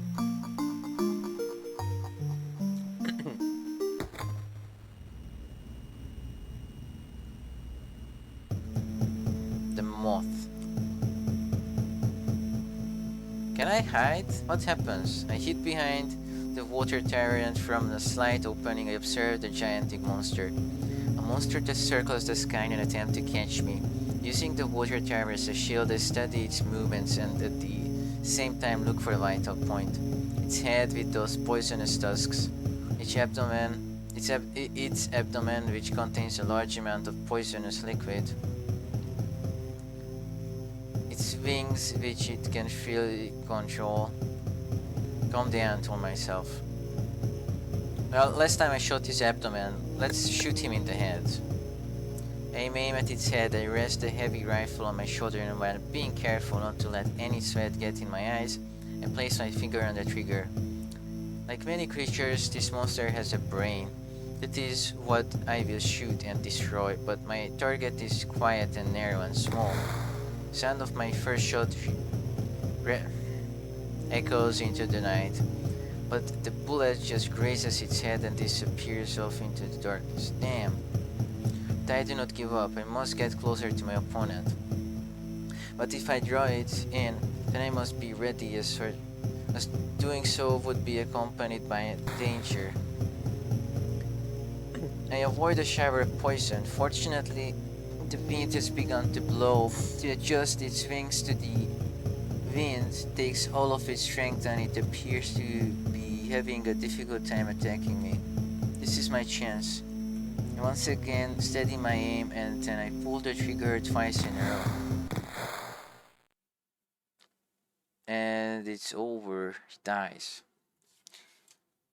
In that moment, its head vanished from its body all at once, Without its control tower, those wings and poison tusks were just dead and they fell like a rag between the buildings. Nightmare still continues. Okay.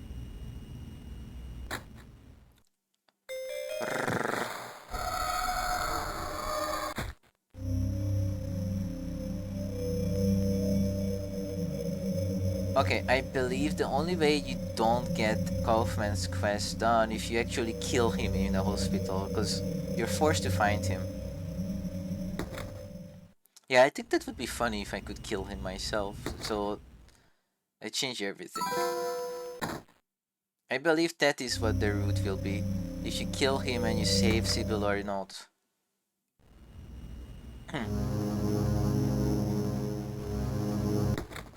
Wait, if I need to keep Sybil alive, then I have to go back and choose the liquid and not the knife.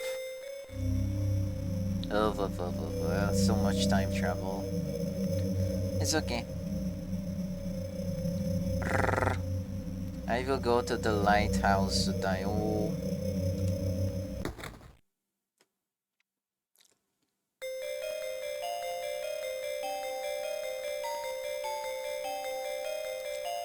Okay.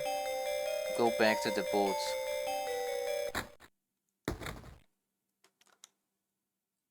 Okay, I think this is going to be new now because I cannot save her. She has to get killed.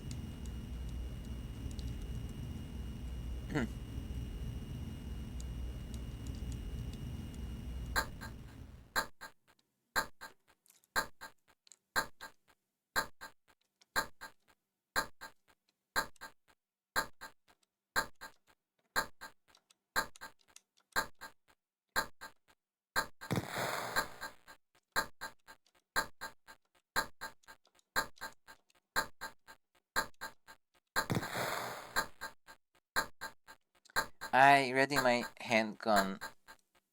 I have a rifle already. Whatever. I ready my handgun and fire it at Sybil. I have no choice. If I do not fire it, then I will be killed. If I die, then I won't be able to save Cheryl or anything. Sybil, she should be my most dependable partner. The first person I met in town and a supporter. An irreplaceable friend. You just met her. An irreplaceable friend that risked her life to help me search for Cheryl. And now, I am going to kill her in the name of rescuing my daughter. However, I have no choice. I will be killed if I do nothing. I pull the trigger. Each time I hit Sybil, I feel like I am going to pass out. And as Sybil collapses, I become aware of my error. Sybil has become just an object. I rush over to Sybil and look at her. She's on her back with her eyes wide open. I sink to the ground, tears distort my vision. Sybil, why did this happen? At that moment I am about to touch Sybil, her back suddenly rises and begins squirming.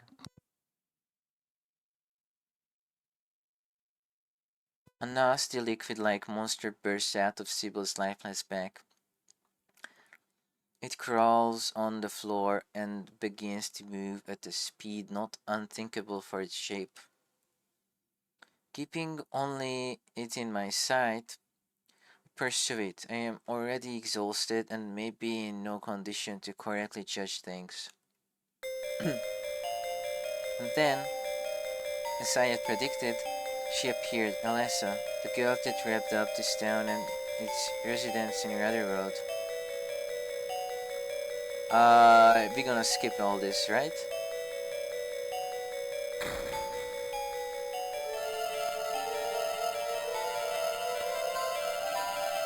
Yep, we're gonna skip all this. We're gonna skip all this and it's gonna be different at the end.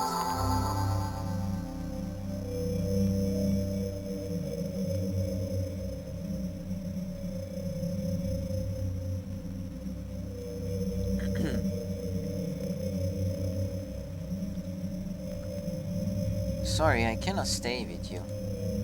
I'm sorry, but there are things I have to take care of. I don't think that I can protect you. Lisa tears in her eyes. I am afraid I cannot do anything alone. I am a helpless woman, please. I thought for a bit and came to a conclusion. I cannot do it. I love my daughter, Lisa appealed to me in a tearful voice. That girl that you don't even know if is alive or not, you don't even know where she is now. You should be worried about the person that is alive right in front of you. And I exhaled. No, no matter, that's a typo. No matter what you say, I must go. Please understand what I am going through, please. Saying that, I turned toward the door. Lisa reached out to my shoulder, but I didn't look back. Okay, we skip.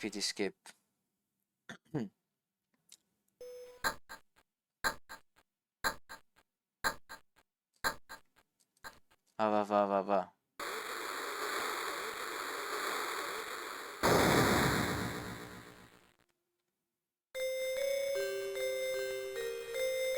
Yeah. At least I can rest my voice a little bit.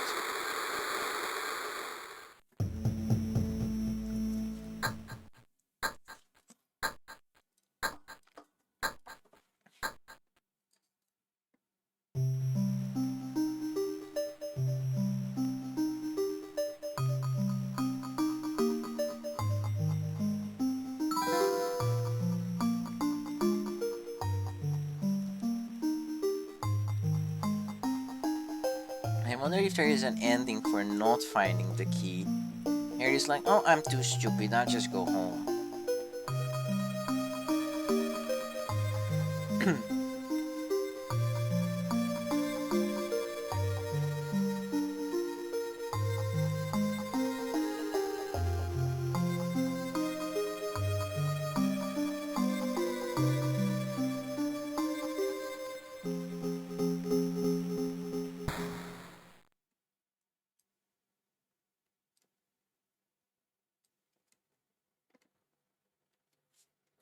But yeah, it's basically the same thing, but Sybil is not there at the end.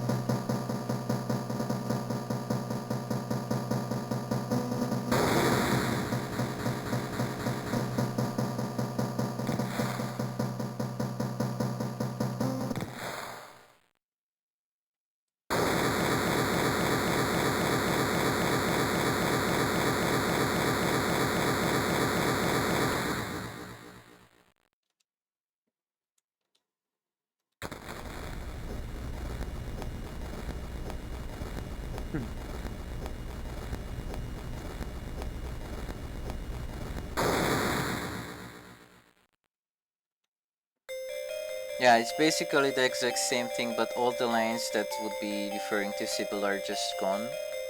That she's not there. Other than that, it's identical.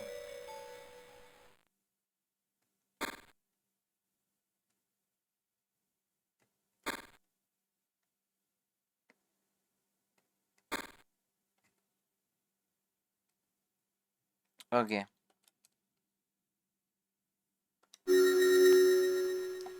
Okay, I will look at the guide. So I need to get ending C1 and C2, and then ending E1 and E2. Right? Uh,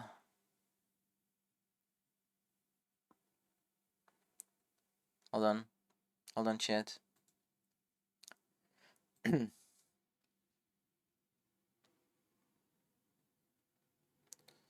C, where is it?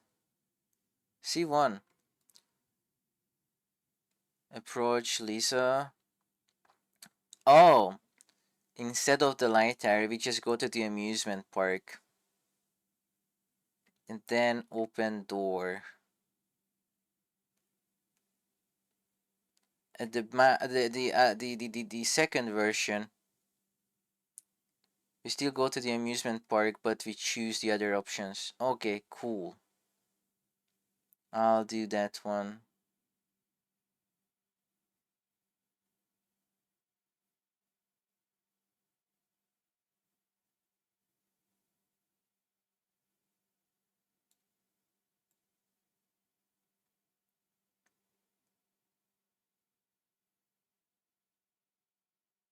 Oh, and to get the E ending, I just have to kill instead of going slow.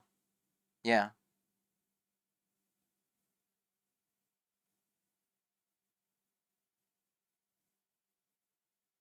Okay, cool. I will do the one that is easier to get because it's literally next to me. Rrrr. Skippity, skippity, skip.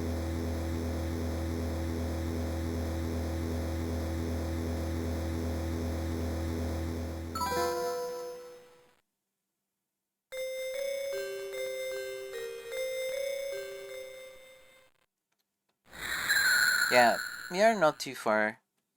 It's just four endings, which are really just two endings with variations. Yeah, yeah. Okay. Time travel.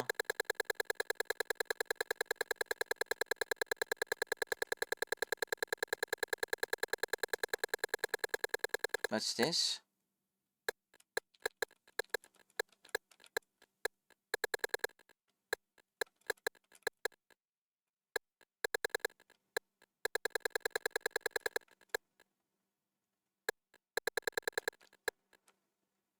Who should go first? It doesn't matter what I choose, so I wanna see the difference. You can go first. What's the difference? Cannot beat her bravery, even though I look like this, I am a police officer. Please trust me. I will stay here. If anything looks wrong, then yell back to me. Zillow brightly smiled and then disappeared into the darkness. After a bit, I was not longer able to hear the echoes of her footsteps from the passage. It looks like the passage is longer than I thought. Uh, Took another look around the disorganized antique shop. The shop itself is just beyond the bottom of the stairs leading down from entrance. Inside it looks like what I would expect in an antique shop to look like. So it is all cozy and such. Things like that passage leading deeper are unimaginable. The drowsiness is threatening my consciousness. It is not unreasonable we left past midnight and without sleeping a wink I have been walking all over town while searching for Cheryl. I am on the verge of falling asleep. A scream from what I think was Sybil brought me round. I know I heard it. An energetically stand up and rush into the passage. There is something at the end of the passage. Something dangerous is. Yep, it doesn't matter who goes. You're still going.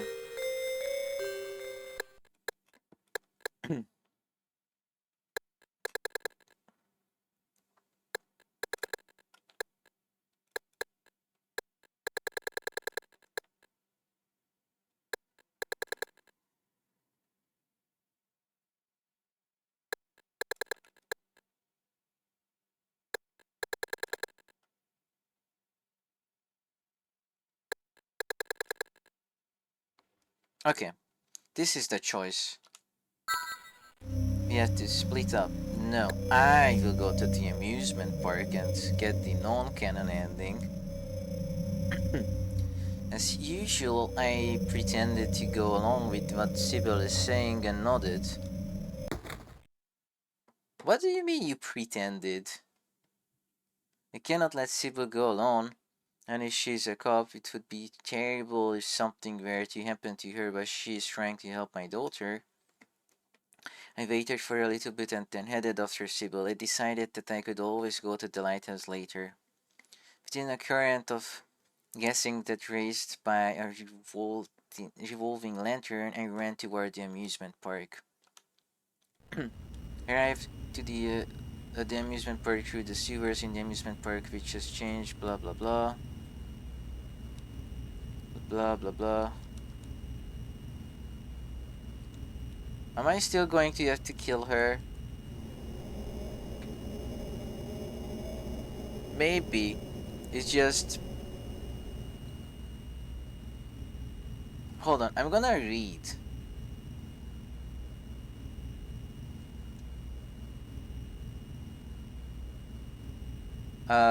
Which ending is it? Is it C? C. Oh, okay.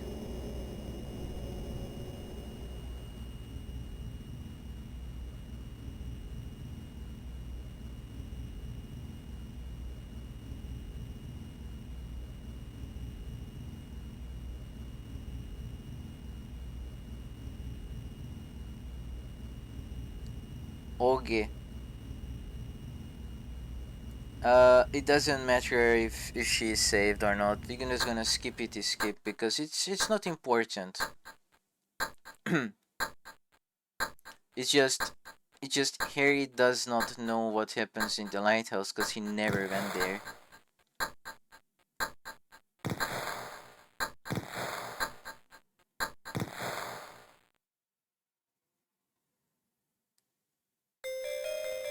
Okay. She appeared unless I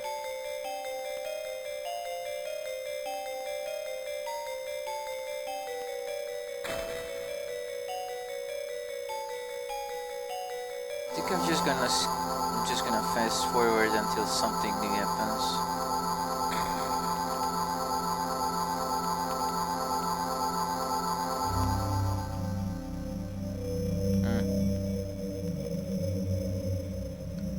Actually, let me see when happens something different.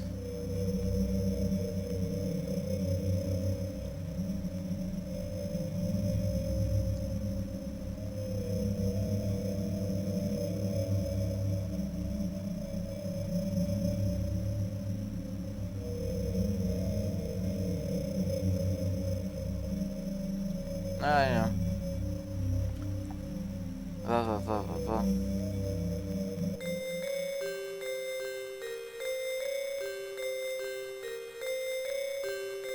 Wait a second. This is different. Okay. Lisa, what's happened? Where is Alessa and Dahlia? Harry, since before I went to check out the basement like you said. Lisa? I was on the verge of passing out, but now I am slowly getting more and more wide awake. Lisa, you went to check out the basement? Yes, even though I was told never to go there, it was on my mind.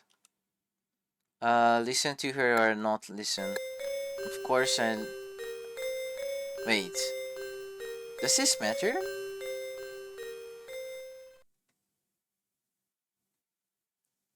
Hold on. Because I want to listen to her story, but then that probably just makes it like... Uh... Hold on. Hold on. What route am I on? Can I press this button and this? Chapter 16. Chapter 16. It's after the blue line. Uh...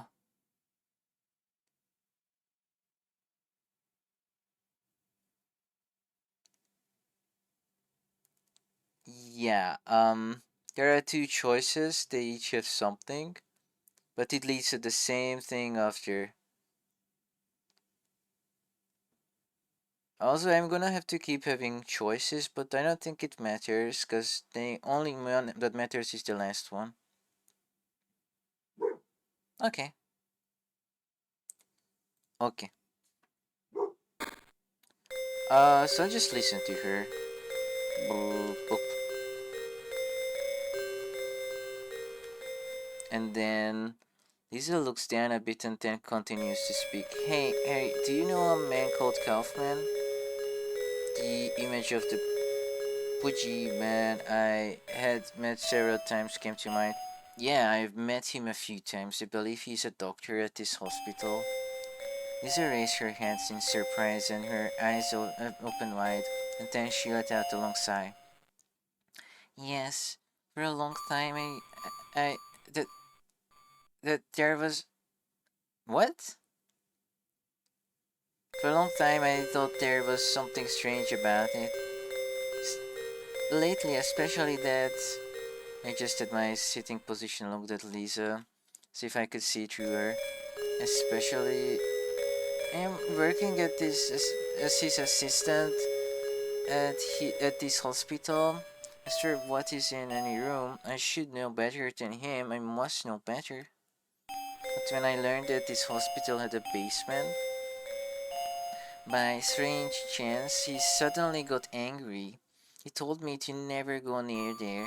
I was scared, so I never brought up that subject up again. But then he changed. It wasn't just the way he treated me, but he was also irritated with everyone else, and no one wanted to go near him. It was around last summer.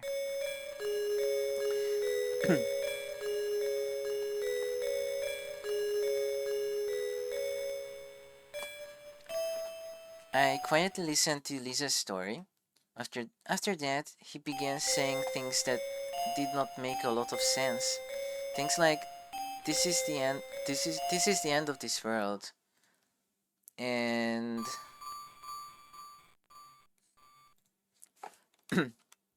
descent, and so on. Stuff that sounded like weird religious terms.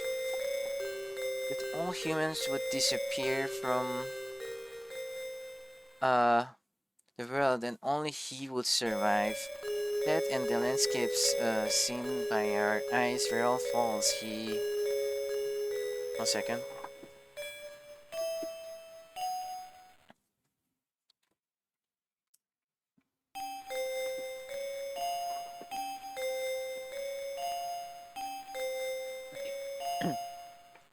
he. He said nothing but things like that. And then he killed himself. I was stunned. Sewer slide? Yes, he set himself on fire. The body was unidentifiable. I pressed my hands down on my trembling legs. Wait, if he was dead the whole time, then he was also just a monster that didn't know he was a monster. Huh. That, that's impossible. I just met Kaufman and spoke with him not long ago. Just who was that man? Lisa looks amazed and smiles slyly while shaking her head from side to side. It was Kaufman. Dr. Michael Kaufman. I guess he didn't die after all. There were too many mysteries surrounding his death, and even the police were troubled by it. With no real proof, they concluded that it was sewer slide. Or he killed someone and burned the body so it is unidentifiable, so he faked his death? Question mark? I took a deep breath. Kaufman was alive. Maybe he switched the body. Yeah, that's what I thought. Maybe I mistook the man. No. He switched bodies. Maybe he switched the bodies? I don't know. But people have come forward that say that they have seen him recently. On top of that, they said it was inside this hospital. I was at a loss of I was at a loss for words. Don't tell me that even you have had contact with him. I recall my conversation with him a dream. No, I don't think that was a dream. So he is in the basement. I thought that as well. So fearful and fearful. What?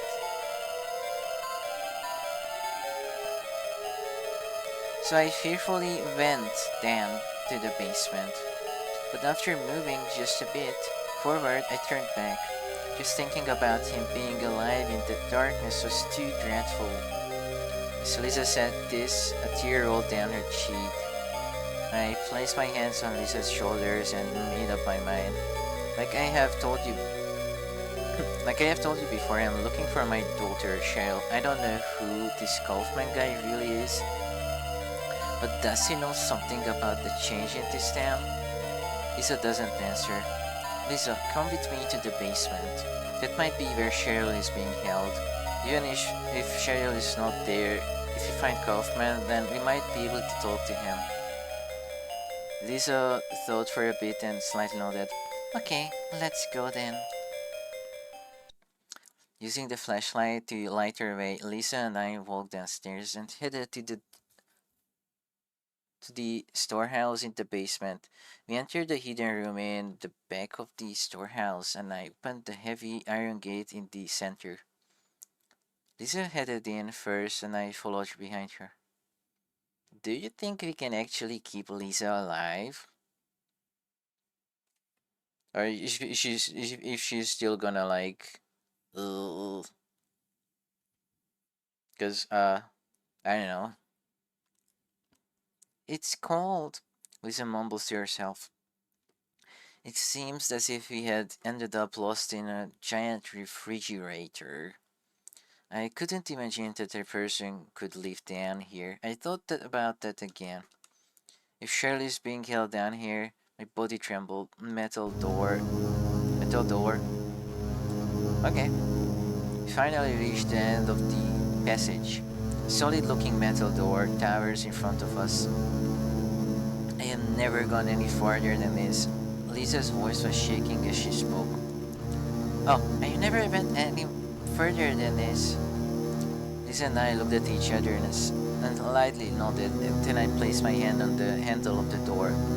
The skin on the palm of my hand was so frozen by the cold metal that I thought that my hand would get stuck to the handle. Lisa took a step back. I looked at the door, put my weight into hands and opened the door. Open the door. What? Open the door open. Okay. I pulled the door open with one pull. What? Whatever. I opened the fucking door. The door opened with a thunk.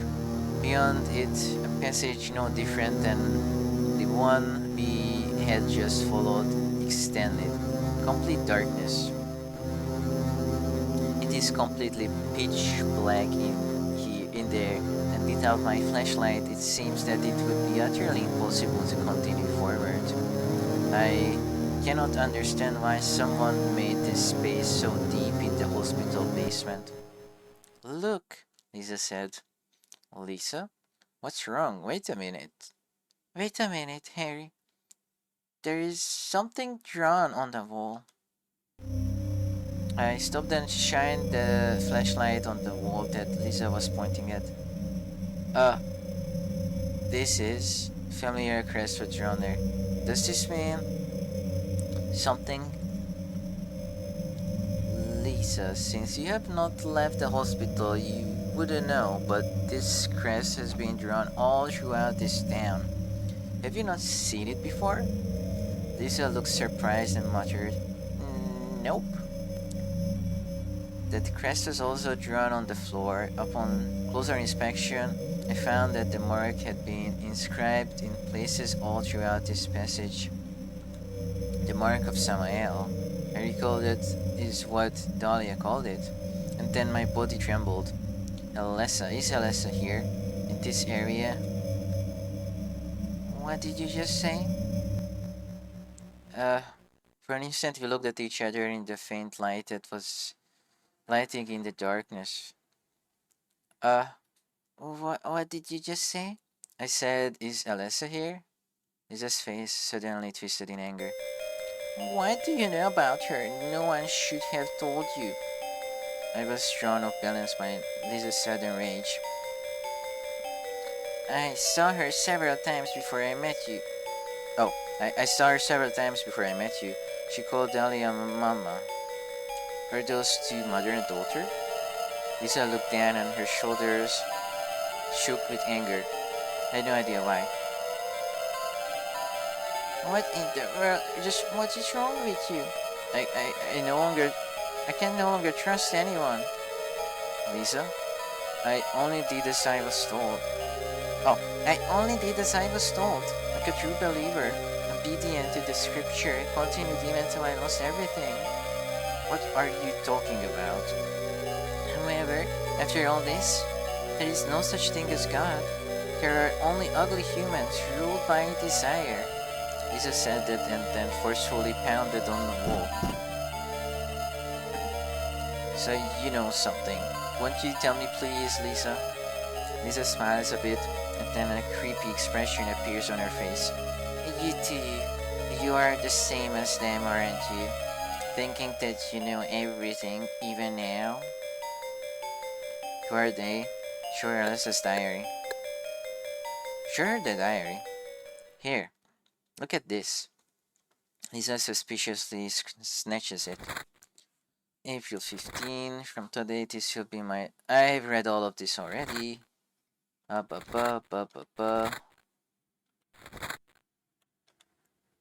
Lisa raises her head in a surprise and asks her a question. They? Do you mean the ones written about in here? Where on earth did you get this? In Alyssa's room. So she kept the diary. She even wrote about me. Lisa smiled a bit. Anyway, are they the people that Alyssa wrote about in there? Lisa? Please tell me you please tell me what you know. Before I finish talking, Lisa shakes her head back and forth. It's fine, I was used by that man. I know that maybe you are in cahoots with him or maybe you were used as well. I don't care. Now that I know I will have my revenge, I continue to believe that she was really Alyssa. I never thought that even that was a lie. Used or not, know. I don't know what you're talking about. Lisa shakes in amazement. And then Lisa's face twisted in amazement. No, no, don't come. I only did what I was told. Lisa's sight was fixed on someone behind me. Lisa? Why did... Why have you come for me? Shouldn't you be going after someone else? You have no reason to have a grudge against me. Timothy turned around, and at that moment, my flashlight went out and that area was wrapped in absolute darkness. Yeah! The scream echoed off the concrete walls. There is no mistaking it, it was Lisa's. Something in here is here. I have not heard Lisa since she screamed, but I can hear a low howling and an unpleasant sound that sounds like something crunching on something. It is coming from somewhere very close to me. I move toward the direction that the sound is coming from or get away. I will get away. Began to run at full speed. From behind me, another scream echoed, and it seemed to cut through the air. Was Lisa attacked by something, or was she transformed? At any rate, I was unable to help Lisa. I don't know anything anymore. What if Lisa said what if what Lisa said was true, then Kaufman might be somewhere down here in this basement. He said to have killed him. Yeah, he said to have killed himself. However, I just saw him in the bar, and we spoke. At the moment, I found the small bottle in the gas tank of the motorcycle. He gave me a furious look and yelled at me. There is no doubt he's alive, and he must know something. An essential key regarding what is wrong with this town and Alessa's existence. Thud. I ran right into the wall in front of me. I bounced off of it and fell backwards. Ouch! And then by chance my light begins to pour out from my flashlight. I rub the area around my lower back, stood up, and then shined the light on the wall that was blocking my path. The mark of Samael. It was drawn very large on the door. It has the power to deny the invasion of heretics. I shined the light around the area, but the circumstances are unexplainable. I was trapped inside of a cramped cube about 2 meters across. The path I ran through to get here has suddenly vanished. In order to escape, I can only open this heavy door. I was no longer surprised, or rather, my mind was paralyzed and I was no longer able to be surprised. Perhaps saying it like that is best. What should be and what should not be have become reversed. A. Open the door or just go with the flow. I opened the door. I placed my hand on the door. It opens much easier than I thought it would. An entrance to the deepest area, dazzling light escapes from inside, and I place my hands over my face and squint.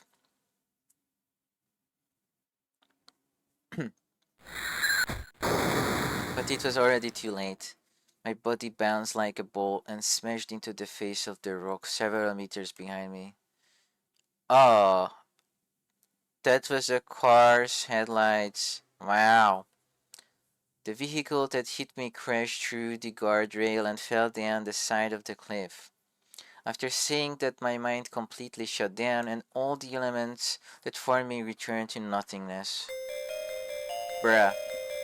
So we died in a car accident at the start. Wow. Cool.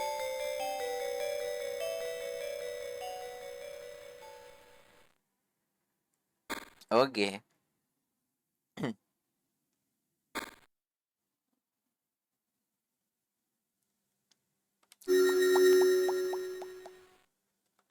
Okay.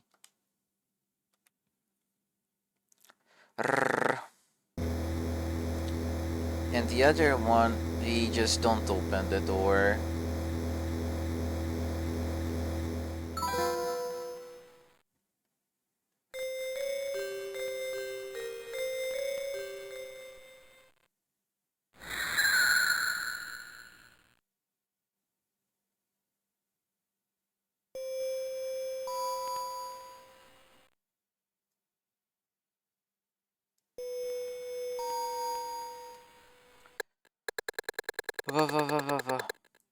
Can I press this? No. I have to, like, come here, like this.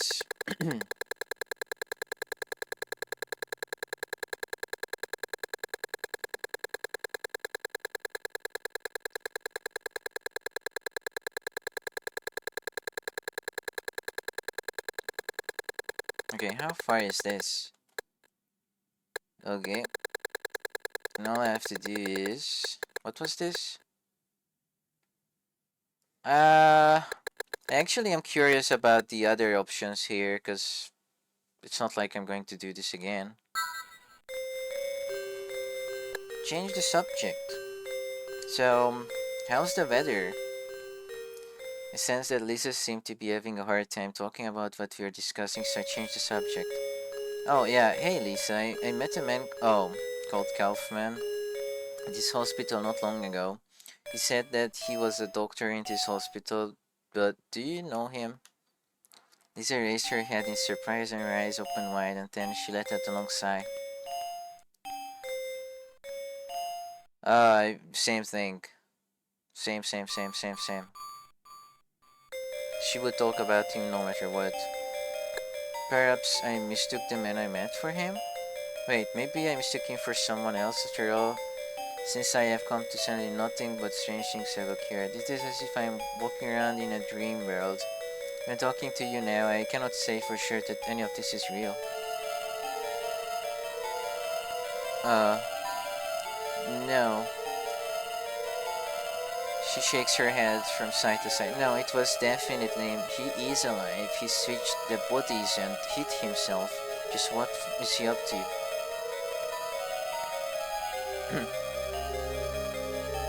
Blah blah blah.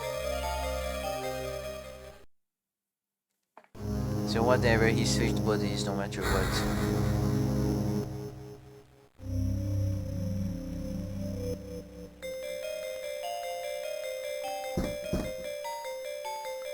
Okay, who are they? Lisa? I was a fool. Lisa, what is this all about? I had an accident when I was headed to this town and when I lost consciousness when I came blah blah blah. My daughter is gone. When searching for her I came into contact with Kaufman, Dahlia and Alessa, and I've already told you all of this. I don't know anything beyond that really. Before I finished talking to her, she shook her head. It's fine. It's fine. I was used by blah blah blah.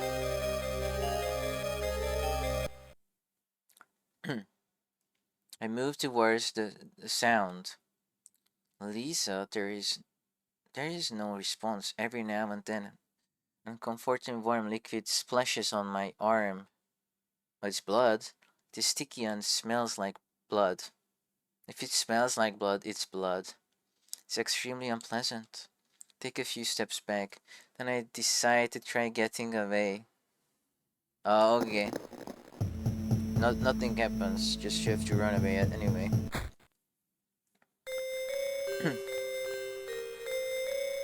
I don't open. I let my body go with the flow. I gave up my resistance and I closed my eyes.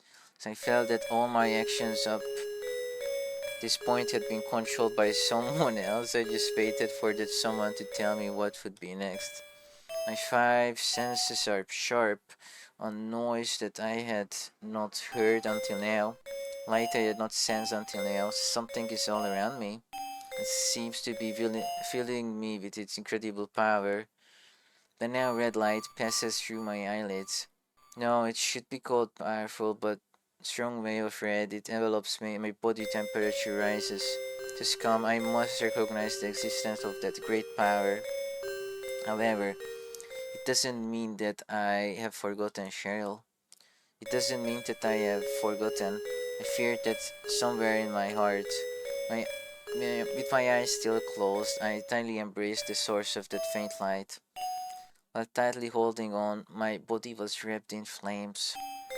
As the sacred flames burned my body and reached all the way to my brain, I never let go of that existence. Oh, he just gets burned alive. Wow, okay.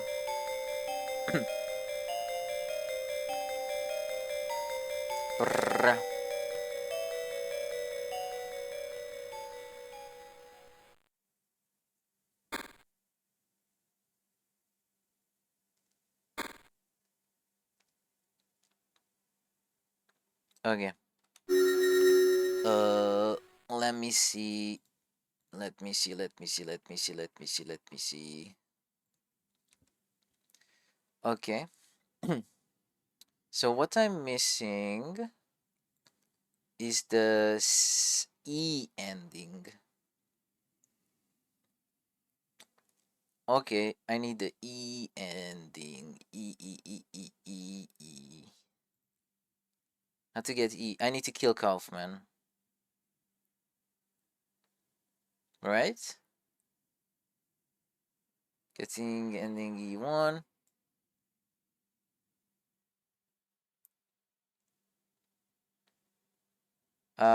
Block 819. Okay.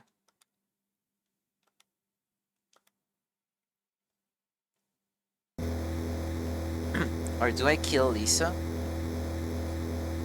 I'll try killing both. I wonder if there is anything. Or oh, if I kill Lisa, then I don't know anything about where to go, so it gets.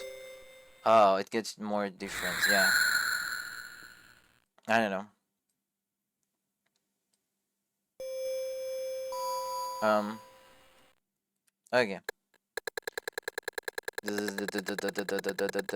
What's this? Elementary. This is just a town, right? No, it's still the school. Is this the encounter with the gun? With the man with the gun? I immediately counter-attack with my gun, instantly ready my gun. That plump man appeared to realize that I was a human, but as soon as he saw the gun, his eyes grew wide. Hold it, stop, don't shoot. Wait, I'm not here to fight. Oh, so now he's saying it instead of me. Okay. It doesn't matter who does it.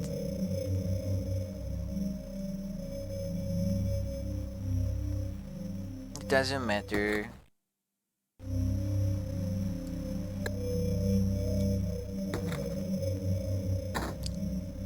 Oh. I think I skipped, but it doesn't matter. You don't find anything anyway. I just wanna pick up the wrong liquid. Take the blue one.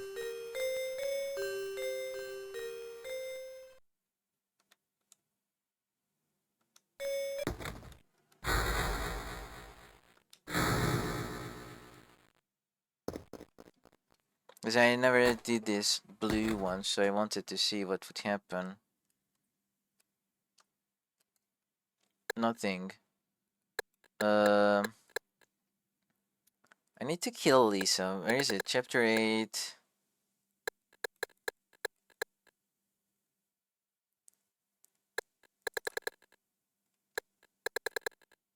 Woman in a nurse.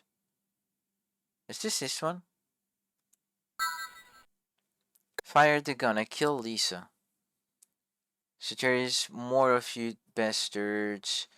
I can depend only upon my gun in this hospital, which had become the nest for monsters. At the moment I was about to pull the trigger, a woman shrieked, "Oh, hey, don't shoot, I'm human." With my gun still ready, I carefully locked the woman under the desk. Oh, what are you doing under there? Why is it so important? I didn't actually kill her. Okay, I will still double check.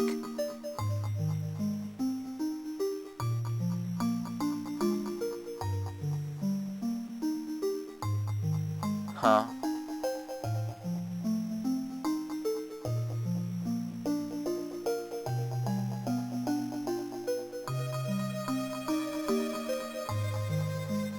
Um, so anyway, 13:06. We're just gonna fast forward. Because it's gonna be the same thing that we already read. It's just she will be scared because I had the gun on me.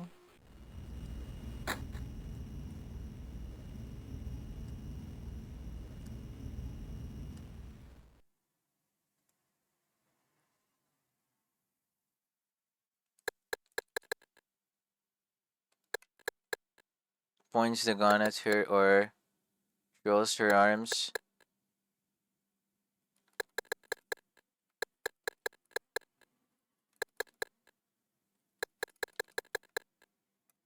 Uh,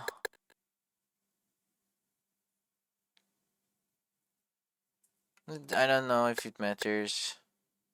Like, you go either up or down. Oh, fuck. Oh, fuck. I need to do it this way. I need to actually do it this way because I cannot skip, because if I try skipping then it's going to default to the normal route where I don't threaten her with the gun. Oh fuck. It's okay, Chad, I'm just gonna fast forward.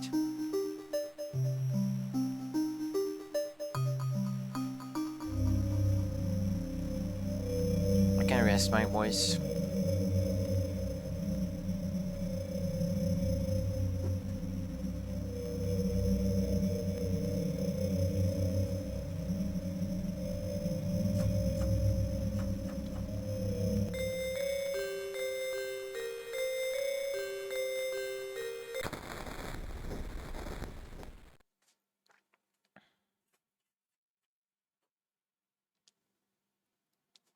Wait.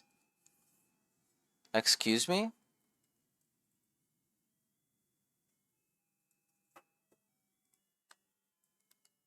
Excuse me?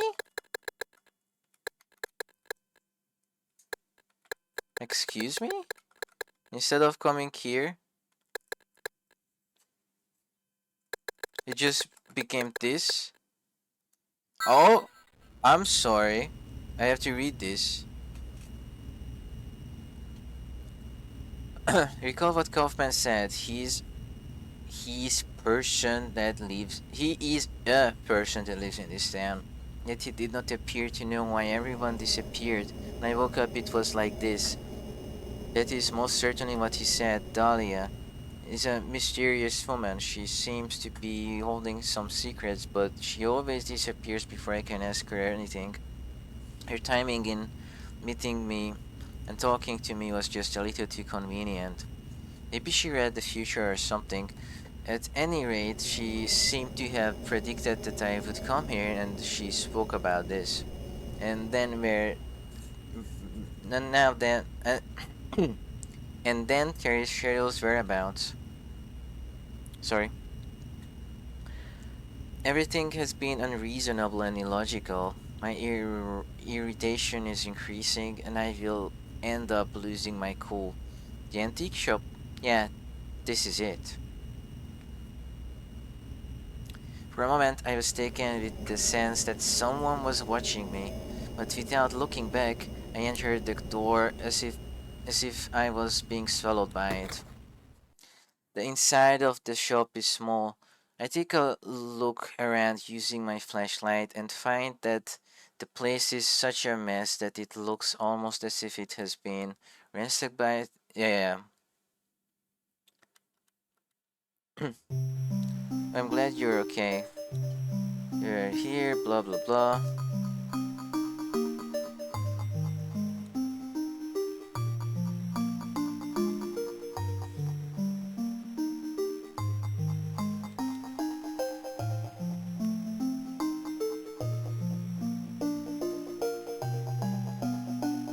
How is the gun I gave? Wait.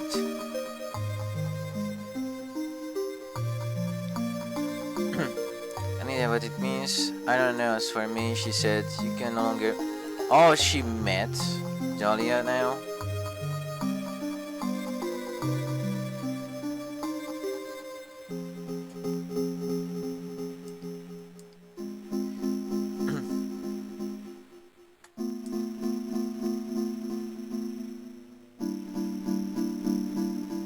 Dahlia Gillespie? Yeah, I just met her at the church. Something about her, she's quite a creepy person.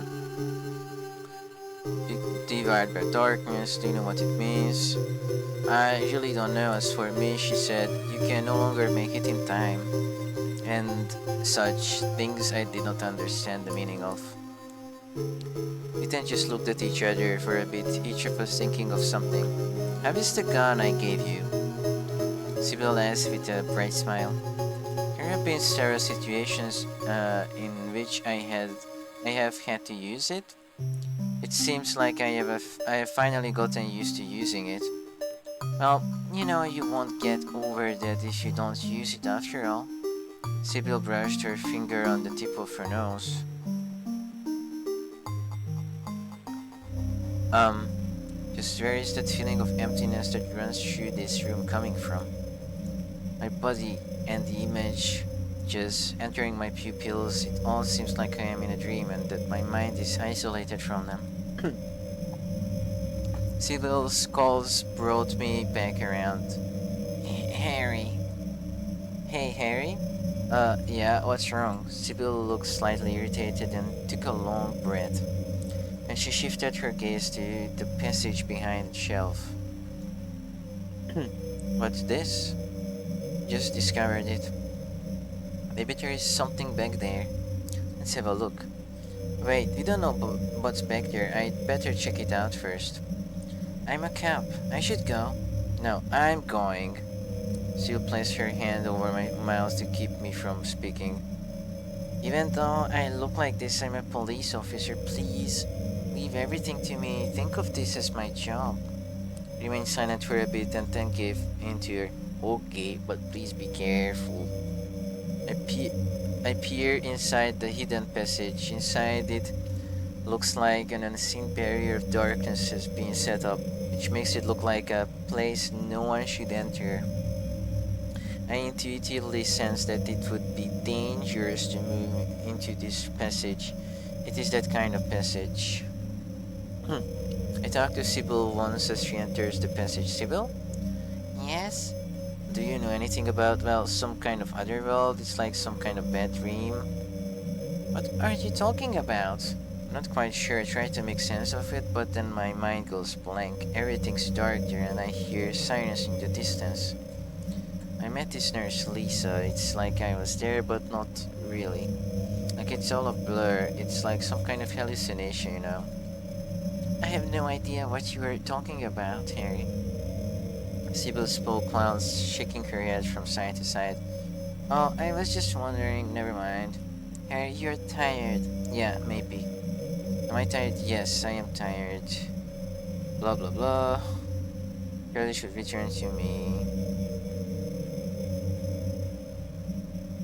The only thing is the sensation I'm feeling is not that of being tired, rather than my body. Feels as if I have been on the floor sleeping continuously like a human in cold sleep. Blah blah blah. Leaving me behind, Sybil steps into the passage. I can no longer see her from where I am at.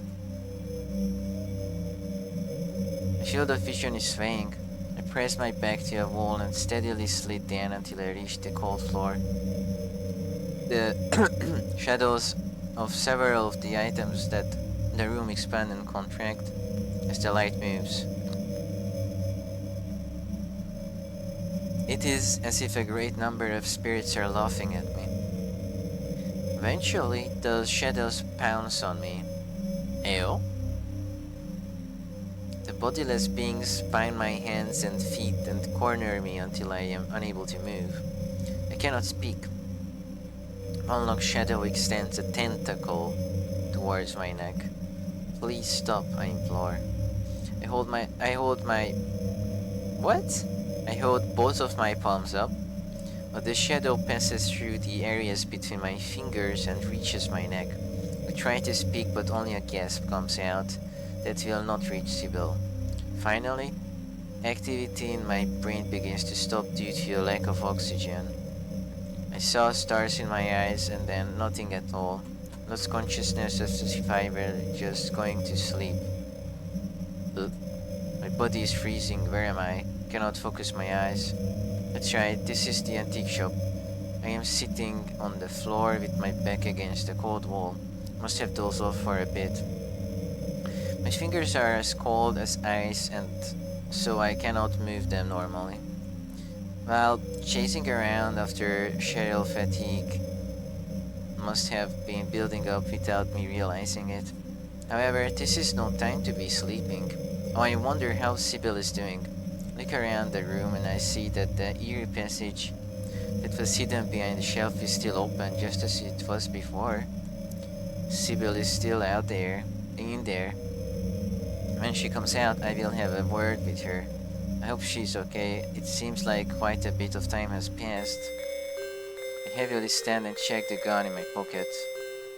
I then stand at the entrance of the completely dark passage. I have only 3 bullets left. I cannot afford to waste any. My breathing breaks the silence. Get out the gun and hold it near my temple with it aimed at the stomach of that dark demon. Then I begin to walk forward. I am worried about Sybil's safety, so I am guided forward by my quivering feet. After walking for a bit, I sense light coming from somewhere other than the flashlight on my chest. I leisurely turn off my flashlight and see that something is shining at the end of the passage.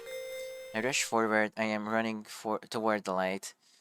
Not unlike how a small insect would. Something is there. Is Sybil alright, or will I have to confront the monster again? There is a room at the end of the passage. As I enter the room, the light is so dazzlingly bright that I have to shield my eyes with the back of my hand.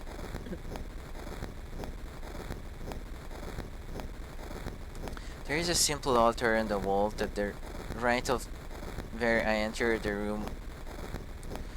A large flame is coming off a thick candle and the green smoke is billowing from it. Everything in the room was shaking in the light from that flame.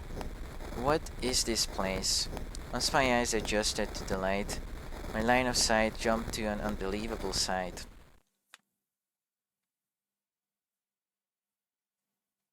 Oh, she's dead. At first I thought it was just a well-made doll, a mannequin with a red shirt on. It was on its back, lying in a pool of red liquid, but I soon understood what it was. Sybil, I softly called to her. Her light green shirt... Green? I think it was blue. Her shirt had been stained crimson by the flow of red liquid from the back of her neck. I was completely confused, rushed to her side or just run away. I'm not running away. Sybil, hold on. I shake her shoulders, but she does not respond. Why has this happened? Cover the dead body. Her cold body. Lost in hopelessness, I lost consciousness again. Oh well. Harry, are you okay, Harry? Where am I? Harry, Lisa, and then in the hospital. What? You're having a bad dream. Was I? Hey, you don't look good. Are you okay? I'm fine. Nothing you need to worry about. Well, if you're sure. Lisa, do you know blah blah blah? I think I'm gonna skip it to skip.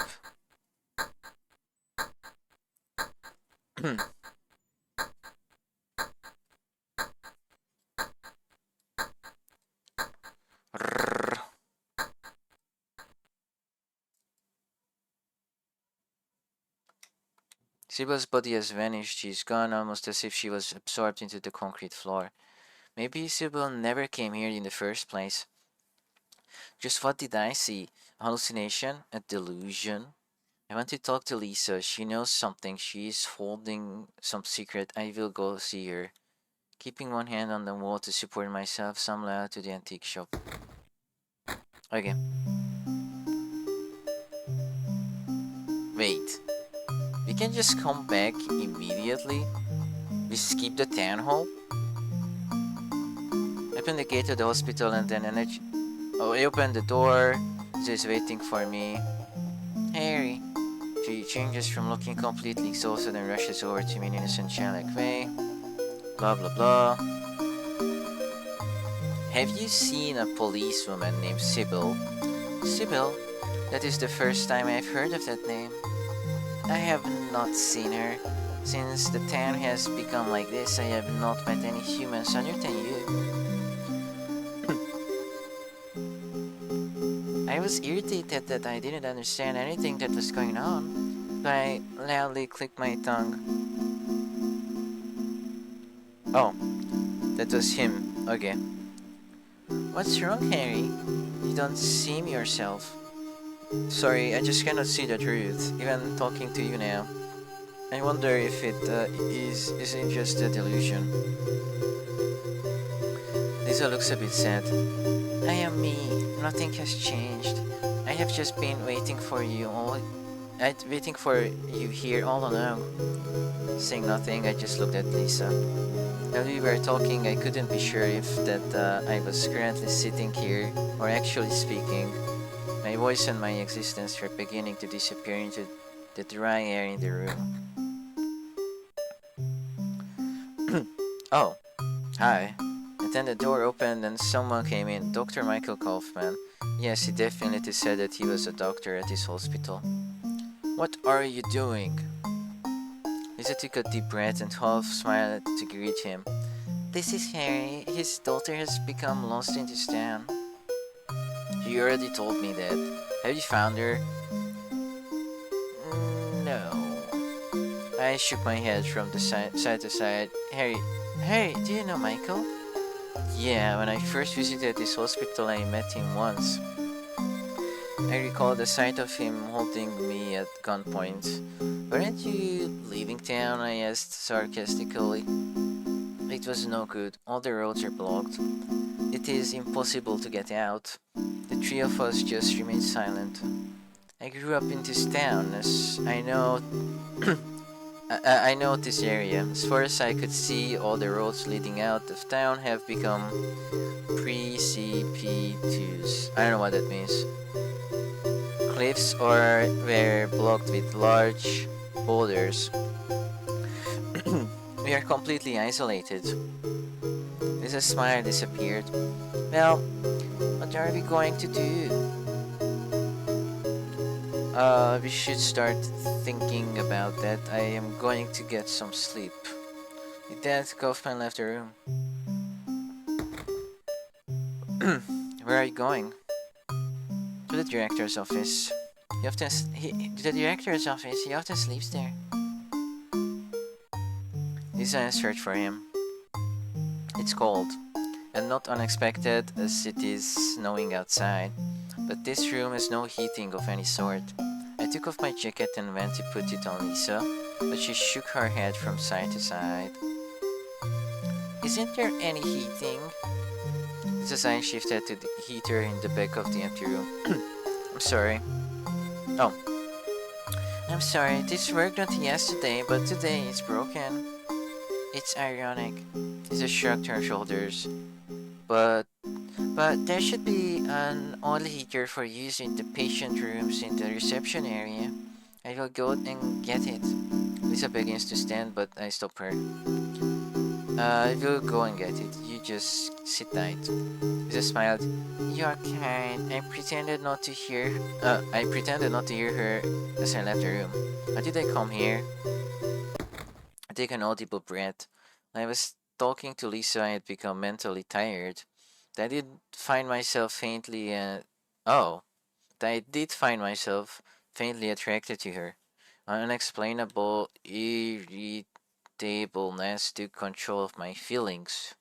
I placed my hands on one of the two heaters lined up under the reception counter and then was gripped with a strange sensation. I raised my head and looked around. In the dark, gloomy lobby, there is only the sound of a large wall clock ticking away the passage of undeniable time. When listening to the irregular rhythm of that ticking sound, which is not unlike the irregular pulse of a patient just before they die, I completely forgot why I came to the lobby. Footsteps. I turned back, and as I approached the long corridor on the first floor, I saw it. At the end of the corridor, with the white light hitting her back from the window, the dark figure of a girl appeared out of the darkness. She appears to be facing me and can't see me. Cheryl? At the moment I began to approach, the figure vanished. Bang.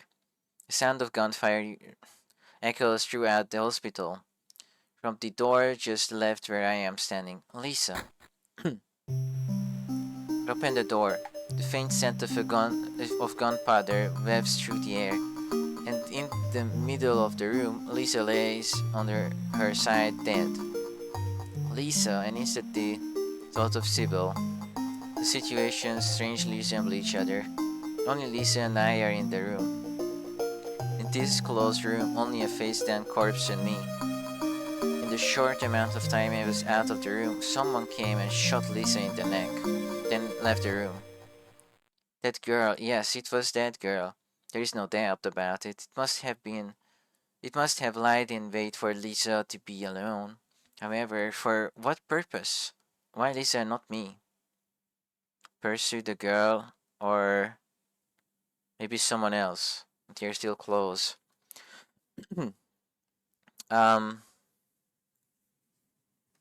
Maybe someone else. I searched the area around the corpse and there found a familiar handgun. This is the handgun that I received from Sybil. Oh, so she stole my gun and killed herself with my gun, huh? Or maybe I'm crazy and I killed her and I just forgot. Hmm. Just to be sure, I check my pockets. Sure enough, the handgun is gone. At some point, it must have been stolen from me. Kaufman? Or maybe Lisa, when I was passed out? No, that is hard to imagine. Kaufman and I were far apart, and I cannot imagine that he managed to take the gun from me where he was. Same with Lisa. I cannot imagine that she would take the gun while I was knocked out for the purpose of sewer slide. And then there is Sybil's death. The girl. There's no doubt about it. She has been just following me all this time, just to out of my sight. She took the gun while I was sleeping and then shot Lisa. I darted out of the room and began to run in the direction where the girl was. I held the gun readily near my temple and arrived at the elevator hall ready for anything. However, I couldn't believe what I saw there. Kaufman. Kaufman has shrunk into the corner of the hall as if he was even there. One of the walls is covered with a disgusting spatter and he is already dead on the floor. Upon seeing his injury, I sank to the ground and I sat with my legs crossed on the hard tile floor, at a loss of at a loss as to what to do. That girl is walking around and destroying everything she sees with the gun. However, that girl is not here now. Burying my face in my hands, as I thought, please kill. I'm not saying that. As each of the people in town are killed, I don't want to be the last one. Please, send me back to the lobby soon. Yeah, I just don't want YouTube or Twitch to get mad at me for saying that. So yeah. Um, with my eyes closed, I prayed hard and wished for that. And then the girl came. The low sound of a motor, then a chime announced her arrival. The door slowly opened and closed. After stepping off the elevator, the girl walked over to me and stood there. I was able to tell who the girl was without even raising my head. Daddy? I could not hold back my overflowing tears. I placed my palms on my face and cried out, Cheryl, why are you doing this? My unintelligible voice, my, my voice resonated with the walls of the hall. Daddy? I looked at Cheryl through the spaces between my fingers. In her small right hand, she held a black solemn handgun, which was disproportionate to her size. I said, if you're going to kill me, then do it or give me the handgun. Give it to me. Cheryl, give me that handgun. I tried to take the handgun away from Cheryl. It can't be. This handgun is. Cheryl grinned and then placed the barrel of the gun against my forehead. Goodbye. The voice of the girl rocks my eardrums. Ugh. Dead. Bang. A sound of gunfire. With my eyes closed, I waited for my consciousness to fade away. What do you mean you waited? You immediately died. What are you talking about? However, something is not right. I gingerly opened my eyes and saw Sherry lying in front of me. What? Sybil was standing behind her with the gun in her hand and pointed at Cheryl. Smoke what? What? Smoke was rising from the barrel of her handgun. Sybil glanced at me and then let out a long breath. Sybil, Harry, I'm glad I made it on time. Are you hurt? I forcefully stood and wrapped my hands around Sybil's neck. Oh, okay. What have you done? Have you lost your mind? Sybil is not surprised. With effort, she remained calm, pointed at Cheryl's body with her chin. Take another look. Take a good look. That is not Cheryl. I rolled over to the face down body and looked at its face. Dahlia? What? Why would Dahlia dress up as Cheryl? That makes no sense. I look up at Sybil. You mistook her for You mistook her for Cheryl? You must have been hallucinating, but that's alright. I am just really glad I made it in time. What is this all about? What is this all about? Dahlia and Kaufman and also Lisa. By chance, I heard the three of them talking, so I listened in. What? That wasn't what we discussed. That wasn't what we discussed. Heh, it's not like we ever had a deal with the first place. I will take the my Claudia because I don't care for trusting you with it.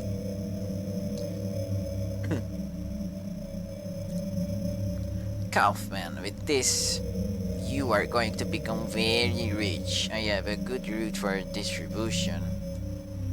You people, you're in cahoots with each other. No one is conspiring against you since the beginning. Everything is going according to plan. You've taken care of distribution, right? There is a record in which my share is clearly recorded. That piece of paper is now ash, just like your daughter. Bang. Then a gunshot rang out and the woman's scream echoed. Then for a bit there was a struggle, but in the end the man's voice ceased as well. I was hiding behind a pillar. I think that's what she's saying, I don't know. Dahlia came out of the room alone. She didn't notice me. She was holding a handgun and her clothes were soaked in blood. Soaked her blood. I tailed her without her noticing me to this hospital. Once she found you, she pulled out her gun once more and pointed it at you. To protect you, I pulled the trigger on the gun I was carrying. In the dark hospital, only Sybil's voice echoed on and on. All the people in this world had become corpses, and only outsiders remained. No, wait. One person still remains, just one. I have Cheryl somewhere safe. Now then, let's go to her. She can hardly wait to see her father. Cheryl, no, not her. There is still one other person in this world. Yeah, let's go. You are sure? You are about to be reunited with your precious daughter, for whom you have been searching. How about looking a little more excited? Something is incomplete. I began to walk behind Sybil. Reunion with Cheryl. I risked my life and wished for this. In spite of that, my heart is filled with emptiness. Sibyl's figure sways up and down as I follow her, and my entire body trembles with extreme exhaustion. Just where does Sybil have my daughter? I think that maybe we are walking with no destination. At that moment, I was then unable to see what Sybil was really up to. The end. What was she up to? Was she actually a bad guy? Was she a drug dealer bad guy? We'll find out when I do the other version. Rrr. Maybe I do, maybe I won't find out. Because I need to tell, I need to tell to shoot me.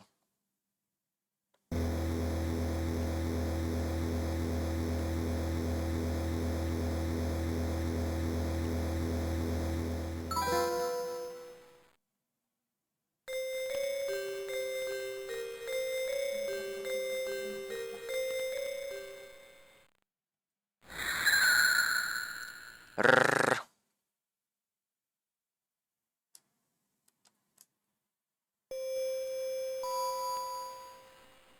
Okay. Rrr. I think this is the last ending for Harry, and then it's only Sybil's story, but I am not doing Sybil's story this time. I will do it next time because it's really long to finish this whole thing, and I'm not reading like 5 more hours. I don't know how long it is. I don't know how long it is. It could be like 1 hour, 2 hours. I don't know.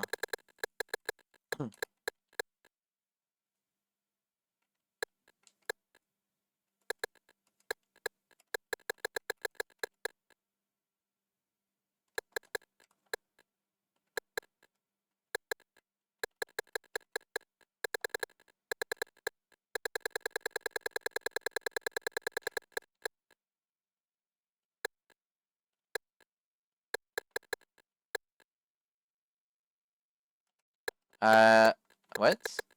How many chapter was this? Give me the handgun? Nice request. Oh, okay, cool, cool, cool, cool. Why is it called Truth? No? Whatever. If you're going to kill me, then do it. Sorry. You daddy doesn't understand, but if you are going... What? Oh, sorry, your daddy doesn't understand, but if you're going to kill me, then do it. I am in agony to finally be reunited with you. With you like this. With an expressionless face, Shirley points the barrel of the gun at me.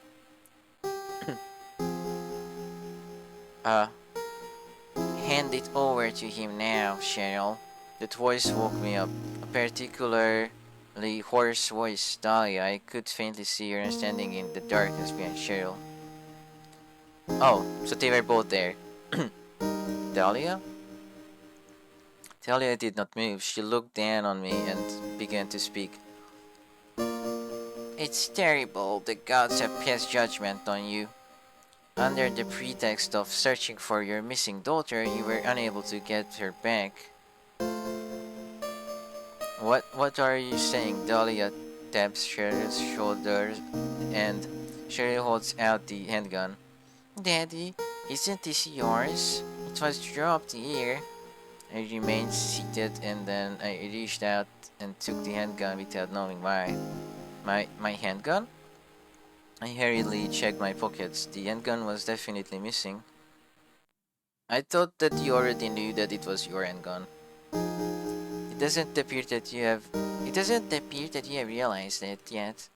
Carefully studied the gun I was holding. This is definitely the gun I received from Sybil. One round is chambered in the gun. Wait, there is one round in the gun. One! Daydream recollection? This is the antique shop. Sybil heads to the altar at the end of the passage. I follow her without making any footstep sounds. Sybil doesn't notice me. I strangle her from behind. I push her down to the floor and I press the gun I am holding to the base of her neck and I forcefully pull the trigger. Where is this hospital? I leave the examination room. Yes, to get the oil heater. No, instead I return to the room. Lisa was surprised. I grab her long blonde hair. Her scream and the gunshot occur at the same time. A terrible headache. I cannot take it and run out into the corridor. I run into a man that was surprised by the gunshot and has come out of a room.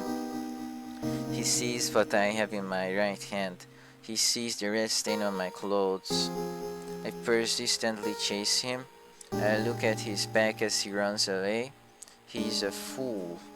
That Kaufman. There is a dead end ahead. You have nowhere left to run to. He sank to the floor in the corner of the hall. What a pathetic end. I place my right leg on his shoulder. A piercing voice. It looks like you have remembered. Dahlia's piercing voice penetrates my eardrums. Something snaps within me. Dahlia, I cannot speak through my tears. Cheryl clings to Dahlia and stares fixedly at me. She appears to be frightened. Silence. It's strange that my daughter would cling to a woman that she has just met. Even as I shared the same time and space with them, they felt completely like people from another dimension. If you're going to kill, then you should do it. No one is left in this town. This town is dead. The snow still continues to fall even now. On the roof and walls of this decrepit hospital, on all the houses, a merciless source of white ice falls. I fly into the sky. I look down on the town wrapped in thick fog. It is going far away. I spread out my arms and I climb even higher. This feels good. It's invigorating. If I close my eyes, I feel that I would rise all the way to space. On top of the desk, Cheryl has watered the dandelions that I have bloomed in the garden. My body is in my distant consciousness, my entire body trembles. I am holding a gun in my right hand, lying face down on the desk in my study. I will never move ever again. Calm sunlight, a gentle breeze blows in from the window. Cheryl. Brr. What was that? Harry was on drugs the entire time. There were no monsters. He killed everybody in town. Okay. Okay.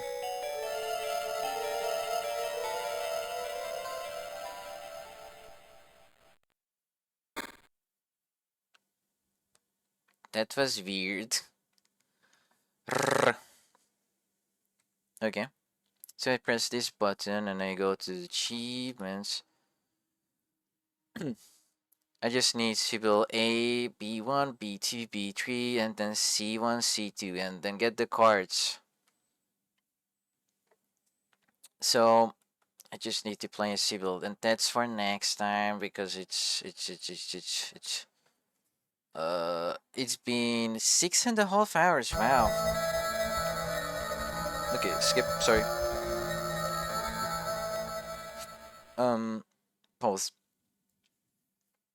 So it's been 6.5 hours. I need to stop here because it's been really long. Uh, so yeah. Uh, let's see who is online. Okay.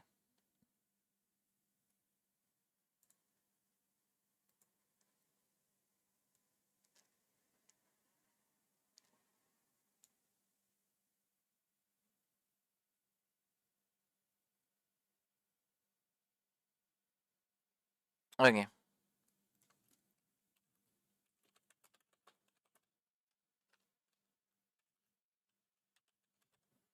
Okay. Thank you for watching. See you later. Bye bye.